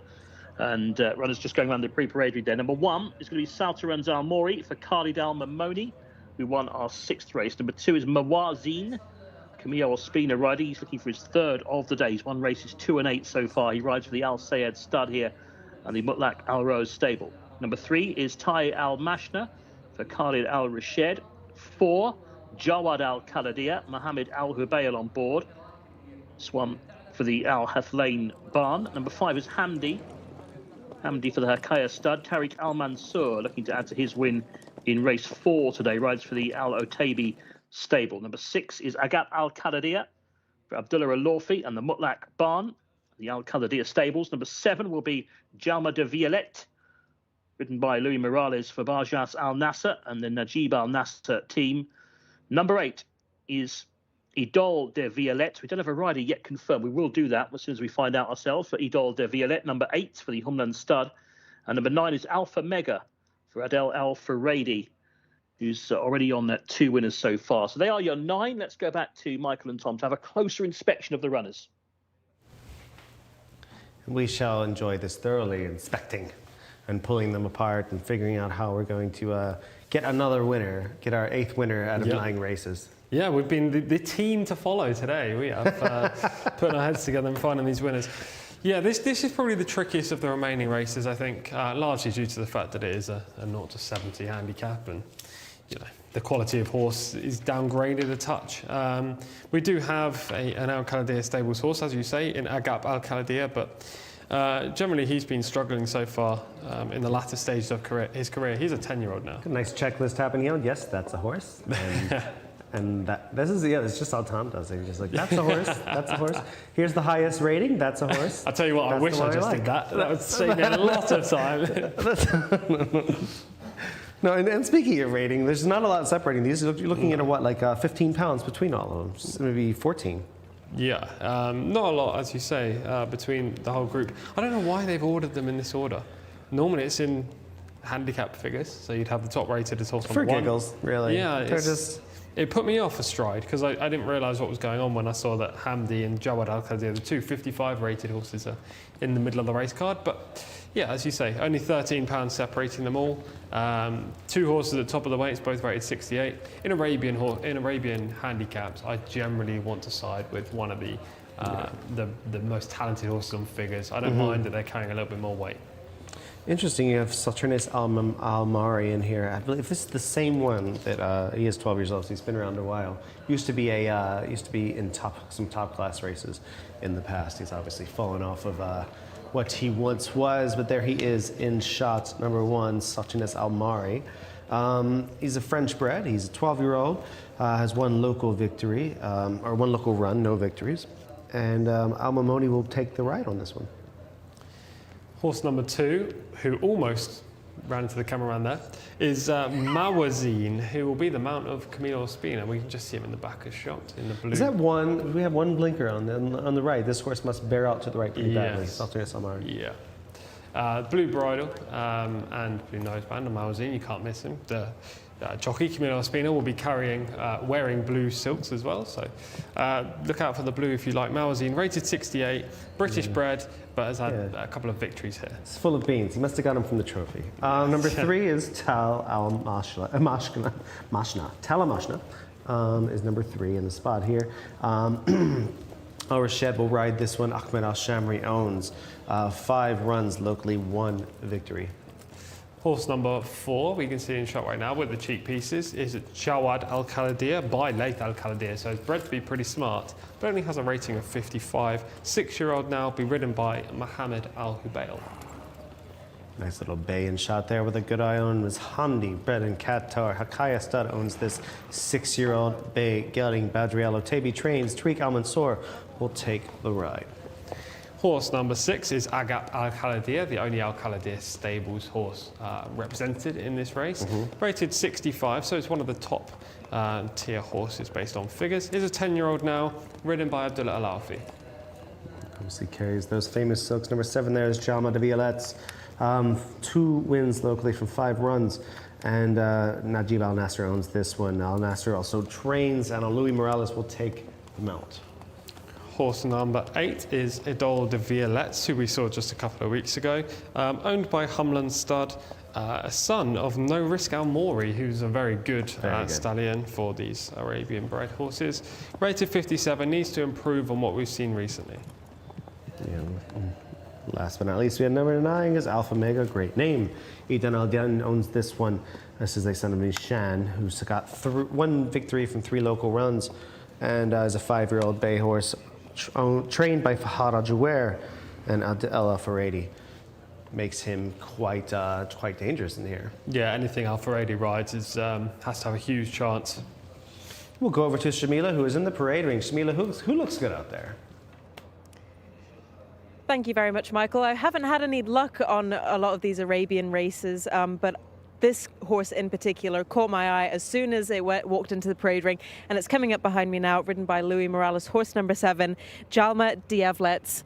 Here he is now, sporting some black blinkers along with his yellow tack to match the black and yellow silks that Louis Morales will be sporting. Now, this is everything you want in an Arabian. Look at how the neck is arched. They have nice back hind quarters as well, and I want to say a well done to the grooms as well for the turnout, because if you can see the quarter marks as well, so it's nice to see grooms putting the effort into these horses, even though there is no best turned out here yet. It's nice to see the horses really well turned out and looking well. I would like to see Louis Morales back in the winner's enclosure for this race. Another horse that I also really liked is horse number 6, A-Gap Al Khaladia, rated 65. I don't think Al Khaladia are done with their dominance yet this evening. It's only race number 9. We could see them a lot more in the winner's enclosure, but I'm going to stick to my guns and stick with horse number 7, Jalma Diavlet. All right, thank you so much, Shamila. We're gonna. I'm still deciding. So I like to. It looks like David in the comments wants to be with the 7 as well. Yeah, so David Ballin, who's done quite well with picking some horses. From the YouTube comments, he agrees with you. He likes these Jalma Diavlets, and rightfully so. 2 local wins, gets a right jockey, sort of a nice jockey assignment in Louis Morales. Very much capable of doing so, and this race is a little more wide open than the previous 2. Yeah, very much wide open. As I say, it's 0 to 70 handicap, so there's no real standouts and huge class differences between the protagonists and the also-rans in here. I'm not going to be with the 7, but I can see the angle that Shamila and David must have. Obviously, he's a nice-looking individual. She's a nice-looking individual. Relatively young, taking on the elders as well. But it's the other 5-year-old in the race, not Alpha Mega, that I like. Mawazine, horse number 2. Camilo Espina already had 2 wins on the day. I like the inside gate. And we actually saw this horse run just a few weeks ago, and she was pretty good there. So I'll take Mawazine. I thought just in paddock presentation and also jockey assignment, I think I'm going to go for I'm going to go for Alpha Rady being the first of the 2 to get the hat trick between him and Ospina in here. He rides Alpha Mega on the outside. This French bred is rated 63, about 5 pounds below Mawazine. He's got to make that up from a less advantageous post, but has every chance to do so, and it's not a huge field to sort of negotiate through as well. No, exactly. Just a small field. You can make a case for all of these, but I can certainly see the angle. I do like the younger horses in here, the 5-year-olds. They're potentially open to a little bit more improvement than the older horses. The likes of Salteren's Al Mori, horse number 1, being a 12-year-old now. You know, you said that he'd been contesting some nice races in the past. The fact that he's found himself in a 0 to 70, to me, suggests he's way past his peak. Yeah, he's slowly on the downward slope, and obviously the equipment on the outside with 1 blinker means that he's bearing out a bit, which it's not always a sign that they want to bear out. Sometimes it's a sign that they're just not as interested as they used to be, to put it lightly. But yeah, I'll stick with Alpha Mega in here. I think he's got a good shot, as good as any. I mean, the one that catches my eye on a physical, the physique rather, and just carrying himself fairly well is the 4. Jawad Al Khaladia, but he does seem a little bit light and tender in the front legs. So, and he has the wraps on them, which is not always the greatest sign. So it'll be interesting. She was right about the 7, Shamila. The horse does look extremely well. There's Idol de Violets. As aforementioned, you get a son of No Risk Almari. He's got the pedigree to get it done. There's Sultaness Almari going out, looking well. Old boy is going to try to get it done. And definitely looks unique with that one-sided blinker on it. Basically, it's called a blinder, not a blinker. I'm wondering also, he may have lost an eye. which is why it could have that, just to stop the dirt getting in. I don't know, it could be, Maybe. It could easily be what you said there and the fact that he bears out, but I don't know if it covers his whole eye. I'm about to have a look from behind. I can't really tell. Unfortunately, they don't list the number of eyes in the program, but that's okay. There's the 4 we mentioned previously. He looks a lot better now that he's allowed on the track. Yeah. To get his bearings. Jama de Violet's Shamila's choice, looking very well within himself. Quintessential Arabian look to this horse, just as she mentioned earlier, just very very sleek looking. He's got a bit of a scoop to his back. He's very bowed neck, carries himself extremely well. And there is Ido de Violet's looking well. And our aforementioned our outriders who were featured earlier. Yeah. They obviously they work really hard too. They were kind enough to come in and thank us earlier for the feature into the studio because they appreciated it. But yeah, just great stuff to see them out there, basically making sure that the horses and the equines and the humans are safe as they can be in what can be a very intense sport. But yep, I'm going to stick with Alpha Mega. I think the horse has got every chance, or as good as any. Yep. I think that's incredible analysis, I know. Wow. As good as chance as any. In this race, it's literally wide open though. You can make a case for all of them. There's no real clear standout. So it's a similar case for me with Mawazine. I think she's just got the best chance, but it is kind of as good a chance as any. She's run to a similar level to most of these. She's just been a little bit more prolific and gets one of the leading riders. So yeah, I think we're both coming down on a similar angle, but different horses. It's got to be a tough day for the riders if you think about it, because they probably are used to having this this day of racing, this festival of racing on the farm in and of itself, like in a vacuum, basically. Yeah. And you know, they ride 8 races per day or so with these horses. It's an exhausting day, but on top of that, today they have 4 races. A lot of them had to ride earlier today. So a couple of these riders are riding 10 to 12 races. 7 to 8 of those being Arabian races. It's hats off to them, because they have to do this 2 days in a row and then have a full board of races of mostly thoroughbreds on Saturday. Maybe that's why Alex Moreno decided not to ride. Yeah, that's right. Alex is cutting his losses a little bit and just taking a little bit of rest, because he knows it is a long weekend, an exhausting weekend. And anybody who rides the Arabians will tell you it's basically 2 to 3 times the effort. You have to pay attention to what they're doing at every single moment. All right, so I'm going to go with Alpha Mega, because I feel like the name sort of really resonates with me and my own personality. And you're going to go with whoever's going to finish second behind him? Horse number 2, Mawazine for me. Yeah, you're going with Mawazine. And Shamila is going to go with number 7, Jama de Violet. There are the prizes. We'll analyze those later. I know that everybody's waiting for that. That's what people are sticking around for. No bathtub yet, but we'll see. I'm looking forward to that. We'll go to Enzo as the horses close in on the starting gate and see what he has to say about these, and let him call the race a few minutes after that. Enzo, how are you? Yeah, listening to your detailed analysis, Michael, very carefully indeed of this race coming up. You've been in great form today, as has Tom. And Shamila as well. Let's have a look at these then as they head down. Longer race, this isn't it? Mile and a quarter. Which is a bit of a stamina test for these Arabian breds. This is a handicap race, 0 to 70 they're rated. I like Mawazine as well. That's also Tom's quite keen on. I think Speed has kind of put that miserable run behind him now. And he's got the winning habit back. Should run well, along with number 4, Jawad Al-Khaladia for Mohammed Al-Hubail. As arriving down at the start, let's have a look at them. There is Jawad Al-Khaladia, the grey, as the floodlights well and truly on now as we head well into the evening here. Will be 7:15 local time, and runners about to go behind the starting stalls, and then they'll be asked to load up fairly soon. Number 1, Sarsaranz Al Mori, Khalid Al Mamoni. The 2, Mawazine for the very much back to form Camilo Ospina. Number 3, Tay Al Mashna for Khalid Al Rashed. Number 4, Jawad Al Khaladia, Mohammed Al Hubail. 5 is Hamdi for Tariq Al Mansur. 6, Agap Al Khaladia for Abdullah Alofi. 7, Jalma de Violet, Louis Morales. 8, Idol de Violet. That's number 9. That's Alpha Mega. Got those blinkers on. Adel Al Faradi on board. So they are loading up. First 1 or 2 already in. All these Arabian breds were well into the First day of the World Cup for the Arabian Breds here. They've got that big race tomorrow to look forward to as well on the channel. Number 3's been dismounted here, Tay Al Mashnar.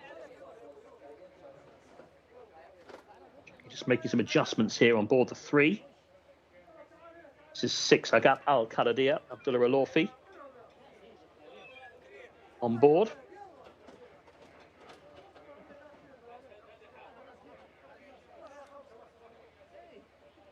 So runners going in. Here's the 5. This is Hamdi, looked really well on the way down. Blue colours with the white star.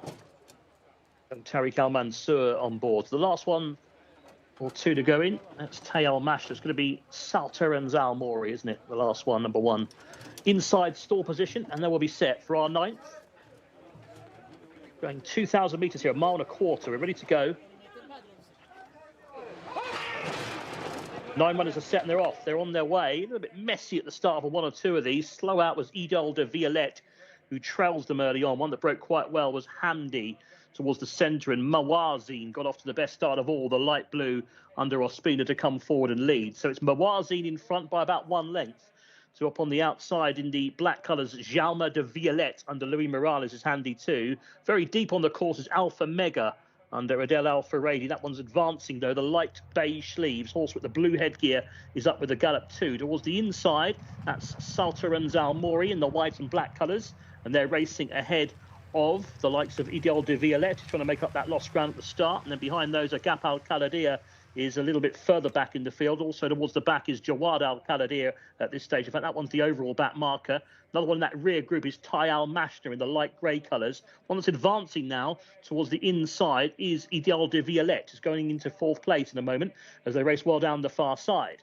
So they've covered the first 800 metres now. And they're tanking along at around 51 kilometres per hour. And the leader now is number 9, Alpha Mega, by a length and a half. Alpha Mega's kicked on here to Sartoran's Al Mori racing in 2nd. In 3rd place, no panic from Ospina on board Mawazin, just angles to the outside of the light blue. He's racing ahead of Idol de Violette, who's now a clear 4th. Behind those, Tay Al Mashner's trying to get on into the race as well in 5th. And then the grey creeping closer, Jawad Al Qaladia in the blue and white. That one's outside is Hamdi. Losing ground is Jaume de Violette. And under pressure and struggling at the back of the field now as they head towards the home turn is Tay Al Mashner. And also at the back, Agap Al Qaladia. Here comes Mawazin, though, moving nicely in the pale blue to come and throw out the challenge to the early leader, Alpha Mega. It's Adel and Pamio again. It's Alpha Mega in front, though Alpha Rady still has the lead. Mawazin in 2nd. From the back, trying to stay on is Tay Al Mashner, who might have a say down the outside, but the headgear is running on very strongly now for Khalid Al Rashid. And here comes Tay Al Mashner on the outside to come and pick these two up with 200 to go. Tay Al Mashner has now gone on to Alpha Mega in 2nd as Mawazin backs out of it. And up front, it's Tay Al Mashner and Khalid Al Rashid by a neck, fighting back Alpha Mega. Alpha Mega's trying to come back here, but Tay Al Mashner will just do enough to beat Alpha Mega in a stirring duel up the home straight. Mawazin was 3rd, and they were clear of Hamdi in 4th place. Shake of the hands there, good sportsmanship between them. But it was Tay Al Mashner, number 3, who's won it. The Al Shamri stable, owned by Ahmad Al Shamri, has got the better of Alpha Mega, who was really tough. Alpha Mega had his own sort of personal battle with Mawazin. Adel Al Faradi on board the 2nd horse was up there throughout, did a lot of running there, got beat ahead in the end. 3 the winner, Tay Al Mashner, winning time 2 minutes 22.10 seconds. 2nd number 9 Alpha Mega, beaten ahead. And 3rd number 2 Mawazin, who had moved into it. I thought, look, the winner on the Crown of the Bend.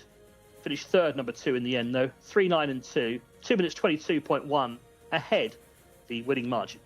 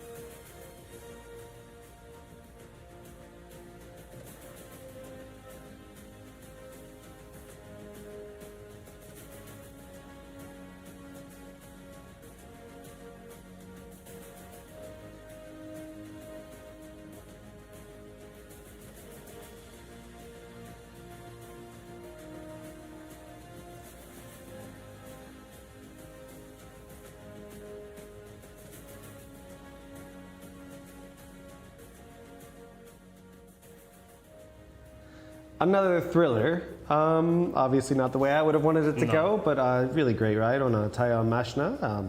Just basically ground down. It would look to be a possibly runaway victory by Alpha Mega.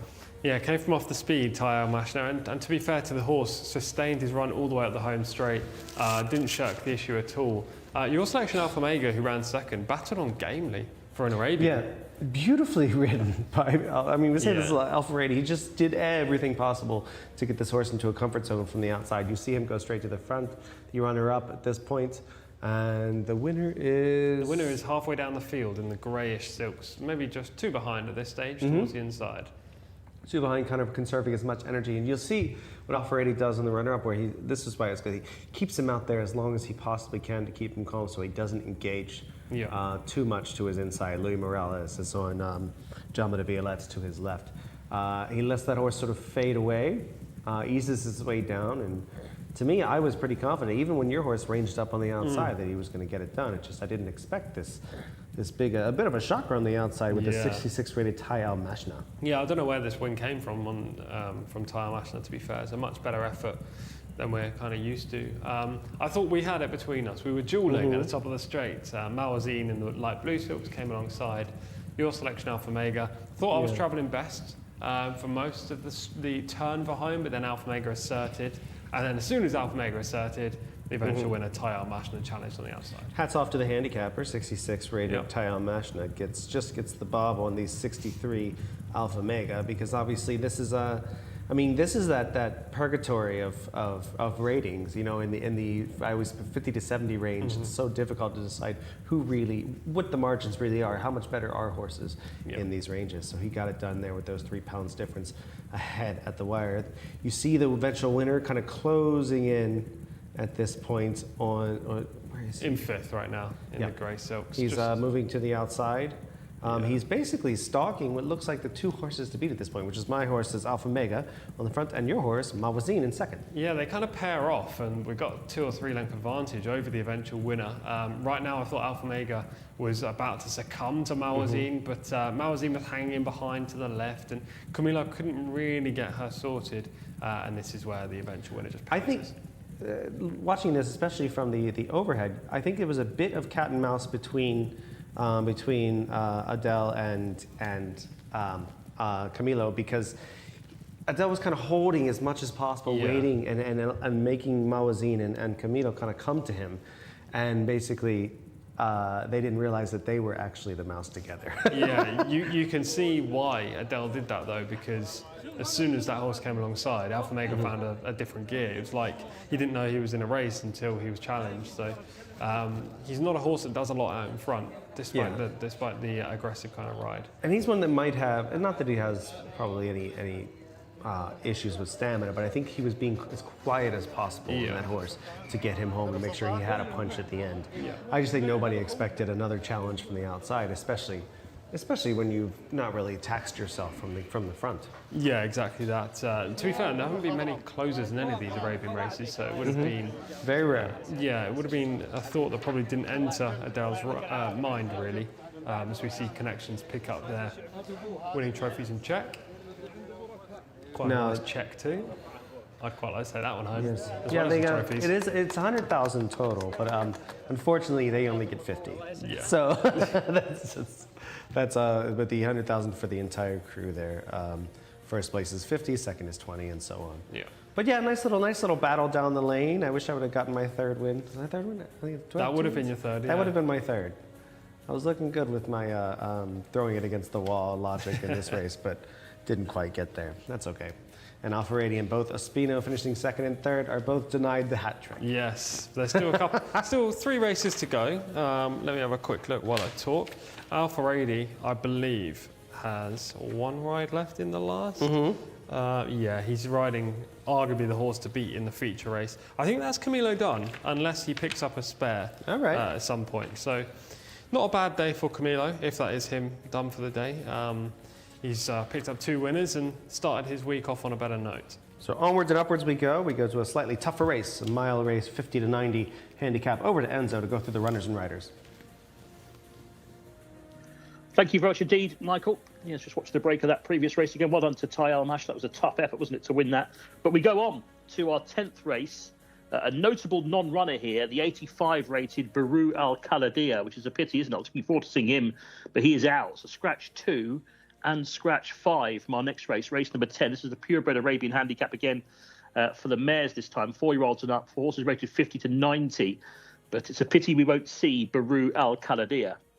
So number 1 is Talar Al Khaladia for Naif Al Anazi. 2 is a non-runner. 3 Al Mash Al Bahar is ridden by Nawaf Al Fayrouz. Number 4 is Kabara Al Jazra, who is ridden by Mohammed Al Hubail. 5 is also out, Jamana, does not run. Number 6 is going to be Rasakat Al Haladia. Number 7 is Munia, ridden by Wigberto Ramos. Number 8 is Katabat Al Khaladia. This one's written by Tariq Al Mansur.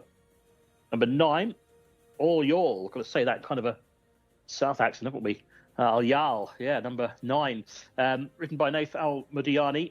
Number 10 is Modishar for Abdulaziz Al Yayesh. And there's one more, number 11, Ghazal Al Khair. Rakan Al Abaid now takes the ride on the 11 horse here. So take out 2 and 5, which means we're down to 9 runners for the guys to have a look at. And don't forget, a significant non-runner here, number 2, Baru Al Khaladia.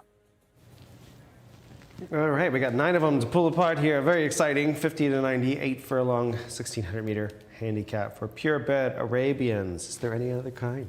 So yeah, it's going to be a fun. This will be a fun race. So this is slightly better horses. We're going to up our game in class here. Big bracket, isn't it? 50 to 90. Complete. So 40 pounds, so about 20 lengths between all of these horses. Yeah, which means, in theory. which means plenty of them are basically out of the handicap in here. I mean, you have a horse rated 50, horse number 6, Rasikat Al Khaladia, carrying 53 kilos. Then you've got horse number 1, Tala Al Khaladia, rated 79, so 29 pounds better, yet is carrying the exact same weight. It's an interesting handicap, that's for sure. Yeah, doesn't make an amazing amount of sense. No. I hate to see anything over the 15-pound bracket. Yeah, you know, like the differential, because it's just impossible for the to really create the essence of why a handicap exists. Yeah, what's the point? You've basically got horses running off marks that aren't their marks. Here are the horses. We're going to go and number here. Tala Al Khaladia, not Talal, not Talal. Tala Al Khaladia is by another Al Khaladia from the Mutlaq stable, and Naif Al Anazi takes the ride. Must have a great chance in this race. Horse number 2, Boru Al Khaladia, is a non-runner. Scratch that horse from your race cards. As is horse number 5, Jumana. That horse was rated 69. Boru Al Khaladia would have been top rated horse in the race actually, with a mark of 85. So we'll move on to horse number 3, Al Mash Al Bahar. Al Fayrouz gets on board the 3. Nice looking type as well. Might come on a touch for the run, but these are Arabians, not thoroughbreds, so generally they're not going to go right up. Yeah, he's a nice looking sort. Yes, he's owned by Al Baha Stud, 6-year-old, plenty of wins to the name as well. Rated just 60 though, out of the handicap. Kabara Al Jasra is number 4 there, sporting the yellow. Salam Al Ajmi owns this one. The 6-year-old bay mare Al Rashid trains Al Hubail. Will ride. As I say, horse number 5, Jumana, is scratched. So here's number 6, Rasikat Al Khaladia, rated just 50. Virtually no chance on figures, given that this horse is out of the handicap, yet still has to carry the bottom weight of 53 kilos. Yeah, quite the leggy sort going to post. Munir is number 7 in shot right there. This 6-year-old bay mare is owned by Muhammad Iyad Al-Beni, trained by Fahad Al-Juwair, and Wiggy Ramos takes the ride. Horse number 8 is Katabat Al Khaladia, the mount of Tariq Al Mansur. This horse will carry 54 kilos. Owned by Aben Stud, is by Hatam Al Khaladia, a stallion that we've seen had great success with his progeny here. Now they want to call this number 9 Al Yal, but the breeders in the States, it's definitely Al Yal is what this horse's name is. Omar Rashid Al Twali, 6-year-old bay mare, and looks to be one of the main players, I guess. Out to Shamila, let's see what she thinks. Thank you very much, Michael. It's the 10th race of the evening, so hoping to finally bring you another winner in this contest. I've decided to go with horse number 1, Tala Al Khaladia, rated 79. Just gone down here to the start by under Naif Al Nazi. You might notice I'm a little bit out of breath, but I've run down to the track where the horses are going out, and a lot of the horses are being well behaved. I don't have many paddock negatives today, which is unusual for me. I'm usually really picky. I like to see horses in good condition and walking around sound. So no paddock negatives for me in this contest. I will be sticking with Tala Al Khaladia. I think Naif Al Nazi can drive this horse to the finish. He's a great jockey. He's had one winner today already, so he's definitely chasing that double. And as the horses head down to the start for the 10th race of the evening, I'll throw back to you, but I'm definitely sticking with Tala Al Khaladia. All right, thank you so much. And then we have one more to cover, which is, we covered all y'all. We have Jcsa goes up there for Al Sayed Stud. Yes, had one victory, 5-year-old mare in this race. And there's one other horse who we'll touch on very shortly. That is Ghazal Al Khair. But here is some some form of Tala Al Khaladia. Yeah, this was the horse to beat in here. Shamila's selection as well. Just you can tell how they're walking in this race in Taif. Super slow mo. The ground's so deep, and Tala Al Khaladia just keeps on grinding and grinding and grinding and gets the job done. I don't know how relevant this form is necessarily, because it's a completely different track, a different kind of contest. But I think Tala Al Khaladia is the horse to beat today, and pulls himself up. I don't think he really gets tired there. No, and actually the runner-up was Shahina Al Rayla, who's a horse who only comes from the back and generally flies in the races, so that's not overly surprising. I think that obviously the 79 rating speaks of itself, but I think that he is one of the horses to beat, if not the. Yeah, I think she is definitely. She gets the fillies allowance as well as the fact that she's not top rated. Kabara Al Jaz was rated 80, so Tala Al Khaladia carries a nice racing weight, forces the majority of these out of the handicap. Naif Al Nazi from Mutlaq bin Mishrif and Al Khaladia stables. It's just the prime combination. I'd be surprised. Well, actually, no, I'm not going to say that because I said Look that at earlier. these. Wow. That's nice. It's the Spider-Man trophies. Different, nice. Isn't it? It's different. It's like a net. Yeah, it's good. It could be a hamper. It's lovely. No, I like jelly beans wouldn't work in that one. I really like those, actually. That's my favorite so far. It's thinking outside of the box. Yeah. Haifa's There's a Haifa's chilly out there. Hopefully we'll hear from her later before our feature race. Yeah, she's got her ear to the ground and her face to the heater. So I'm leaning toward Katabat Al Khaladia number 8 here. Looked really well in the paddock, and I just thought that Tariq is probably due another victory here. Yeah, I don't really have any negatives for that horse. I mean, gets into the handicap, carries one of the bottom weights of 54, relatively prolific in the career as well, so I can see it. Here's something interesting. So Tala Al Khaladia, number 1, just turned 4 years old. Obviously is stepping up and probably hasn't had a lot of chances to run against these older horses and tougher. Do you like the younger horses taking on their elders at this point, especially at the turn of the year? Or do you think that it still might be a bit of an ask? I don't hate it. Bearing in mind this horse was a 3-year-old running against other 3-year-olds prior to today.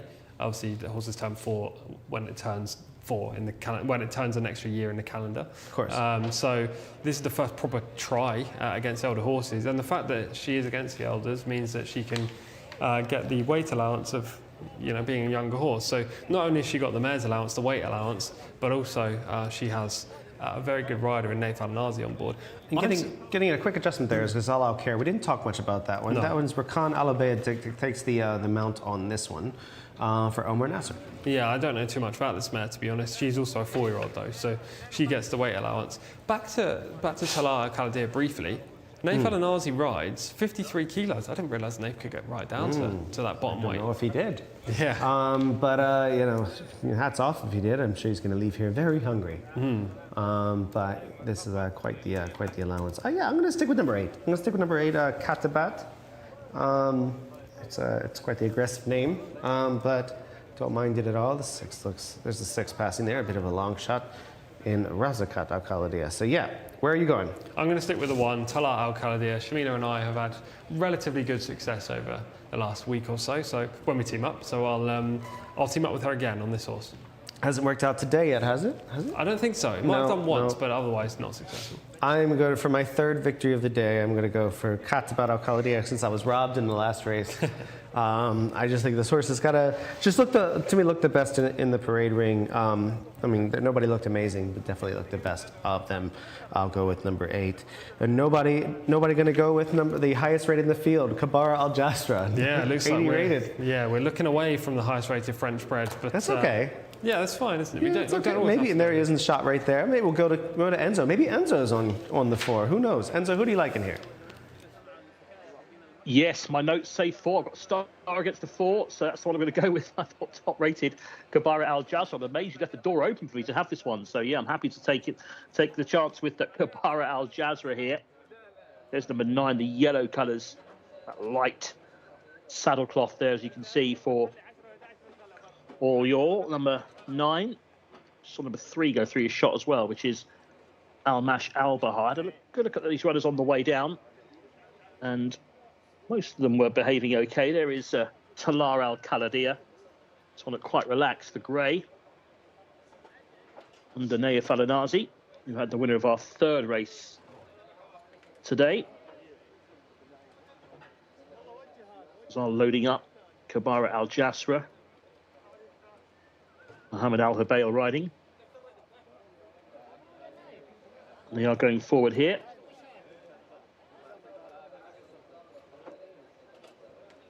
For what is our 10th race. We're going 1,600 metres here. It's the mile. Last one to go will be number 3.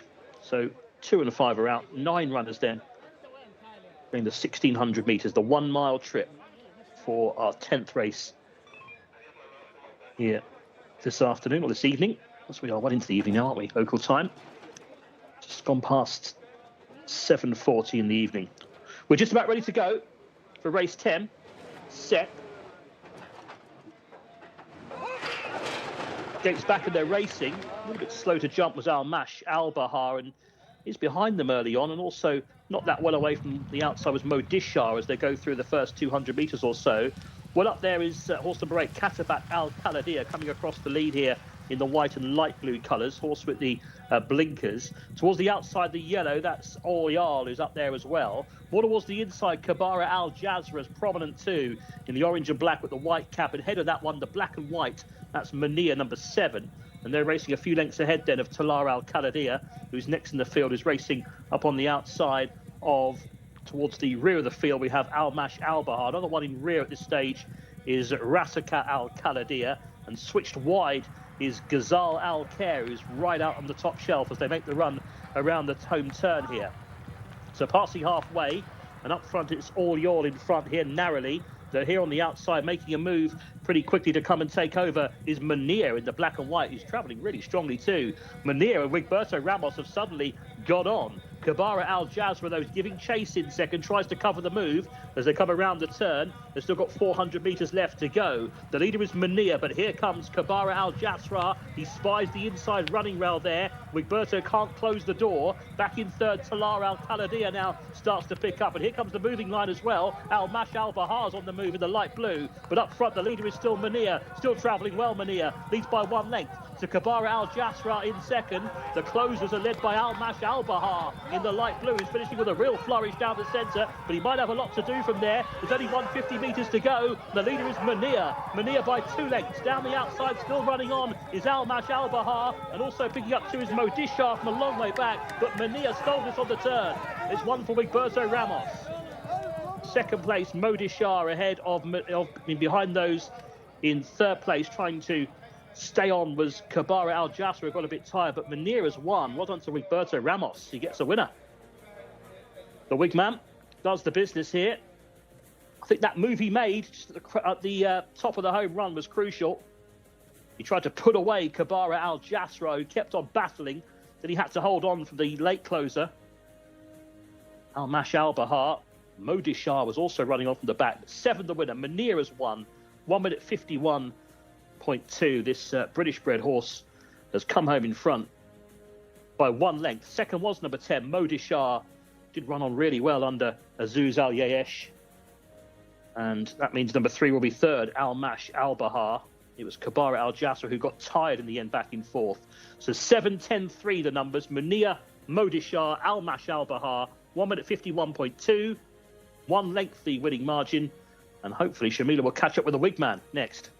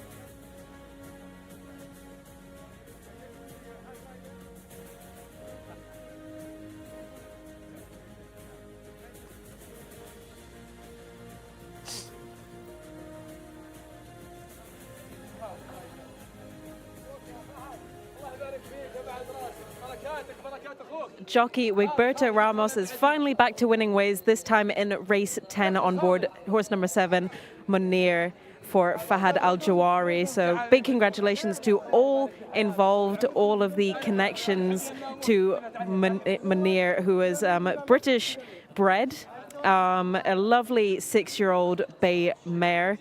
Really, really nice horse there. And a nice win for Wiggy as well. We see him in the winner's enclosure a lot, not that much for the Arabians. Obviously, he did have an Arabian winner not too long ago on one of his favorite mares in Saudi Arabia, but it's great to see him. And it's always great to get a post-race interview with him as well.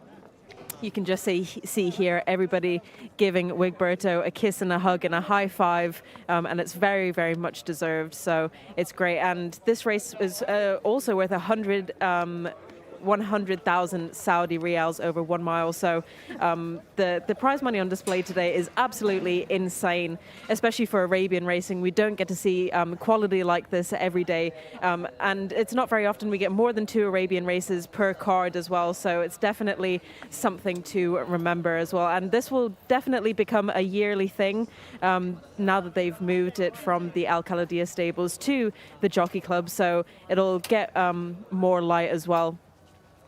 For the superstars in Arabian racing as well. So Wigberto Ramos, Wiggy has just weighed out there. He'll just pop his helmet back on before coming to speak to us. And there's the Wigberto wiggle. Congratulations, Wiggy. Thank you, thank you. Tell me a little bit about this race with Munir. Well, the only I know about this horse, the last race. He went to the lead, and then the jockey just stay in the hand rider because I said, why he don't give the whip to the horse? And the trainer told me that he don't like the whip. So I guess he take off from the 500, he come to the stretch, I let them go. This Arab horses, you cannot do much. A lot of move, they don't like it. They're very sneaky. Yeah. So in the last 100, I hear jockeys, horses coming. Yeah, I just scream on my horse. He just made it. Was he a tiring ride? Did you have to ride him quite a lot throughout the mile? Yeah, the trainer told me if you had a chance to take away from the 600, do it. But I save something for the end. I don't go full.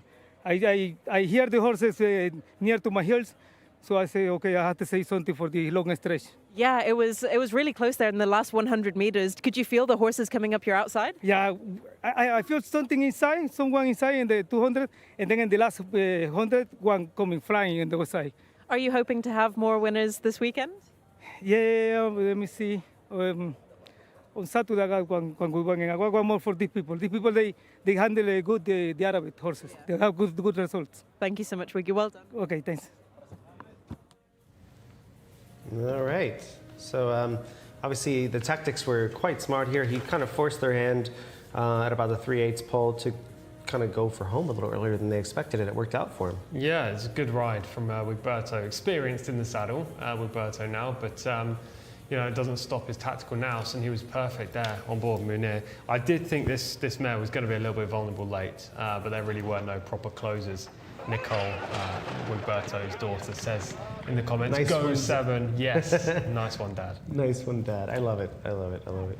And he is right there in sort of to the inside of the leaders at this point. Yeah, broke well. The outside horses broke better than the inside horses generally.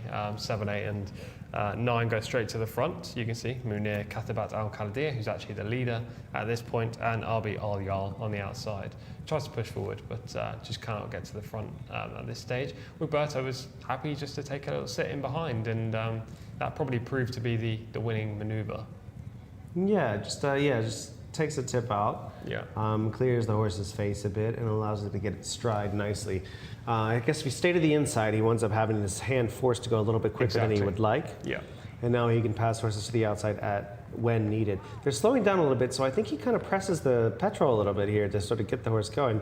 And also does not give, this is race ready, does not give an inch when that horse tried to come up between them just now. Yeah, that was Kabara Al Jazra and Mohamed Al Bail. Tried to burrow through the gap, and Wigberto wasn't having any of that. He was like, "Nope, you're not going through there." And he's given him only about half a lane, which means that he can't come through, and he's getting dirt in his face at the same time. Exactly.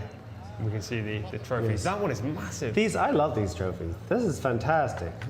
This is fantastic. It will hold no jelly beans, unfortunately. You can't steal my joke. But you, no, I feel like it'll maybe be It's different, isn't it? it'll hold jawbreakers. Yeah, it would.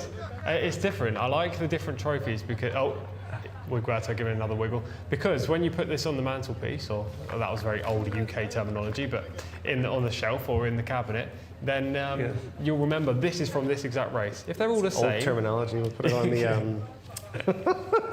If all the trophies were the same, no, then you would forget which horse won each one. Yeah. Yeah, let's look back here. Yeah, just another one. Another sort of look at how Wiggy just wins this on. Yeah. Basically experience. Yeah, no. 2 or 3 horses could have won this race, and I feel like Yeah. you just got it on the ride alone. Definitely. Pulling back at a certain time, blocking off the chief protagonist, you know, key moments. We do see one horse absolutely fly from the back of the pack. That's horse number 10, Modhisha. Not currently in shot, I don't believe. That's horse number 3, and just moving into second, Almash Albahar. But the 10 will be right down the outside any minute. Here he comes. The horses are closing where? From the outside. Yeah, outside's the place to be. I mean, It's not that the inside is bad. I just think like maybe that when they catch their footing, it's usually better on the outside. Yeah, agreed. 4 more strides than 10 would have got up. I mean, you can say that about most races, that the closer would get there in a few more strides, and obviously you have to only run to the distance. But for next time up, 1600 seems the bare minimum for Modhisha. I wouldn't be surprised if they stepped up in distance. Wasn't even going anywhere at this point, the grey right on the outside, and switches out and suddenly finds a new gear on the Finding lead. new gears or passing tired horses? Probably the latter. Probably. Yeah. That's okay. You know, that's the name of the game in dirt racing, because it's a grind. Yeah. It's a grind, and it's all about momentum. And when you don't have it, you lose. So, but definitely want to look forward to moving forward. That one's that one's going to be a tough one to pull any horse out of. But definitely that one. We're going to move on to the next. We'll take our time doing so because we only have a few horses in this one. This is going to be a 1200 meter, another sprint for them. Some classy horses in here, 90 to 105. So I'm looking forward to this one. Yeah, it should be a good race. It's disappointing there's only the 5 runners, one of which is only rated 90. The others are all rated between 100 and 104. Between those 4 latter named runners, it should be a pretty And this is what the competitive handicap contest. should be, is that 15-pound spread where you can make it up and you can weight a horse at the top and the bottom is the bottom. Yeah, exactly. At least for, like you're saying, the horse that is rated 90 in here, who wouldn't have any chance off level weights, gets that big weight allowance. You've also got two newly turned 4-year-olds in this race as well, Rakud Al Ansari and Angad Al Khaladiya. So they both get hefty weight allowances from the elder horse, which is Saab Al Khaladiya. Well, for this is quite the undertaking to go through these runners and riders, but we're going to trust Enzo with it. Enzo, can you take us through it? I believe I'm the right man for the job here, Michael, to go through the 5 runners for this our 11th race. The purebred Arabian handicap. Now, a smaller bracket here, isn't it? 90 to 105, these ratings for the mares and the colts. They're going 1,200 metres. It's due off at 5 minutes past 8. First prize is 50,000 Saudi Riyal, 1,200 metres, 6 furlongs. Let's go through the number 1. We've just seen there, actually, which is Istiglal, the chestnut. Tariq Al Mansour looking for a double. This horse is rated 90. Is owned by the Siala stud and trained by Mr. Al Rashed, and looks very well, I must admit. 2, Saab Al Khaladiya, just gone through his shot there. Abdullah Al Saidi on board for the Al Khaladiya stables, rated 104, the highest rating of these. Number 3, Rakud Al Ansari, Abdullah Al Rashed now rides for the Al Rashed stable, and the owner Nasser Al Shabibi. This horse rated 100. Here's number 4, the yellow saddle cloth for Jade de Faust for Mohammed Al Nasser, the Ajmal stable, and trained by Sami Al Mutari, rated 103, second highest rated. And there's the 5 in the blinkers. That's Angad Al Khaladiya, the Al Khaladiya stables, rated 100 for the Bin Mutlaq barn, and ridden by Abdullah Al-Lawfi, number 5. So they are the quintet of runners. They're going to 1,200. Let's go back to you, Michael and Tom. Done already? Okay, we're gonna carry on ourselves. We're gonna pull this apart. It may be it's quality over quantity in this one. These obviously the 90 to 105 spread limits your pool of horses, but we have plenty of quality in here. And I mean, I venture to say that I mean not every horse is a logical player, but I wouldn't be shocked with any of them winning. No, maybe Istiglal has less of a chance than the other 4, but out of the other 4, very little separates them. But he's only a 4-year-old at the same time. Yeah, that's true. Could easily improve. I mean, it's probably the most competitive Arabian race of the day, barring the final race that we'll see, because that is obviously a Grade 2 featuring some pretty talented horses. But 5 runners doesn't get rid of the competitive nature of it. And just to note, Ahmed Al Rashid will be the jockey on Rakud Al Ansari. And instead of the 54.5, he's going to carry 56.5. He has 2 kgs over. So that would be enough for me to put me off the horse. Yeah, I mean, those little things, especially only 5 horses, and there's very little between them, those things do definitely matter. Weight always matters. Weight will stop a train. Name the horse racing movie. You know? No, but I do know the phrase. It's Farlap. The greatest horse racing movie ever. Do you think? In my opinion, yeah. Interesting. What are your thoughts on Seabiscuit and the other one? Seabiscuit's fine. I like Seabiscuit. It's fine. I think Secretariat's okay. Secretariat, yes. Secretariat's a little bit over the top. I don't love it, but we'll see. Yeah. You know, and Seabiscuit's fine. Seabiscuit's a better movie than Seabiscuit's the classic first movie kind of watch for at the moment, I think. But all horse racing movies are good movies, I'm saying. There aren't many of them. The Black Stallion, did you ever see that? I did see that. Don't get many Black Stallions in the Arabian Where the races, feature race was a 2-mile, 2-lap race around Santa Anita. Yeah. Don't see many of those very often. Not many at all. But yeah, I love a good horse racing movie, but Farlap I saw as a kid changed my life. Tell you what, they should make a movie. I don't know if they are, but about Cody's Wish. Oh, they probably will. They should. They probably will. That will sell. Very, very big bittersweet story that definitely was. Yeah. But yeah, speaking of bittersweet, this is our second to last race. I'm sure you're so sad. But we're moving forward with this. This quintet of contenders. I wonder if they're going to run behind time here. They've only got 9 minutes till the off, and jocks are still not up. They're actually starting the race from the parade ring. Are they? Yeah, they're going to go out. Let's go to Shamila. She's got a nice view down there of the horses. Shamila, who looks good to you? Thank you very much, Michael. It is our penultimate race of the evening. We only have 5 runners in this contest, but it's still quite a strong race. Now, horse number 1 is my paddock negative. I don't know if it's a negative, but definitely something to note. Very much on his toes in the preliminary stages and round here as well. So I won't get too close to him. As you can just see, he was kicking out at the rails and everything as well. He's partnered with Tariq Al Mansour, who's already had a winner today. He is a really nice looking horse, so I'd probably be in his camp if he wasn't so hot going around the parade ring.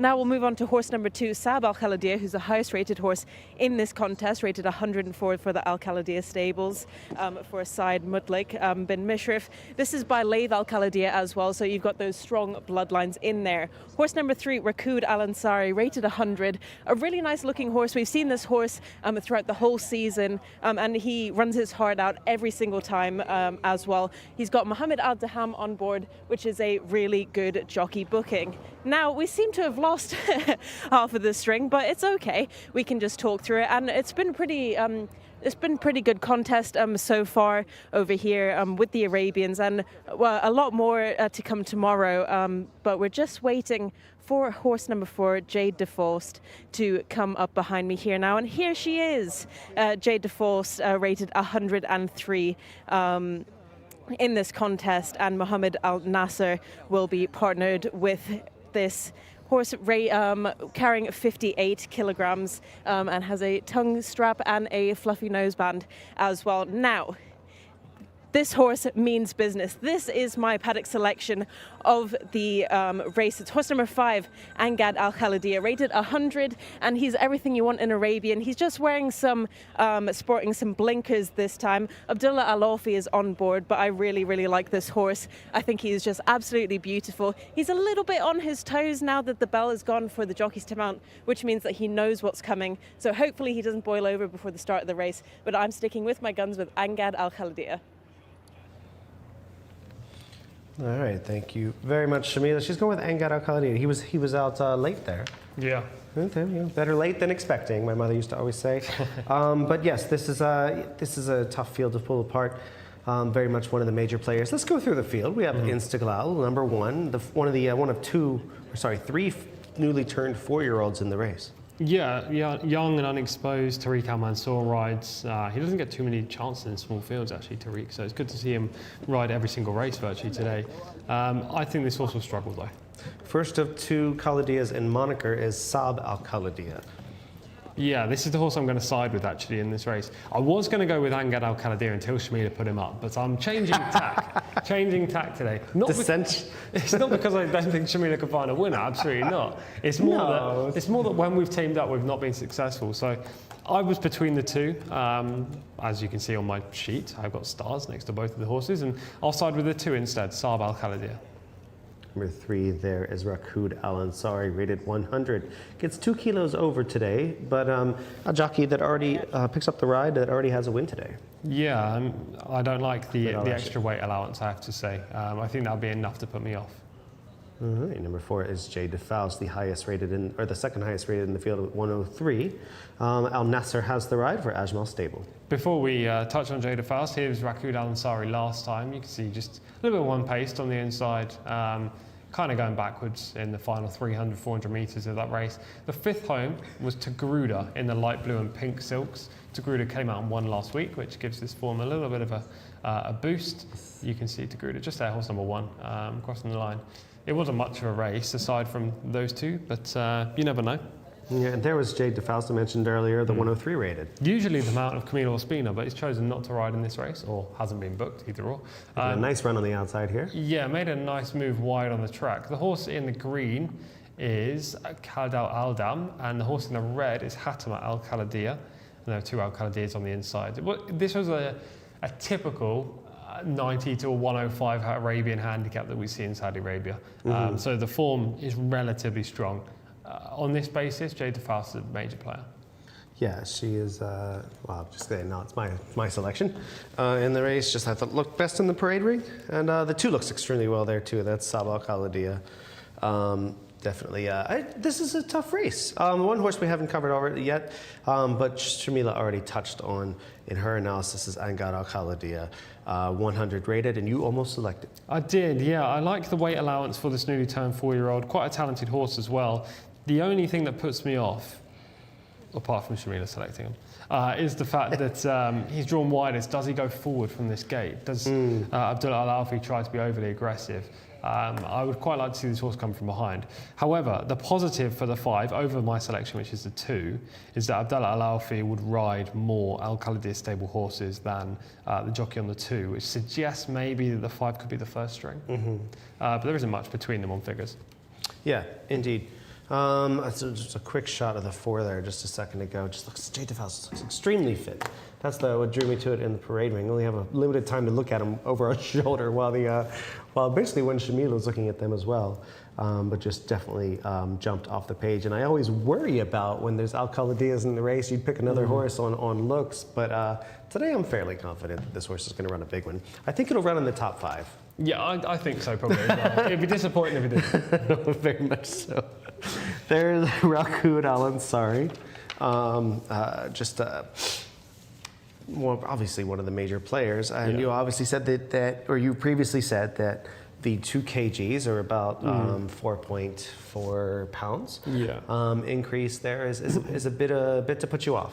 Yeah, it's crazy. I don't like to see that at all. I do remember once seeing a race at Mountaineer Park where a jockey put up 6 pounds overweight, which was it's just ludicrous, really. If you can't make the weight, you should get a new rider, in my opinion. But I think the rider on the 3 who's taken over from Mohammed Al-Daham is in fact the trainer as well, so it's his decision at the end of the day. You hear that, jockeys? Anybody paying attention? You just let Tom know what you think in the comments. Look, you've got to give your horse your best possible chance of winning, and if you're making them carry more weight than they should, then they don't have that. Indeed. Well, I'm going to go with Jade Faust, who's going to win this by 20 lengths, and then we got the numbers keep increasing as we go along. But I do think Jade Faust will run a huge race here. Yeah. You're going to stick with the 2, Saab Al Khaladir for me, and Shamila is going to go with Angad Al Khaladir. We're going to go over to Enzo, who's going to take us through our penultimate race. I agree with you here, Mike. I think Jade Faust is going to run well here, number 4. The French bred, 103 rated. Runners are at the start then. The 5 of them going 6 furlongs here, 1,200 metres. And runners will shortly be loading up. Tariq Al Mansour riding Istiglal. As you say, the jockey changed, and the trainer jockey now for number 3, Rakud Al Ansari here, is Ahmed Al Rashed. Jade Faust written by Ahmed Al Nasser, and Angad Al Khaladir by Abdullah Al Lawfi. The white and black. This horse did look really well on the way down, I must admit. Angad Al Khaladir caught the eyes certainly of those on the way to post. Jade Faust, the grey about to go in. 2 in, 3 out. This is Jade Faust. It's about to walk in now. Does so. Angad Al Khaladir. And completed the line in the white and green is Rakud Al Ansari. We're ready. Race 11. 6 furlongs, 1,200 metres, and they're off. Very slowly away was Istiglal from the inside and immediately trails them. One that broke well was Saab Al Khaladir in the white and black cap on the inside. And that one goes through to lead. On the outside, racing the 2 path. Close up, though, is Rakud Al Ansari, the green sleeves and cap. Racing up on the outside, trying to get across, is Angad Al Khaladir, the white cap horse with the white blinkers. Then the grey horse, Jade Faust, on the outside, the blue and gold colours. And towards the inside, quite keen, is Istiglal in the yellow. It's not really that tractable around the turn. You can see some steering issues for Tariq Al Mansour on board Istiglal, as the pace really increases here around the turn, 58 kilometres per hour as they pass the 400.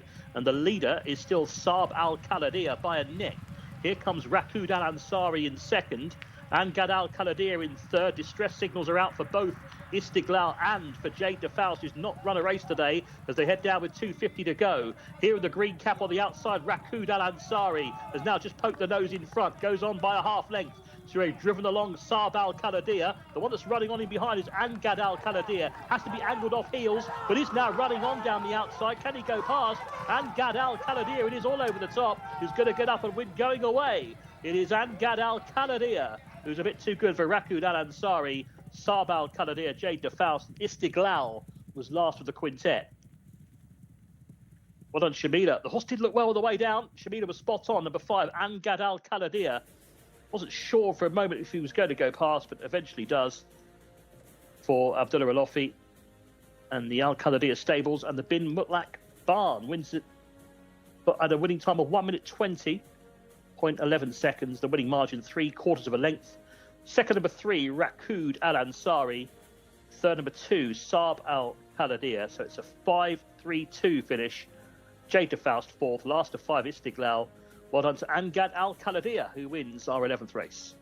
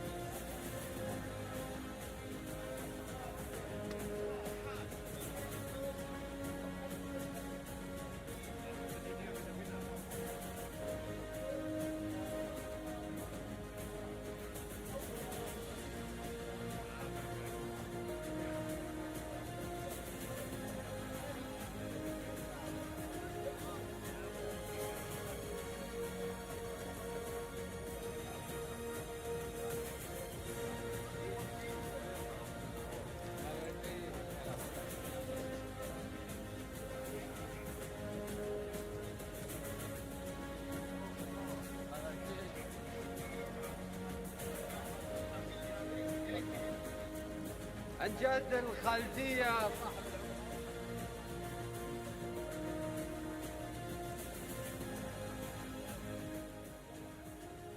Well, all I can say is that, you know, Tom, sometimes you have to side with someone who picks all the winners. Tom's absolutely fuming.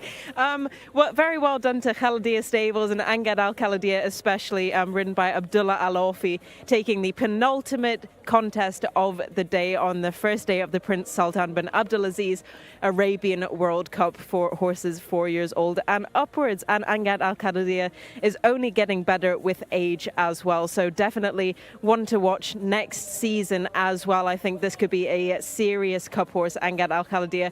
And we've seen many times that these Arabians, they age gracefully and they don't usually reach their peak until they're maybe 6, 7, even 8 years old as well. So very well done to the Mutlik family, Al Khaladia Stables and Abdullah Al Awfi for that. And very well done to me for getting another winner on the card. And hopefully I will bring you another winner for the last race of the day. Tom Collins, I wonder if you'll be sticking with me. Thank you so much for that that post-race analysis filled with humility. We appreciate it, Shamila. This was no, hats off. She finally got a win. Yeah. You know, a broken clock is right twice a day. Yeah, I was blaming Shamila for me not picking winners. It turns out it was my fault. That I jumped off the horse that was most likely to win, and Shamila had the winner. So maybe it wasn't Shamila. However, in the last race, I think we're probably going to side with the same one, judging by what Shamila usually picks. So, yeah, the pressure's on. The pressure's on. We'll see here. This is the finish of the race. Obviously, there was a glimmer of hope there that Rakud Al Ansari could get it done, but it was maybe those 2 kilos. Yeah, exactly. Made the difference. Exactly that. This is when small margins really are found out in the finish. You know, you've potentially cost your horse the race there. I don't know whether Mohammed Al Daham couldn't ride or whether the trainer decided he wanted to ride the race. The ride was good. It's nothing to do with that. It's to do with the fact that he was putting up 2 kilos overweight and he's been beaten a small margin. That's the difference between obviously winning, and it could be the difference between winning and finishing second. And also, not only just the fact that you're winning, it's also the 30,000 Saudi Riyal difference between first and second. So. Yeah, Lafi's got an eye full of him right now, trying to just get by him in the final stretch. Keeps on looking over, trying to evaluate whether or not he can get him. At the end, the horse pricks its ears. Yeah. And he's not the most reliable horse, the winner. He was hanging left and right. And I think Abdullah Lafi was just keen that he didn't interfere with the runner-up.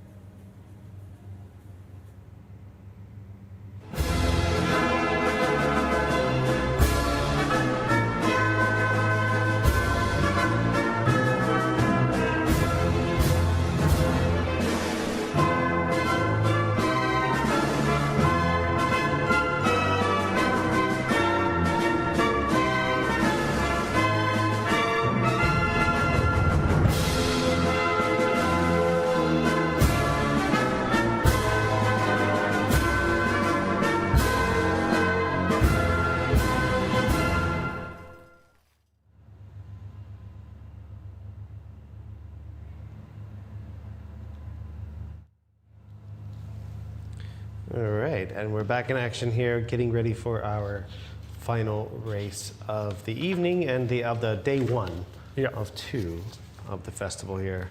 We have another 8 races of purebred Arabian action tomorrow. I'm sure you're very much looking forward to. Yes, exactly. That was the owner of the Al Khalidiyah stables pictured there while we were watching and listening to the national anthem, Prince Khalid bin Sultan. So he's here to watch his horses in the last race, and the Al Khalidiyah stables have 3 representatives. Yeah, and these from the start here, it looks like no real excuses at this point. No excuses for actually any horse in the race. I mean, Jade Faust didn't run her race. I don't know whether something was amiss or what, but in the race itself, there was no interference or anything. I mean, at this point, she's in the very back of the field, but she's within touch, and she is a closer, so you'd expect that this is exactly where she wants to be. But she loses a little bit of touch right here, and that's when it's the alarm bells start going off. Yeah, she's only 3 lengths behind going into the turn, so there was no excuses if she was good enough. But she didn't run any kind of race today, so she was the one that disappointed. The other 3 horses who are first, second, third right now all kind of ran their race. There was, no reason for any of those to be marked up or down necessarily for their efforts. Yeah, where Jade Faust is falling out of the screen now. At this point, she should be at the flank of the eventual winner. Yeah. With a normal run, and maybe even have a shot to win this race, but just was not her day. No, certainly not. She'll have another day though. She runs quite often, and you can just see now the eventual winner lugging in behind. A bit erratic. To the left. Yeah, and again, just trying to lug in. Abdullah Al-Alfi showing all of his experience at this point, just using hands and heels and not resorting to the crop. Yeah, I realized after the use the crop earlier that it definitely wasn't the idea of what this horse wanted, and a straight and narrow ride was going to get him there in time. Now that is a trophy. Yeah, or lovely popcorn holder. That's very nice. I like this one. I like this I one. don't know what the design is supposed to be, but it's really nice. See, that's nice. It is. It's different. I like it. That is Mulab bin Mishrif. Mulab bin Mishrif picking it up. He hasn't picked up many of the prizes actually. It's been other members of the Al Khalidiyah stable team rather than the trainer, but he's come and picked up the trophy. It's off to the team. He's got a big smile on his face as usual. There's a lot to get with that. Well-deserved, very patient ride. Gets it done nicely. So yeah, congratulations to both the sponsors and the winners at the same time. Yep, nice victory there, and that sets us up very nicely for the featured contest, which, albeit is an Arabian handicap for 90 plus, you've got 250,000 Saudi Riyal to the winner. Yeah, it is. There is plenty. This is $500,000. This is a serious prize money fund. I'm assuming U.S. dollars in this. 300,000. So yeah, 500,000 on the line here. This is a serious race for 90 plus rated horses. The big news here is that the top rated horse in the race, Kasrawat Al Khalidiyah, is out, and that would be number 9. We also have scratches from the 10 and the 1 in this race. But Al Khalidiyah stable still has 3 runners in the race as we watch the final strides of the previous race, and hats off to the Al Khalidiyah stables for winning the 11th race. Let's go to Enzo, who's going to take us through the runners and riders for this final and our featured race on this Thursday evening. Thank you, Michael. Yeah, big pot up for grabs here. Let's look at number 5. That's Amir Al-Cham, French-bred horse. Louis Morales will be on board. And this race is the feature race, the Prince Sultan bin Abdullah Aziz World Cup feature race of the day. 12th race of the card for the Arabian Breds, 90+ rated here. And as Michael said, there are some non-runners, which is a bit of a pity, isn't it? Number 1 is out, Sultan Al Sanadi. Number 9 is out, which is a shame, Kazwarat Al Khalidiyah. And number 10, Al Arish. It's only 7 participants now running for this big prize pool. A couple of greys in shot there. So we'll go through them. Number 1 is out. 2 is going to be Nadem Al Mok Al Khalidiyah for Adel Al Furedi, who's already had a couple of winners on the card. Number 3 is going to be Shafa Al Hazam, Mohammed Al Daham for the Al Hazam stud. Number 4, Jamran Al Khalidiyah for Turkey Alofi, riding for the Mutlaq stable and the Al Khalidiyah stables, the owners, those famous white and black colours. 5, the course we had a look at in the barn, Amir Al Kam for Louis Morales. 5, Sal Al Sanadi trains. 6, ES Romani for Khalid Al Mamoni. 7, Assad Al Khalidiyah, Eddie Castro. 8, Hamdani Khalid Al Khalidiyah for Naif Al Anazi. Scratch 9, scratch 10. So 7 runners for our feature race. Back to Michael and Tom. Thank you so much, Enzo, as we go through what is going to be a really fun and very rich race. At $500,000, this is about 1.8 million Saudi riyals. So the money is up for grabs, and the best horse is out of the race. So this is going to be fun, especially when you have horses that are, I mean, it's 90+, obviously. So it's a proper group stakes level, or listed and above. And you're going to have some horses there rated 100 and plus, especially with to me it's fun because you have the top rating are 112 and 113 clashing in here. Yeah, it's a good race. The 2 Al Khalidiyah stable horses, actually the 3 Al Khalidiyah stable horses, quite clearly the 3 to beat. And that's after Kazwara Al Khalidiyah has come out. So they had such strength in depth in this race anyway. And I think they probably would have taken home the vast majority of the prize money that they've put up when with Kazwara Al Khalidiyah in the field. Mm-hmm. Even though he's not running, they're still probably going to take first, second, and maybe even third. Quite feasible indeed. Nadam Al Mok Al Khalidiyah is going to lead the way in just a moment. We'll have see the cameraman rushing on the right side to catch up with them. We'll have them in shot in just a second. So this is the first of the Al Khalidiyahs. Adel Faredi goes for the hat trick on the day. Still looking for that third win, isn't he? He had 2 quickfire wins earlier on in the card, but no luck recently, despite being second on Alpha Mega. I think Nadam Al Mok Al Khalidiyah is the big standout potential improver in this race, gets the weight, despite the fact that Adel was putting up 1 kilo over. All right, we're going to go quickly to Shamila, who is with Haifa right now from the Arabic channel, and we'll go through who they like in this race. Thank you very much, Michael. This last race of the evening is a Group 2 worth $500,000 US, which is just absolutely insane. And I'm joined by our co-worker from the Arabic channel, Haifa Al-Mami. Welcome to the Arabic channel to the English channel for the first time. I was hoping it's an Arabic channel, but I will do my best. Thank you for having me in your channel. And today we have many races. There's many exciting races, and thank God I think I went twice. But tell Tom, I will win this race. Absolutely. And me and Haifa have come up with an agreement that actually, it doesn't matter how many wins we've had all day. It all comes down to this race. Whoever wins this race will be the winner of the day. My heart beats. It's like going like drums, you know. And tell me about who's your selection for this race. For this race, you can see there is many horses, many called there, but my heart will go with, of course, my favorite stable, Al Khalidiyah stable. You know, there is like Nadim Al Muluk. He's the winner of the King Faisal Cup. He looks so amazing now. He's stealing my heart in Taif, but I think he will do it today. I think there is another horse. It's Asad Asad Al Khalidiyya. He's the biggest one. His age is 13 years old, but I think Nadim, he will do it. We have 3 paper from Al Khalidiyya staple, Jumran Al Khalidiyya, Qaswarat Al Khalidiyya. I was hoping to see Qaswara, but they just take it out. There is Hamdani Khalid Al Khalidiyya. I will cross my finger to my cult is absolutely Nadim Al Khalidiyya. Tom, don't choose that. I can't see you. So Haifa is going with Nadim Malouk Al Khalidiyya. My paddock selection is horse number 8, Hamdani Khalid Al Khalidiyya, rated 113, partnered with Naif Al Anazi. I think the Al Khalidiyya stables are to beat here, aren't they? And it's great to have the Al Khalidiyya races here today as well. Yeah, I think if we can do like a quick interview with Adil, I hope like to do like ask him about Nadim. This is my favorite. But I think Naif Al-Anazi, when Hamdani, the last one for Hamdani Khalidiyya, Naif, he did a great job that day. It was a tough race, but Khalidiyya, they will take it easy like this, inshallah. Thank you so much, Haifa. Back to you guys in the studios. And Tom, you've been told you're not allowed to pick any of our selections. Oh, good. Good. Well, I like when they lay down the law like that. That's good.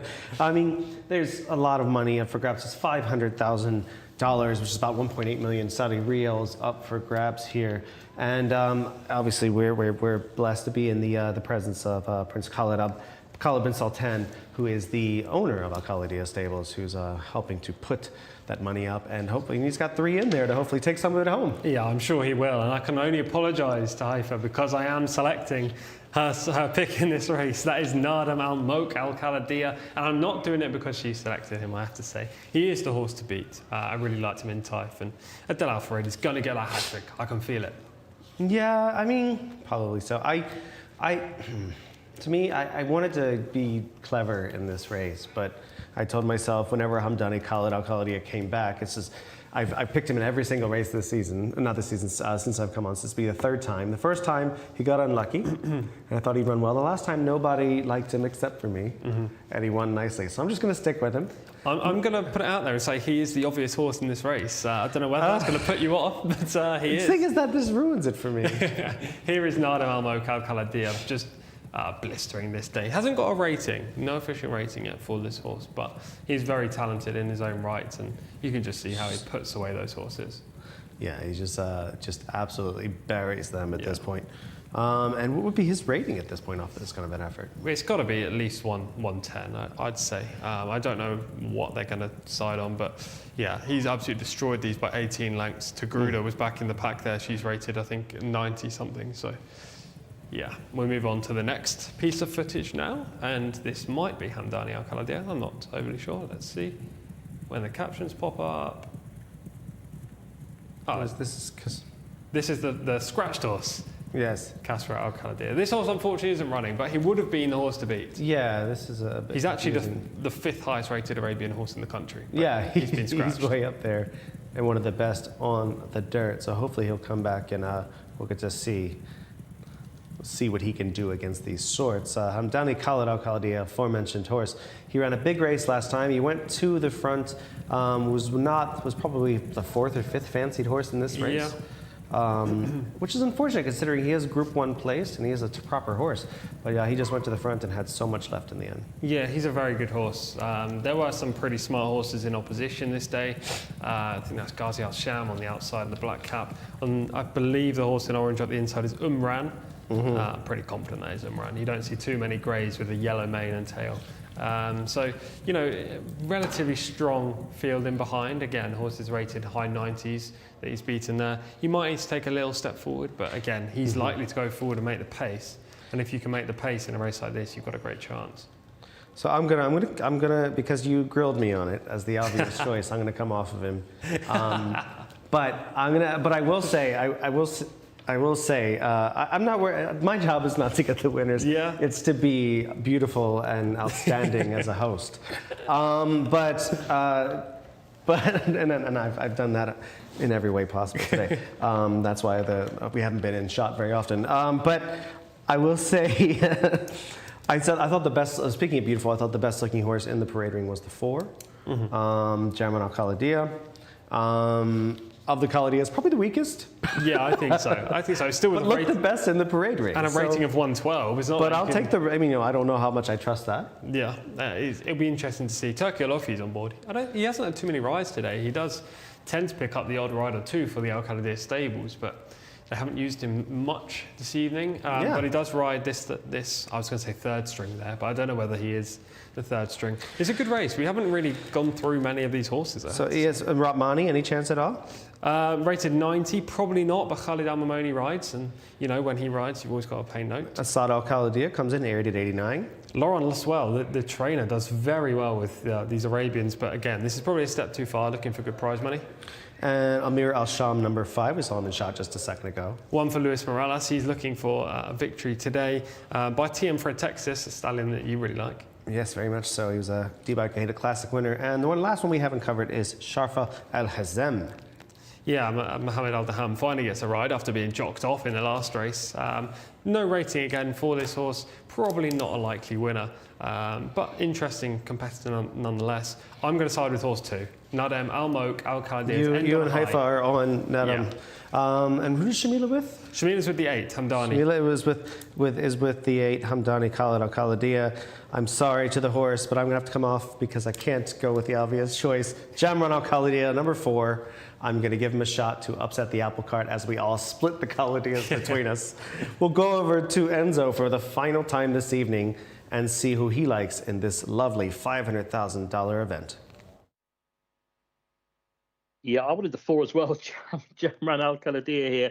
And at the cap's the blue cap for Turkey Olofi on Jamran Al Khalidia, kind of the white cap for number 2, Nadem Al Mulk Al Khalidia, Del Al Faradi. And then the yellow cap for number 8, Naif Al Anazi on Hamdani Khalid Al Khalidia. So they're loading up then. Final race of the day. It's been a pretty good card. We've had 4 thoroughbred races, and this is the 8th of our Arabian bred races of the day. And of course, the Al Khalidia as well represented here. And it's great that we're in the presence of Prince Khalid bin Sultan, who of course is the owner of the Al Khalidia stables that the guys are referring to. And you'd imagine he might just find himself in the winner's enclosure after this one. Right, they're loading up without number 1, number 9, and number 10. So just the 7 runners here. And runners are going forward. Don't forget, plenty to look forward to tomorrow. Day 2 of this Arabian World Cup culminates in the big handicap with 1.5 million Saudi Riyal featuring Asfan Al Khalidia. And we're getting ever nearer the turf racing here as well, aren't we, at Riyadh? Turf track. I think the recent rain must have helped it certainly grow into being almost ready. Right, we're almost set for, oh dear, incident on the outside there. Yellow cap, jockey's down. Naif Al Anazi, I think that is, from Hamdani Khalid Al Khalidia. It's a nasty incident. He's walked away. And he's going to climb straight back on. Made of strong stuff, these jockeys, aren't they? I'd have been out for weeks after that, but no, he's going to climb straight back on. Here comes Nadem Al Mouk Al Khalidia to the inside. And they're all in. Here we go, 7 runners for race 12, the Arabian bred handicap. And they're on for our feature Arabian bred race. And broke okay on the outside. Hamdani Khalid Al Khalidia looks to be fine actually as well under Naif Al Anazi, the yellow cap. Right up there in the centre is Amir Al Kam, and also Nadem Al Mouk Al Khalidia is now stepping forward with the white cap to come forward and take over. So it's Nadem Al Mouk Al Khalidia who leads up by a half length. So in second place, Amir Al Kam in the centre in the bright green colours. Racing a bit wider out, the yellow cap of Hamdani Khalid Al Khalidia. And then behind those, the light green and brown of Asad Al Khalidia is racing in about 5th place. In behind the blue cap of Jamran Al Khalidia, who's moved into 4th place and going quite nicely. The 2 at the back of the field are ES Rahmani. And the one who's not really travelling at the moment is Asad Al Khalidia. On the outside, I should say, is trying to get into it. That's Jas Rahmani as they make the turn. Up front, the leader is still going well, though. Nadem Al Mouk Al Khalidia leads by a half length to trying to make up some ground on the outside. And getting a little bit closer is Hamdani Khalid Al Khalidia, the yellow cap, and now comes under a drive. Behind them is Jamran Al Khalidia. and then ridden along to get closer is Assad Al Khaladiya. The others are struggling. So around the crown of the bend now, this leader's pressing on. He's going to take a bit of catching too. Nadem Al Malk Al Khaladiya and Adel Al Faradi is 4 lengths clear on the home turn. Giving chase, the blue cap of Jamran Al Khaladiya now goes into second place. There's a slight nudge for Hamdani Khalid Al Khaladiya, who's under the whip on the outside, but it's responding to Naif Al Anazi. This leader's not home yet. Might be tying up in front, Nadem Al Malk Al Khaladiya, but still leads. He's drifting off a true line, but he's clear now and in no danger apparently. Nadem Al Malk Al Khaladiya clear by about 3 lengths and will win. A good day again for Adel Al Faradi as Nadem Al Malk Al Khaladiya wins 3 on the day. So in second place, that was Hamdani Khalid Al Khaladiya. Behind him in third was Jamran Al Khaladiya. And a pleasing result, I would suggest, for Prince Khalid bin Sultan, the owner of the Al Khaladiya stables, as he takes home the 1, 2, 3 in the end. Good performance from the winner, who just drifted off the rails but was nicely clear. 1 minute 48.32 seconds the winning time. Number 2, Nadem Al Malk Al Khaladiya has won by 3.5 lengths. Second was number 8, Hamdani Khalid Al Khaladiya. Naif Al Anazi, despite that spill at the start. Yellow cap was second. And third was number 4, the blue cap of Turkey Alofi on Jamran Al Khaladiya.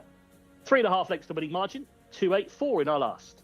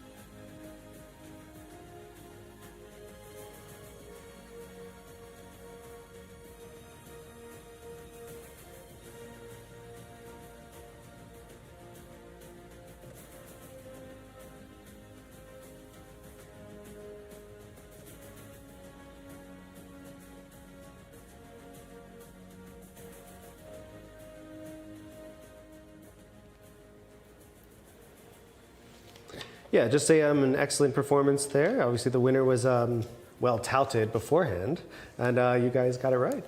Yeah, I'm pleased that we've got a winner to end the card after I decided wrongly to leave Shamila on race 11 on the winner. High and dry. Yeah, yes, Adel Al-Faredi perfect on Nadem Al-Mouk Al-Khalidiyah. This horse did drift quite badly to the right in the closing stages. Didn't stop his forward momentum though. Huge knee action on this horse. Now 4 from 5 in his career, and his only loss actually came on his second outing in an open race where he finished second. And obviously it was great for him to get it done with the owner, Prince Khalid, here to see him obviously in person and see his horses finish 1, 2, 3. Pretty impressive. Yeah, very impressive, especially when you're putting up this kind of prize money. It's nice to take home the first 3 prizes, isn't it?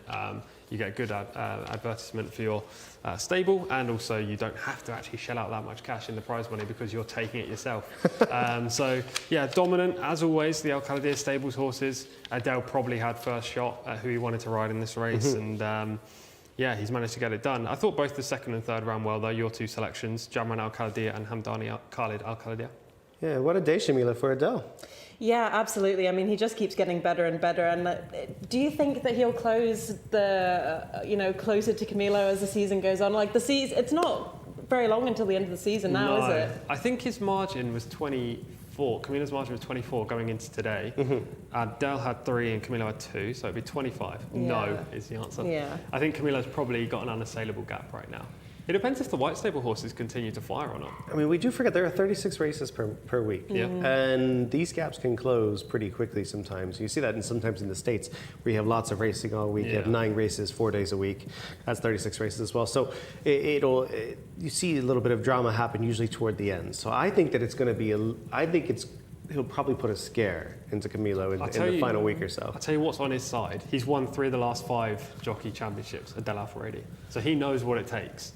I'm sure he's going to have lots of backers in the final final few weeks to try and get those winners. But Camilo's had such a great portion of the season, the start of the Riyadh year, that he's kind of in the driving seat right now. I'm watching the replay right here. This horse is absolutely like green as grass, but still winning this fairly easily. There's a point where he just shifted around in the saddle and the horse just decided to shift out a length or shift out an entire pathway. We did notice earlier that he did sort of shift out and drift out in the lane. I'm convinced that it's not so much getting tired. I don't think they were closing that quickly on him. I think he's just might be looking around. That's probably why he's got a bit of the headgear. To me, he's got this within. He's getting hit left-handed. He's shifting out a little bit, but to me, he's not really slowing down. He's really emphatic in his stride throughout. That gap that was being eroded by the runner-up stretches out in the final 50 metres. So he was just messing around. I think, and I don't know about you two, but I think Nadem Al-Mouk Al-Khalidiyah could be the second best Al-Khalidiyah horse in the country. What do you reckon?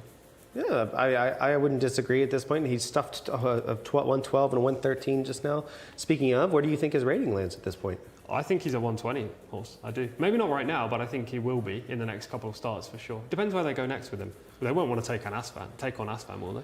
Yeah, probably not. Probably not at this point. Well, Shamila, do you think Kasrat Al-Khalidiyah, had he been in the race, would he have beaten him? Absolutely. You think so? 100%. I was just about to say that I don't think Nadem Al-Mouk Al-Khalidiyah would have beaten Kasrat Al-Khalidiyah. I think Kasrat would have won by a country mile. That's really? Yeah. That is a bold words for a horse that just looks really impressive just now. Very green from the 4 here, from my selection, Jamran Al-Khalidiyah, a horse that shouldn't be that green at age 6. We expected a little bit more from the winner, who's just turned 4 and is only making his 5th start. He's really done nothing wrong outside of just being a little bit green in his career. It was a perfectly fine run, wasn't it, in behind? I mean, just not capable of beating this horse, but we can just see connections now with the trophies. Prince Khalid bin Sultan. Trophy presentation came to him, and rightfully so. Yeah. Congratulations to Prince Khalid bin Sultan, who got it done incredibly well. 1, 2, 3, and the centerpiece today, 500,000 on the line. I believe it's 250,000 of that goes back in his pocket, plus the 100. So plus 100, so there's 350, 425. He keeps to himself. Yeah, exactly. And So- it's a win-win, isn't it? And actually, we've been talking about the trophies all day. These are quality trophies too. Yeah, this is the thing. How what are was, these what was your ranked? favorite? Are these your favorite trophies of today? Oh, for sure. I mean, look at that one. It's got a mixture of silver and Yeah, gold. of course. The handles. I mean, it's got everything. It's got everything. Really intricate design as well. So it's great to see the jockey as well, Adel Al Faraidi, going up to be with Prince Khalid bin Sultan for the prize giving up in the royal box as well. Yeah. Yeah, this was, you know, it's always good to see when the not only the sponsors, but the people who celebrate the Arabian horses. No, Shamil and I can say this from many years now covering Arabian racing, that it's sort of a niche environment. Everybody supports themselves, and it's nice to see these. I know it's hard for Tom sometimes to pick the winners, but today he did quite well. I know, but it's great to see the Arabian horses supported, and yeah, just a great festival so far. We're looking forward to another day tomorrow. Yeah, well, I'm looking forward to seeing the race card. I mean, Yeah. that would be a good thing if we can see the race card before. And the big day of match up racing. tomorrow, Asfan Al Khalidiyya versus Talal, and obviously two of the best, if not the two best. We in know the where country. I'm siding already. Asfan Al Khalidiyya. Talal for me. The he's horse a of my beast. heart. Asfan, where are you going? Oh, Asfan Al Khalidiyya, Yeah. definitely. I like it. And to me, it was just a fantastic day of racing. I really was impressed with. Congratulations, Said. Before we go off the air, Said Al Gambi with his big win Yeah. earlier today. Looking forward to seeing more from him, more from the racing tomorrow, especially from the Arabians. Congratulations to the winners. See everybody tomorrow. See you on YouTube. May all your photo finishes be winning ones.